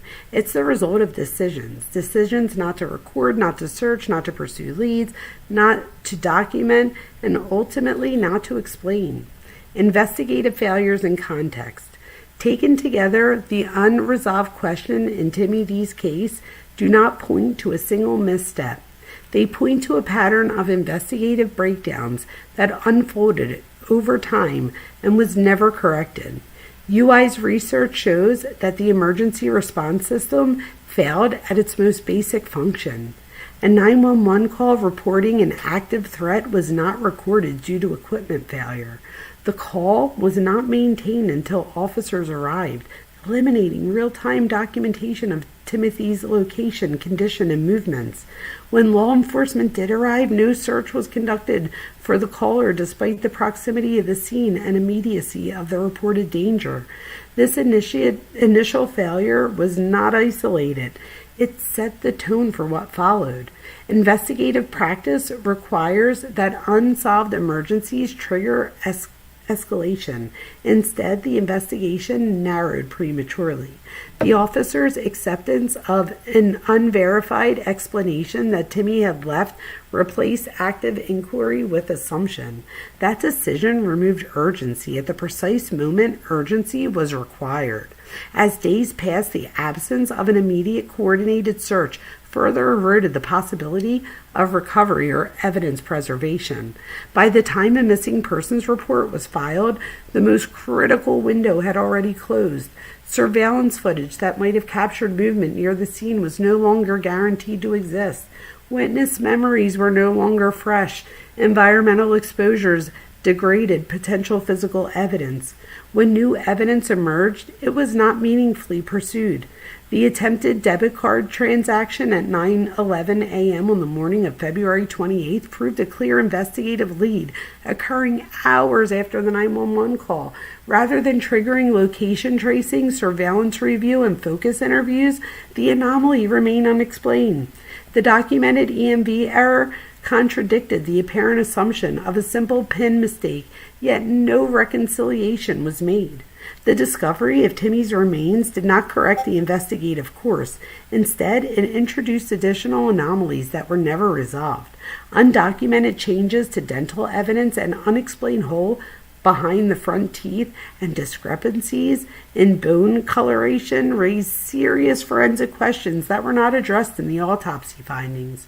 An undetermined cause and manner of death became the endpoint rather than the starting point for further inquiry. Witnesses handling compounded these failures. Investigators received multiple conflicting accounts from individuals last known to be with Timmy, yet those inconsistencies were not resolved through documented confrontation or corroboration. Reports that detectives shared investigative theories with witnesses before statements were finalized raised concerns about testimony contamination. Despite this, the investigation ultimately relied on those same statements as part of its rationale for closure. Potentially significant leads were bypassed. Search dogs alerted at storage units near the 911 call location, including a unit that was never searched despite apparent probable cause and owner permission. No warrant was pursued, no explanation was provided. Judicial oversight introduced additional complexity without transparency. The discovery of remains on the property owned by the sitting judge within jurisdiction over the county demanded clear conflict of interest safeguards. None have been publicly documented. Each of these failures can be described individually. What matters is how they interact. An investigation weakened at the outset becomes increasingly dependent on assumption. As evidence degrades or is not collected, uncertainty grows. When uncertainty grows, institutions often seek closure rather than confrontation. In Timmy D's case, that pattern is visible at every stage. The failures documented here are not abstract criticisms. They are concrete decisions not to record, not to search, not to pursue, not to document, not to explain. Each decision reduced the possibility of accountability.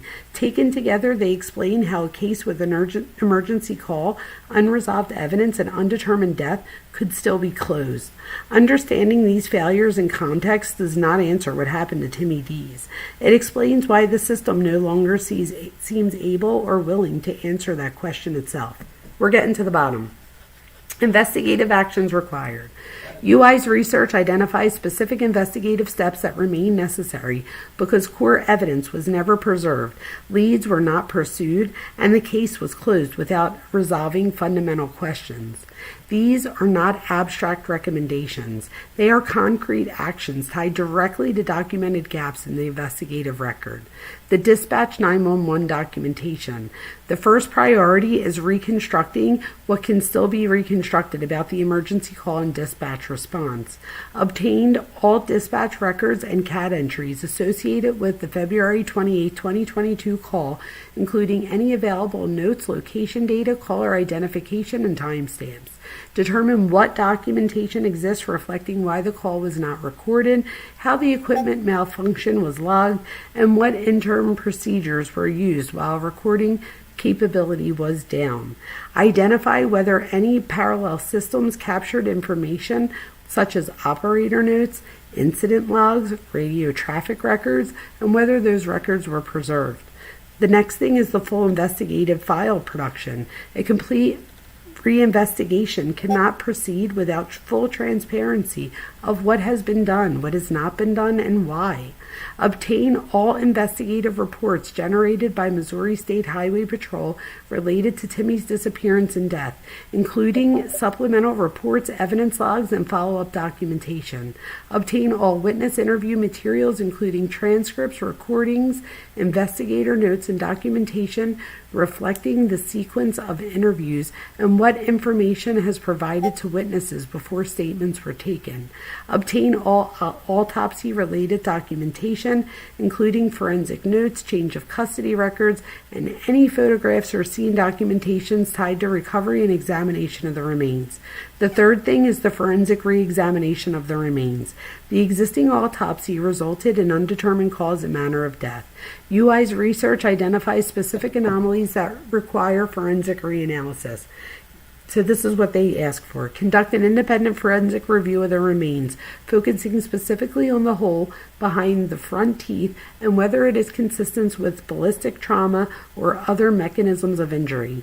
Conduct a verification of dental records, including documentation of the missing tooth observed at recovery, the subsequent replacement, and why that replacement was not documented in the initial report. Evaluate the lower jaw discoloration discrepancy to determine whether it's consistent with differential environmental exposure or whether it raises provenance concerns requiring further testing. If feasible, conduct DNA testing on the replacement tooth to verify that it belongs to Timmy D's. Boom. UI's reporting notes that these issues are not cosmetic. They go directly to identification integrity, evidence handling, and the reliability of forensic conclusions. The fourth thing they want relooked at is the debit card transaction trace and surveillance recovery.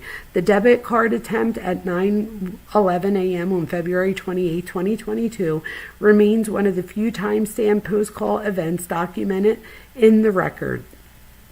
Identify the ATM location where the transaction was attempted.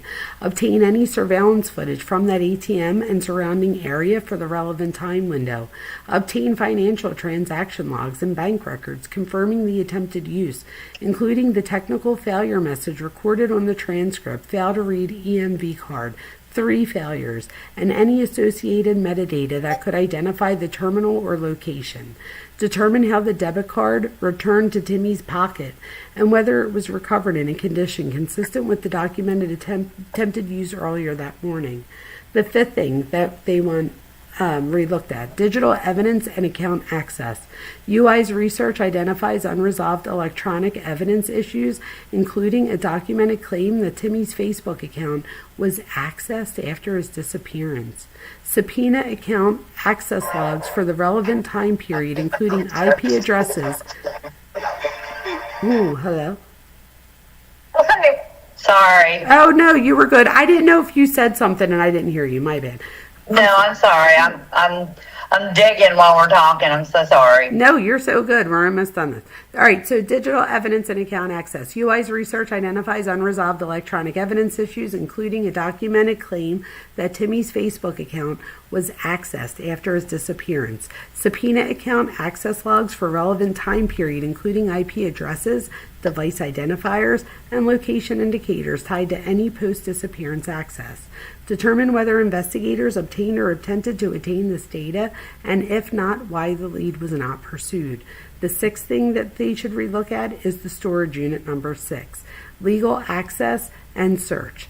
The storage unit lead remains unresolved despite proximity to the 911 call location and search log alert. Identify the renter of the storage unit number 6 and obtain all rental records and access logs associated with the unit.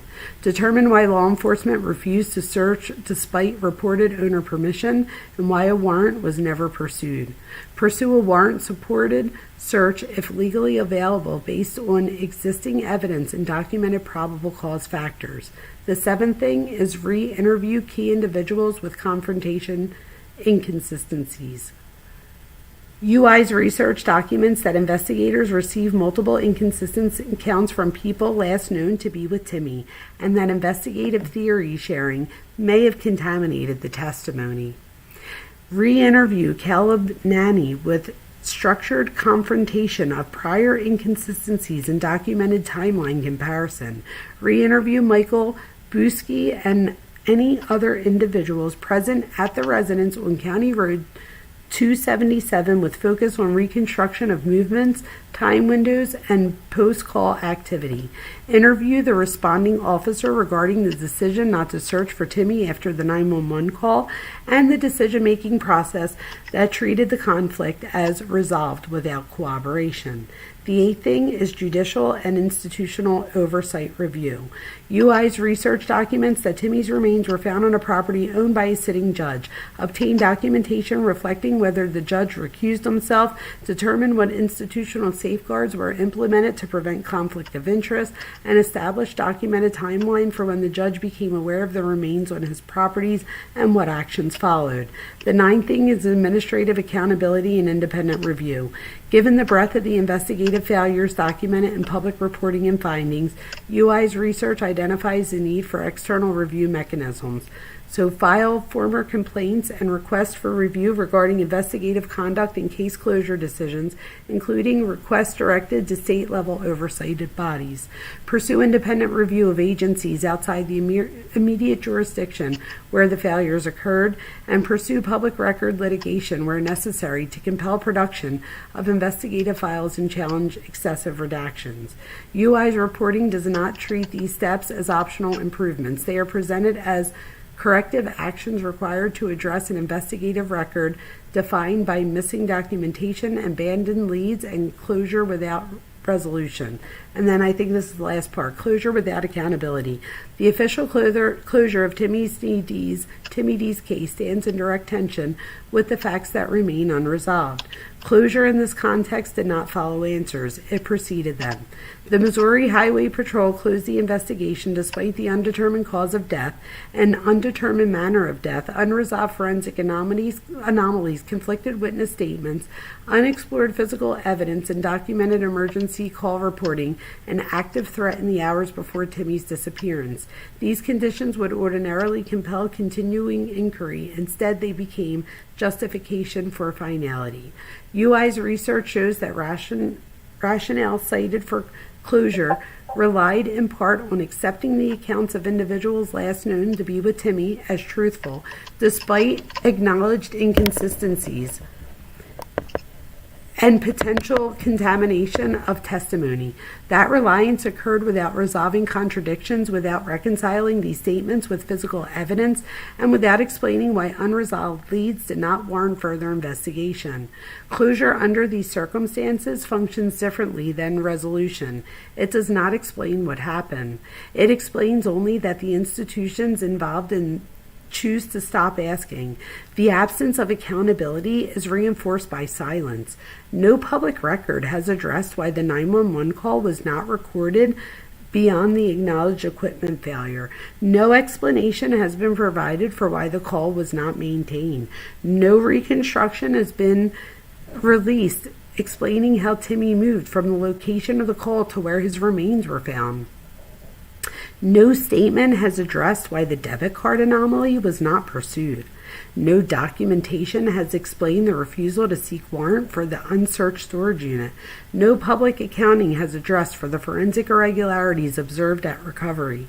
No transparency has been offered regarding judicial conflict safeguards. Each unanswered question represents a decision point where action was possible but not taken. UI's findings do not suggest that closure brought certainty. They demonstrate that closure froze uncertainty in place. It locked unanswered questions to the record without resolving them and shifted the burden of truth-seeking to a grieving family and to the public. For Barbara Hall, closure did not mark the end of her son's case. It marked the point at which institutions responsible for investigating his death withdrew. Her continued advocacy exists because closure did not come with explanation, documentation, or accountability. For the public, closure without accountability carries broader consequences. It signals that emergency calls can go unrecorded without remedy, that investigations can end without resolution, and that institutional silence can be substituted for transparency. Over time, that signal erodes trust, not only in individual cases, but in the systems designed to protect people when they're most vulnerable. Timmy D's called 911 because he believed his life was in danger. Hours later, he was gone. Months later, his remains were found. Years later, his case was closed. What remains open is not just the question of how Timmy died. It is the question of whether a system that closes cases under these conditions can credibly claim to have investigated them at all. Wow. What a powerful, wow. That was crazy, you guys. That's it. That's the whole thing. Wow. What'd you think, Cuffy? I'm very impressed with all the people that have hung in with us right now. I posted all of the sources that are cited right there at the very bottom of that article. I posted them under the Timmy D's channel just now. There is a petition Oh, you can go sign So, yeah, and I put them there. I was going to post some, give some memberships for everybody that hung in here. I so appreciate. I mean, this case, they're all special, but this one because Barb is such a sweet and beautiful and she's such person. a big part of our show, right? Yeah, and so it's just like really, really close to my heart. I read that article all the way through one time, but I had to stop so many times because I started crying. I was just like so frustrated all the way through one time. Oh yeah. Thank you. I feel bad like being, oh my gosh, Jeremy Lynn has become a member here. We're going to go through our 5. So Jeremy Lynn, you're the first one. I'm sorry. I mean to disrupt everything by doing that, but we I have really to end it on a good note. And you just encouraged me to go over and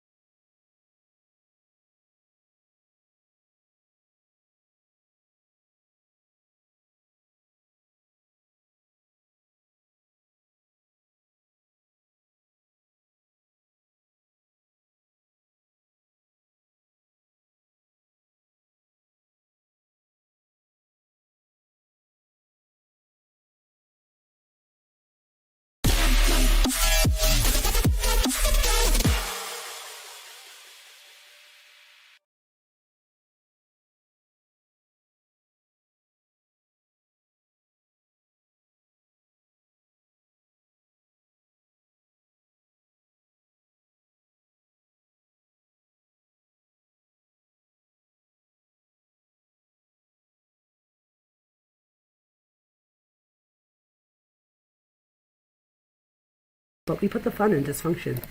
Oh my God, you guys, were you not able to hear me in that last few minutes? I don't know, so I was asking y'all see and hear us. They said no. Okay, now I can. It just happened. It just happened. Hopefully that was only for like a few seconds. I do apologize, you guys. I'm like talking and so here we have, it was only for like a few seconds. I think I know what I did by accident. But now we have Shaza Banda. Wait, how do you say this? Shaza Banda. Oh, wow. Shaza Banda 16 has become a member. Thank you to Cuff You. All right, I think you guys could see me now though. My bad. Yeah, we can. All right, let's see. We should have one more, I think. Let's see, and then we're gonna do this. Yeah, I think.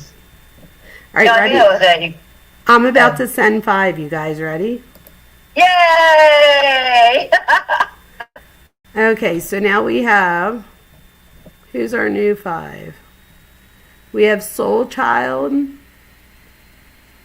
January Millie, Leslie Keeping It Real, Quinniz Sodalamini. That's not really it. It's Quinniz. Wait, what is it? Quinniz. I don't know. Sodalamini 260, Emerald Jane 1. Do y'all go live every couple weeks? We go live every night. We go live all the time. Right? You guys just made a third of the people in chat members. Actually, we have more than you might think. I'm streaming on a few different platforms, so we actually have like 40 people streaming total from all of them. So thank you all of you that have stuck around for the... You know what I think I'm going to do? I think I'm going to, since I was able to read that whole thing, I might go back and screen record that last part and then make like a video. Just because a lot of people want to read January Millie. People like to read it, but they don't, like, some people aren't readers, you know what I mean? But, like, if they were driving, they want to hear the story, but they want someone else to read it to them. So maybe I'll make it a video on its own. And I would love if I had, like, pictures of Timmy and stuff to put in the background while I read it. Maybe Barbara can hook me up with some. There are some up above that she sent me. But maybe we could get exclusive other pictures, like I'm not saying that. I'm just saying she DM'd me some that I never dropped in here, so I can do that too. But I mean, you can see a few of them at the top there. But anyway, all the links that were in that article that she just read, you guys, I dropped them under that channel, and there's a picture of Barbara at Timmy's gravesite on one of them, so that one's really moving. And then down at the bottom I added, and this is Missouri mother says she will never stop fighting for justice. And then there's a petition. I dropped that too. Where is it? Oh yeah, the petition. Yeah, so you guys, I mean, it's in a while people have signed it, but let's get it moving again. It's active. Yes, let's get it moving again. Oh, is this Barbara right here? Oh, you guys, this is Barbara Hall, or Barbara. Yeah. Oh, I love Barbara. She's a tiny little thing. She is very tiny. She's a tiny little thing. Yeah, she's precious. But yeah, and Casey, like I said, reach out to her and let her know we did this, because she can watch the live. And I'm not Dr. Vona, but I appreciate you guys hanging out with us through all that, because we love you guys so much. And I mean, we don't always have to have 500 people in a stream to connect. So I really think it's great that we can hang out like this. I do too. And Casey, that was funny. Casey said, Lane, she doesn't really schedule it ahead of time. Usually, I mean, more than a couple hours. But if she's not live tomorrow, she'll be live the next night. That is so funny. Thank you so much, Carlos. Carlos, I love when guys sub up. I think that is so cool. I think people me too. You know what I mean? And we do have a lot of guys on our channel, which is amazing. I think that's great. So thank you, Carlos. Yeah, YouTube Bad Actors is a guy. That's so funny. And so was Truth apparently years ago or something. I don't know, that was a whole different Right. But anyway, so Casey, Casey's right. So Lane, let me just say, I go live a lot. I just was away for the past week, but I'm back now, and I go live. Mondays and Wednesdays, I work from 7 a.m. to 9 p.m., like throughout the whole thing. So, but I usually still go live, don't I? Even after when I come home. So Pretty much, yeah. I literally go live. The only night I usually don't go live is Saturday night, because I try to be a good wife and pay attention to my husband once a week. I thought about it, and I'm like, I hang out with you guys more than I do my husband, but that's okay. I think that's normal after 100 years of marriage. And we just spent the past 7 days together, and we were like, we had so much fun. We didn't argue. There was nothing. It was great. So, y'all needed that. Yeah, we had a good time, so that's good. We definitely hang out, so we're cool. But and there's only so much, like, what are we going to do? Sit there and watch TV? I'd rather be, like, doing something. And we just got another sub. We did? Yeah, Carlos. Oh, yeah, I thanked Carlos already. That's what I said. It was, Oh, I'm sorry. I think my thing is lagging for some reason. No, it's not lagging. I'm going to shut up right now, No, it's not lagging. Let me tell you what it is. Because right now, I'm the one that's live, right? So it's the show, like, that I'm producing, so when I talk, it takes like 20 or 30 seconds for the rest of the population to hear what I say. So because you're on my cell phone, you're live with me, but your TV or whatever you're watching it on is still with the other people. So you're getting both. You're getting the live and the demo. But it's not you're not lagging. If we weren't on the phone, you would be hearing it with the rest of the people in 20 seconds. Okay. So you're just like, you're time hopping back to the future, because you know it's going to happen 20 seconds before everybody else. I'm so confused, but I love you. Is that really confusing? There's like a 20-second delay. No, I'm kidding. I'm messing with you. I was going to say, you're like one of the smartest peeps ever. But if y'all could read our text, sometimes you would be like, what in the hell are they talking about? We have a language. Definitely. No, but you guys, let me thank everybody for coming. We've been on for like a million hours. It's been almost 5 hours. 4 hours. That's what it says on the thing. It says 4 hours and 48 minutes. Oh, wow. Well, that's why. Okay. 4 hours, 47 minutes, and 32 seconds to be exact. Wow. That was a long live, you guys. But thank you all for sticking it out. I can't believe it. Wait till I tell Barbara that literally, like, everybody stuck this out. Yeah, we did. So I guess people are trying to see when I go live. So this is what I would say. It's usually not before 9, okay? And it's usually not after 10:30. So I start my live, I would say approximately like 9:30ish. But again, usually not before 9 and usually not after 10:30. Not meaning that I don't go after that. I just mean starting time. But there are some anomalies, like the one day I went on earlier. Sometimes I'll go on later. Like once I went on at like 11:30 at night, but another time I went on at 5. But I would say the average and the time that you'll find me most often is between 9 and 10:30. Like if you tuned in around that time, you might see us then. But if you just put on your notifications, you should get a notification that I'm on. Or I have one better yet, where you could join Discord. Cuff, you just put the Discord link in there, and I always, whenever I post my live, like on YouTube, my next one is Discord. And then as soon as Cuff You sees it, she makes sure she posts it everywhere too. So if you're on our Discord, you would definitely be notified that I'm going live. So, Dr. Vona, thank you so much for getting on Discord, because it means a lot to a lot of us. So I really appreciate it. No, I do. I love Discord. I'm getting more and more used to it. Yeah. Casey has to be up in 3 hours and 36 minutes. Casey, you are a trooper. Go to sleep. I did not know it was 2:25. You're 3:25. Oh my God. Wait, Lucy says my notifications still do not work for any live from any channel I sub to. So Sometimes Lucy, they don't. No, this is what you have to do though. If you go into, like, if you go to the person's channel, one thing, if you unsub and then resub and hit notifications again, that's one thing that'll sometimes help. You know, oh, Casey said you go on earlier when you're with Drunk Turkey. So when I'm with Drunk Turkey, I go on at 9:30 actually, because it's his 8:30. So I'm also Eastern, so I should say that too.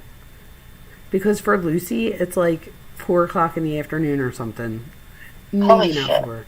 No, right now for Lucy, let me guess. It's probably like 7 or 8 at night for you now, isn't it, Lucy? Maybe 6, 7? I don't know. Birdie says 3. Yeah. Birdie, where are you coming from? It's 3:25 for Birdie. 2:25 for Casey. 2:25 for me. It's 3:26 for me. 6:30 for Lucy. 6:30 for Lucy. Lucy, I was so close. I said it might be around 6, 7, right? Yeah, you were. I am good. I have a great memory. I was so close. That was good. Birdie's in Queens. Yes. Yes. Yes. I love me some Biggie. I love Queens. All right. You guys, I am going to hang up because it's 3:30 in the morning. Thanks for having me. I had fun talking to you guys in the chat. Thank you. And this is the thing, you guys. Would anybody in chat, like, I like having, 12:25 YouTube? I'm so jealous. Gotta be on California West Coast. There goes a finger for you because you get 3 more hours of sleep than me. No, I'm just joking. I love you. I'm kidding. Wendy says it's 7:30 a.m. in the UK. Wow. Wendy, are you just waking up or have you been on for a while? That's what I was going to ask. My notifications, how do I fix it? So try to go to, Lucy, try to go to the channel, either hit subscribe, like unsubscribe and then resubscribe, or there's like the bell or whatever. Click on the bell and it'll say you might have it on certain notifications. So like for example, let's say you found me during Mackenzie Shrilla and you'd subscribe then, it might have you set up for notifications only for when I go on and do Mackenzie Shrilla. So you have to go on and you have to make sure just on my page, so not all of your notifications, you go to the certain channel that you want and go to the notifications and hit all, so that it won't just do the case that you subbed from hearing me, that it'll do all of them. And hopefully that'll help. I love hearing where it is different places too in the different times. I can't believe it. You've been on most of the night. Wow, Wendy, do you have like to wake up now? Wendy's like, I gotta go to work now. Thanks, guys. And I'm bitching over here that it's 3:30. It's 7:30 there. Wait, is it 7:30? Yeah, a.m. It's 7:30 a.m. in the UK. I can't believe there's people in the UK that watch this. I can't either. This is amazing. Thanks you guys. Thank you. All right, you guys, we're going to end it now, but what's tomorrow? Friday? Mm-hmm. I'm on tomorrow. Maybe I'll do a Nancy Guthrie update. Yeah, you want to ask real quick what everybody thinks about tomorrow? Maybe ask them, say, what do y'all want to look at? No, I'm just kidding. Okay. Of course. I was just joking. Of no, course. I was just curious. I'm literally sometimes... joking. I'm joking. I'm sorry. It's not my channel. I'm sorry. Yes, breakfast, then work. Oh my God, Wendy. Wow. Oh my God, I feel privileged, but I feel bad. Like, I feel so blessed that you would be on here, but I feel bad that you have to go to work. Hopefully you're not like operating on anybody today or something like that. Oh my God. No, seriously. I think about it. I know. Casey that. said that her husband will get nervous when she doesn't sleep because she has to drive the kid the next day. I'm like, Casey. So Casey. Yeah, that's what I thought you too. That's why I said that, because there's really no updates on Nancy at all. There isn't? No.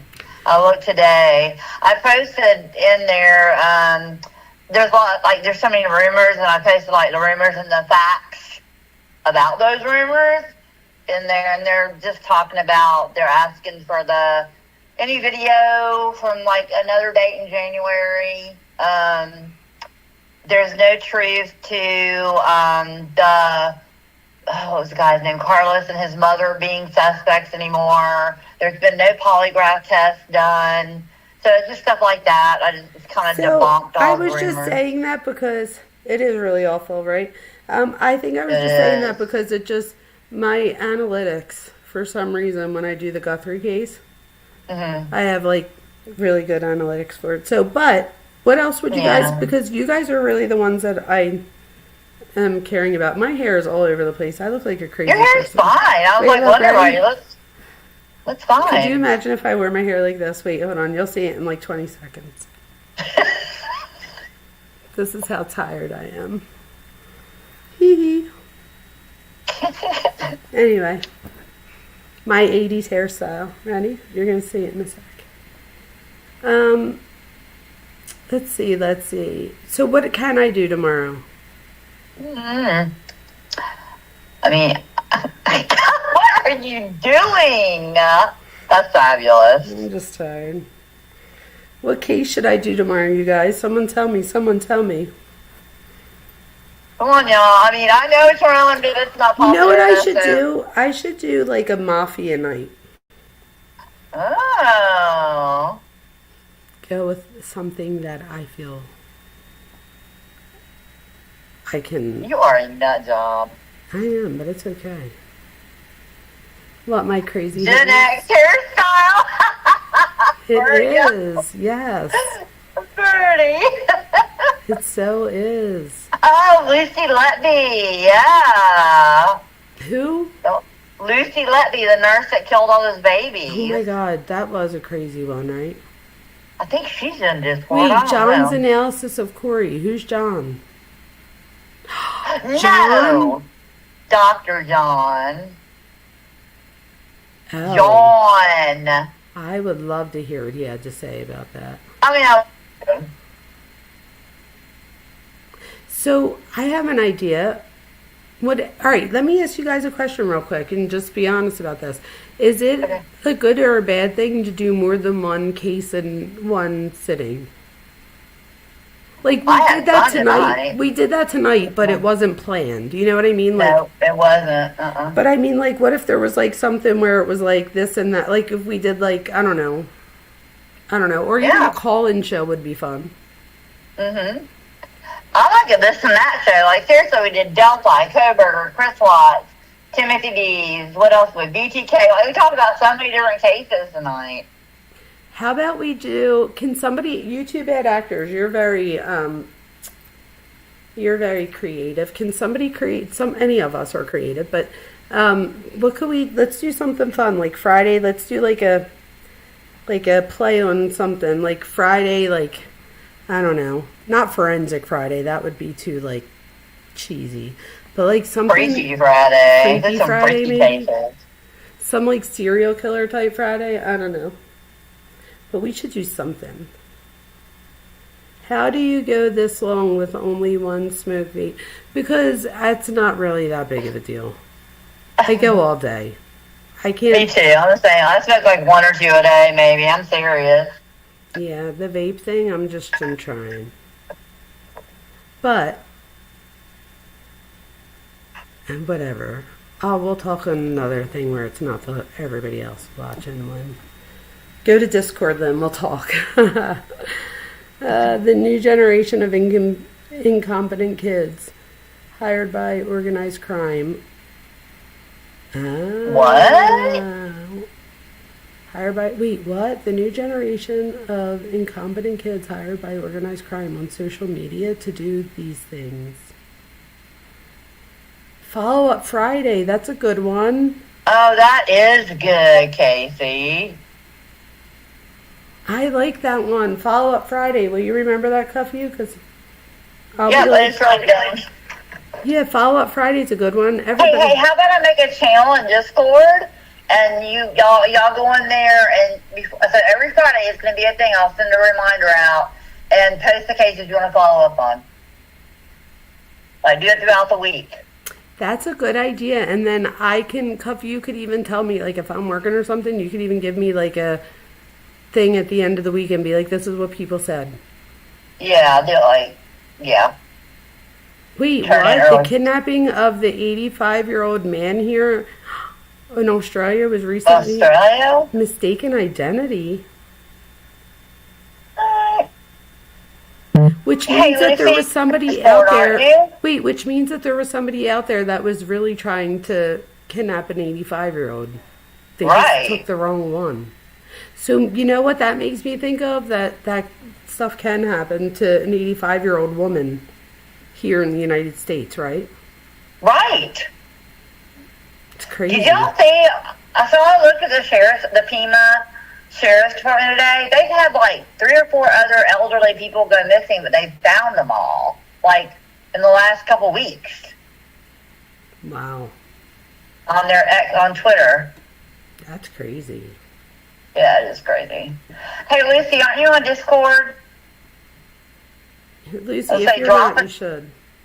Well, I think she is. Drop it in the staging area and we'll look at it. Wait, that's the incompetence I refer to. His neighbor was the grandfather of... Who, Lucy? This person? I know. We're like wanting to know now. Who was the organized crime figure? How many SUL perverts are out to get old ladies? I thought it was safe by my age. You're not an old lady, you two bad actors, are you? You said I'm sorry. No, go ahead. She just said she thought she was safe by that age, but she's comparing to an 85-year-old elderly woman, so... Yeah, Lucy just said it and just that case.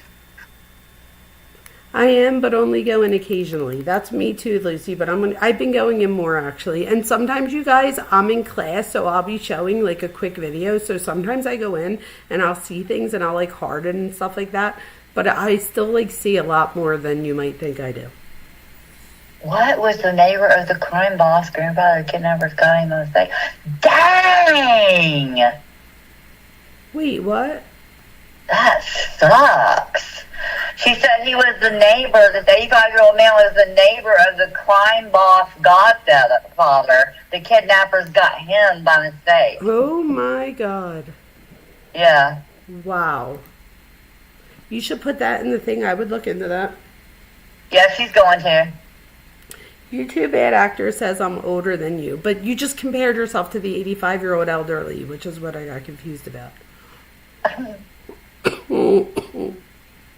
Yeah, that's interesting, Lucy. Okay. Poor guy. God. Zach. What's up, Zach? Oh, hey, Zach. I know. People are just stopping in. I love this. I have to Have change. you been lurking, or did you just drop in, Zach? Well, who cares? Either way, I like it. No, yeah. I just noticed because some people, like, have told me in Discord tortured him sometimes too? they're on. Oh, God. What? Who would do that? God, that's crazy. All right, so for real, we've been on now for 5 hours and 2 minutes. I know. We just keep going. I love you guys. I will definitely see you tomorrow, I promise.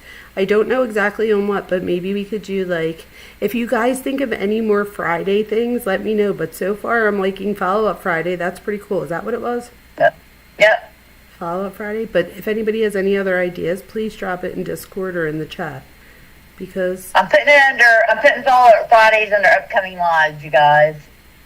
Awesome. All right, you guys. Oh, Zach the Psychic. Is that who this is?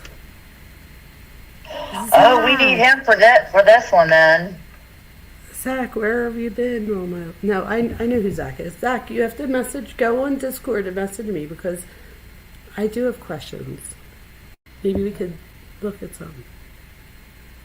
All right, channel's there, you guys. Good night, everybody. Thank you so much to my mom and to all of you. Thank you to all of you who came in tonight. Thank you for donating memberships tonight. That was so very kind of you. And hopefully you're one of the 10 new members that are here tonight. And if not, no big deal. You're still always welcome. Keep on coming in. I love you guys. Please hit like and subscribe. That's all I ask. Like and subscribe would make my heart happy, and it's free. Good night, everyone.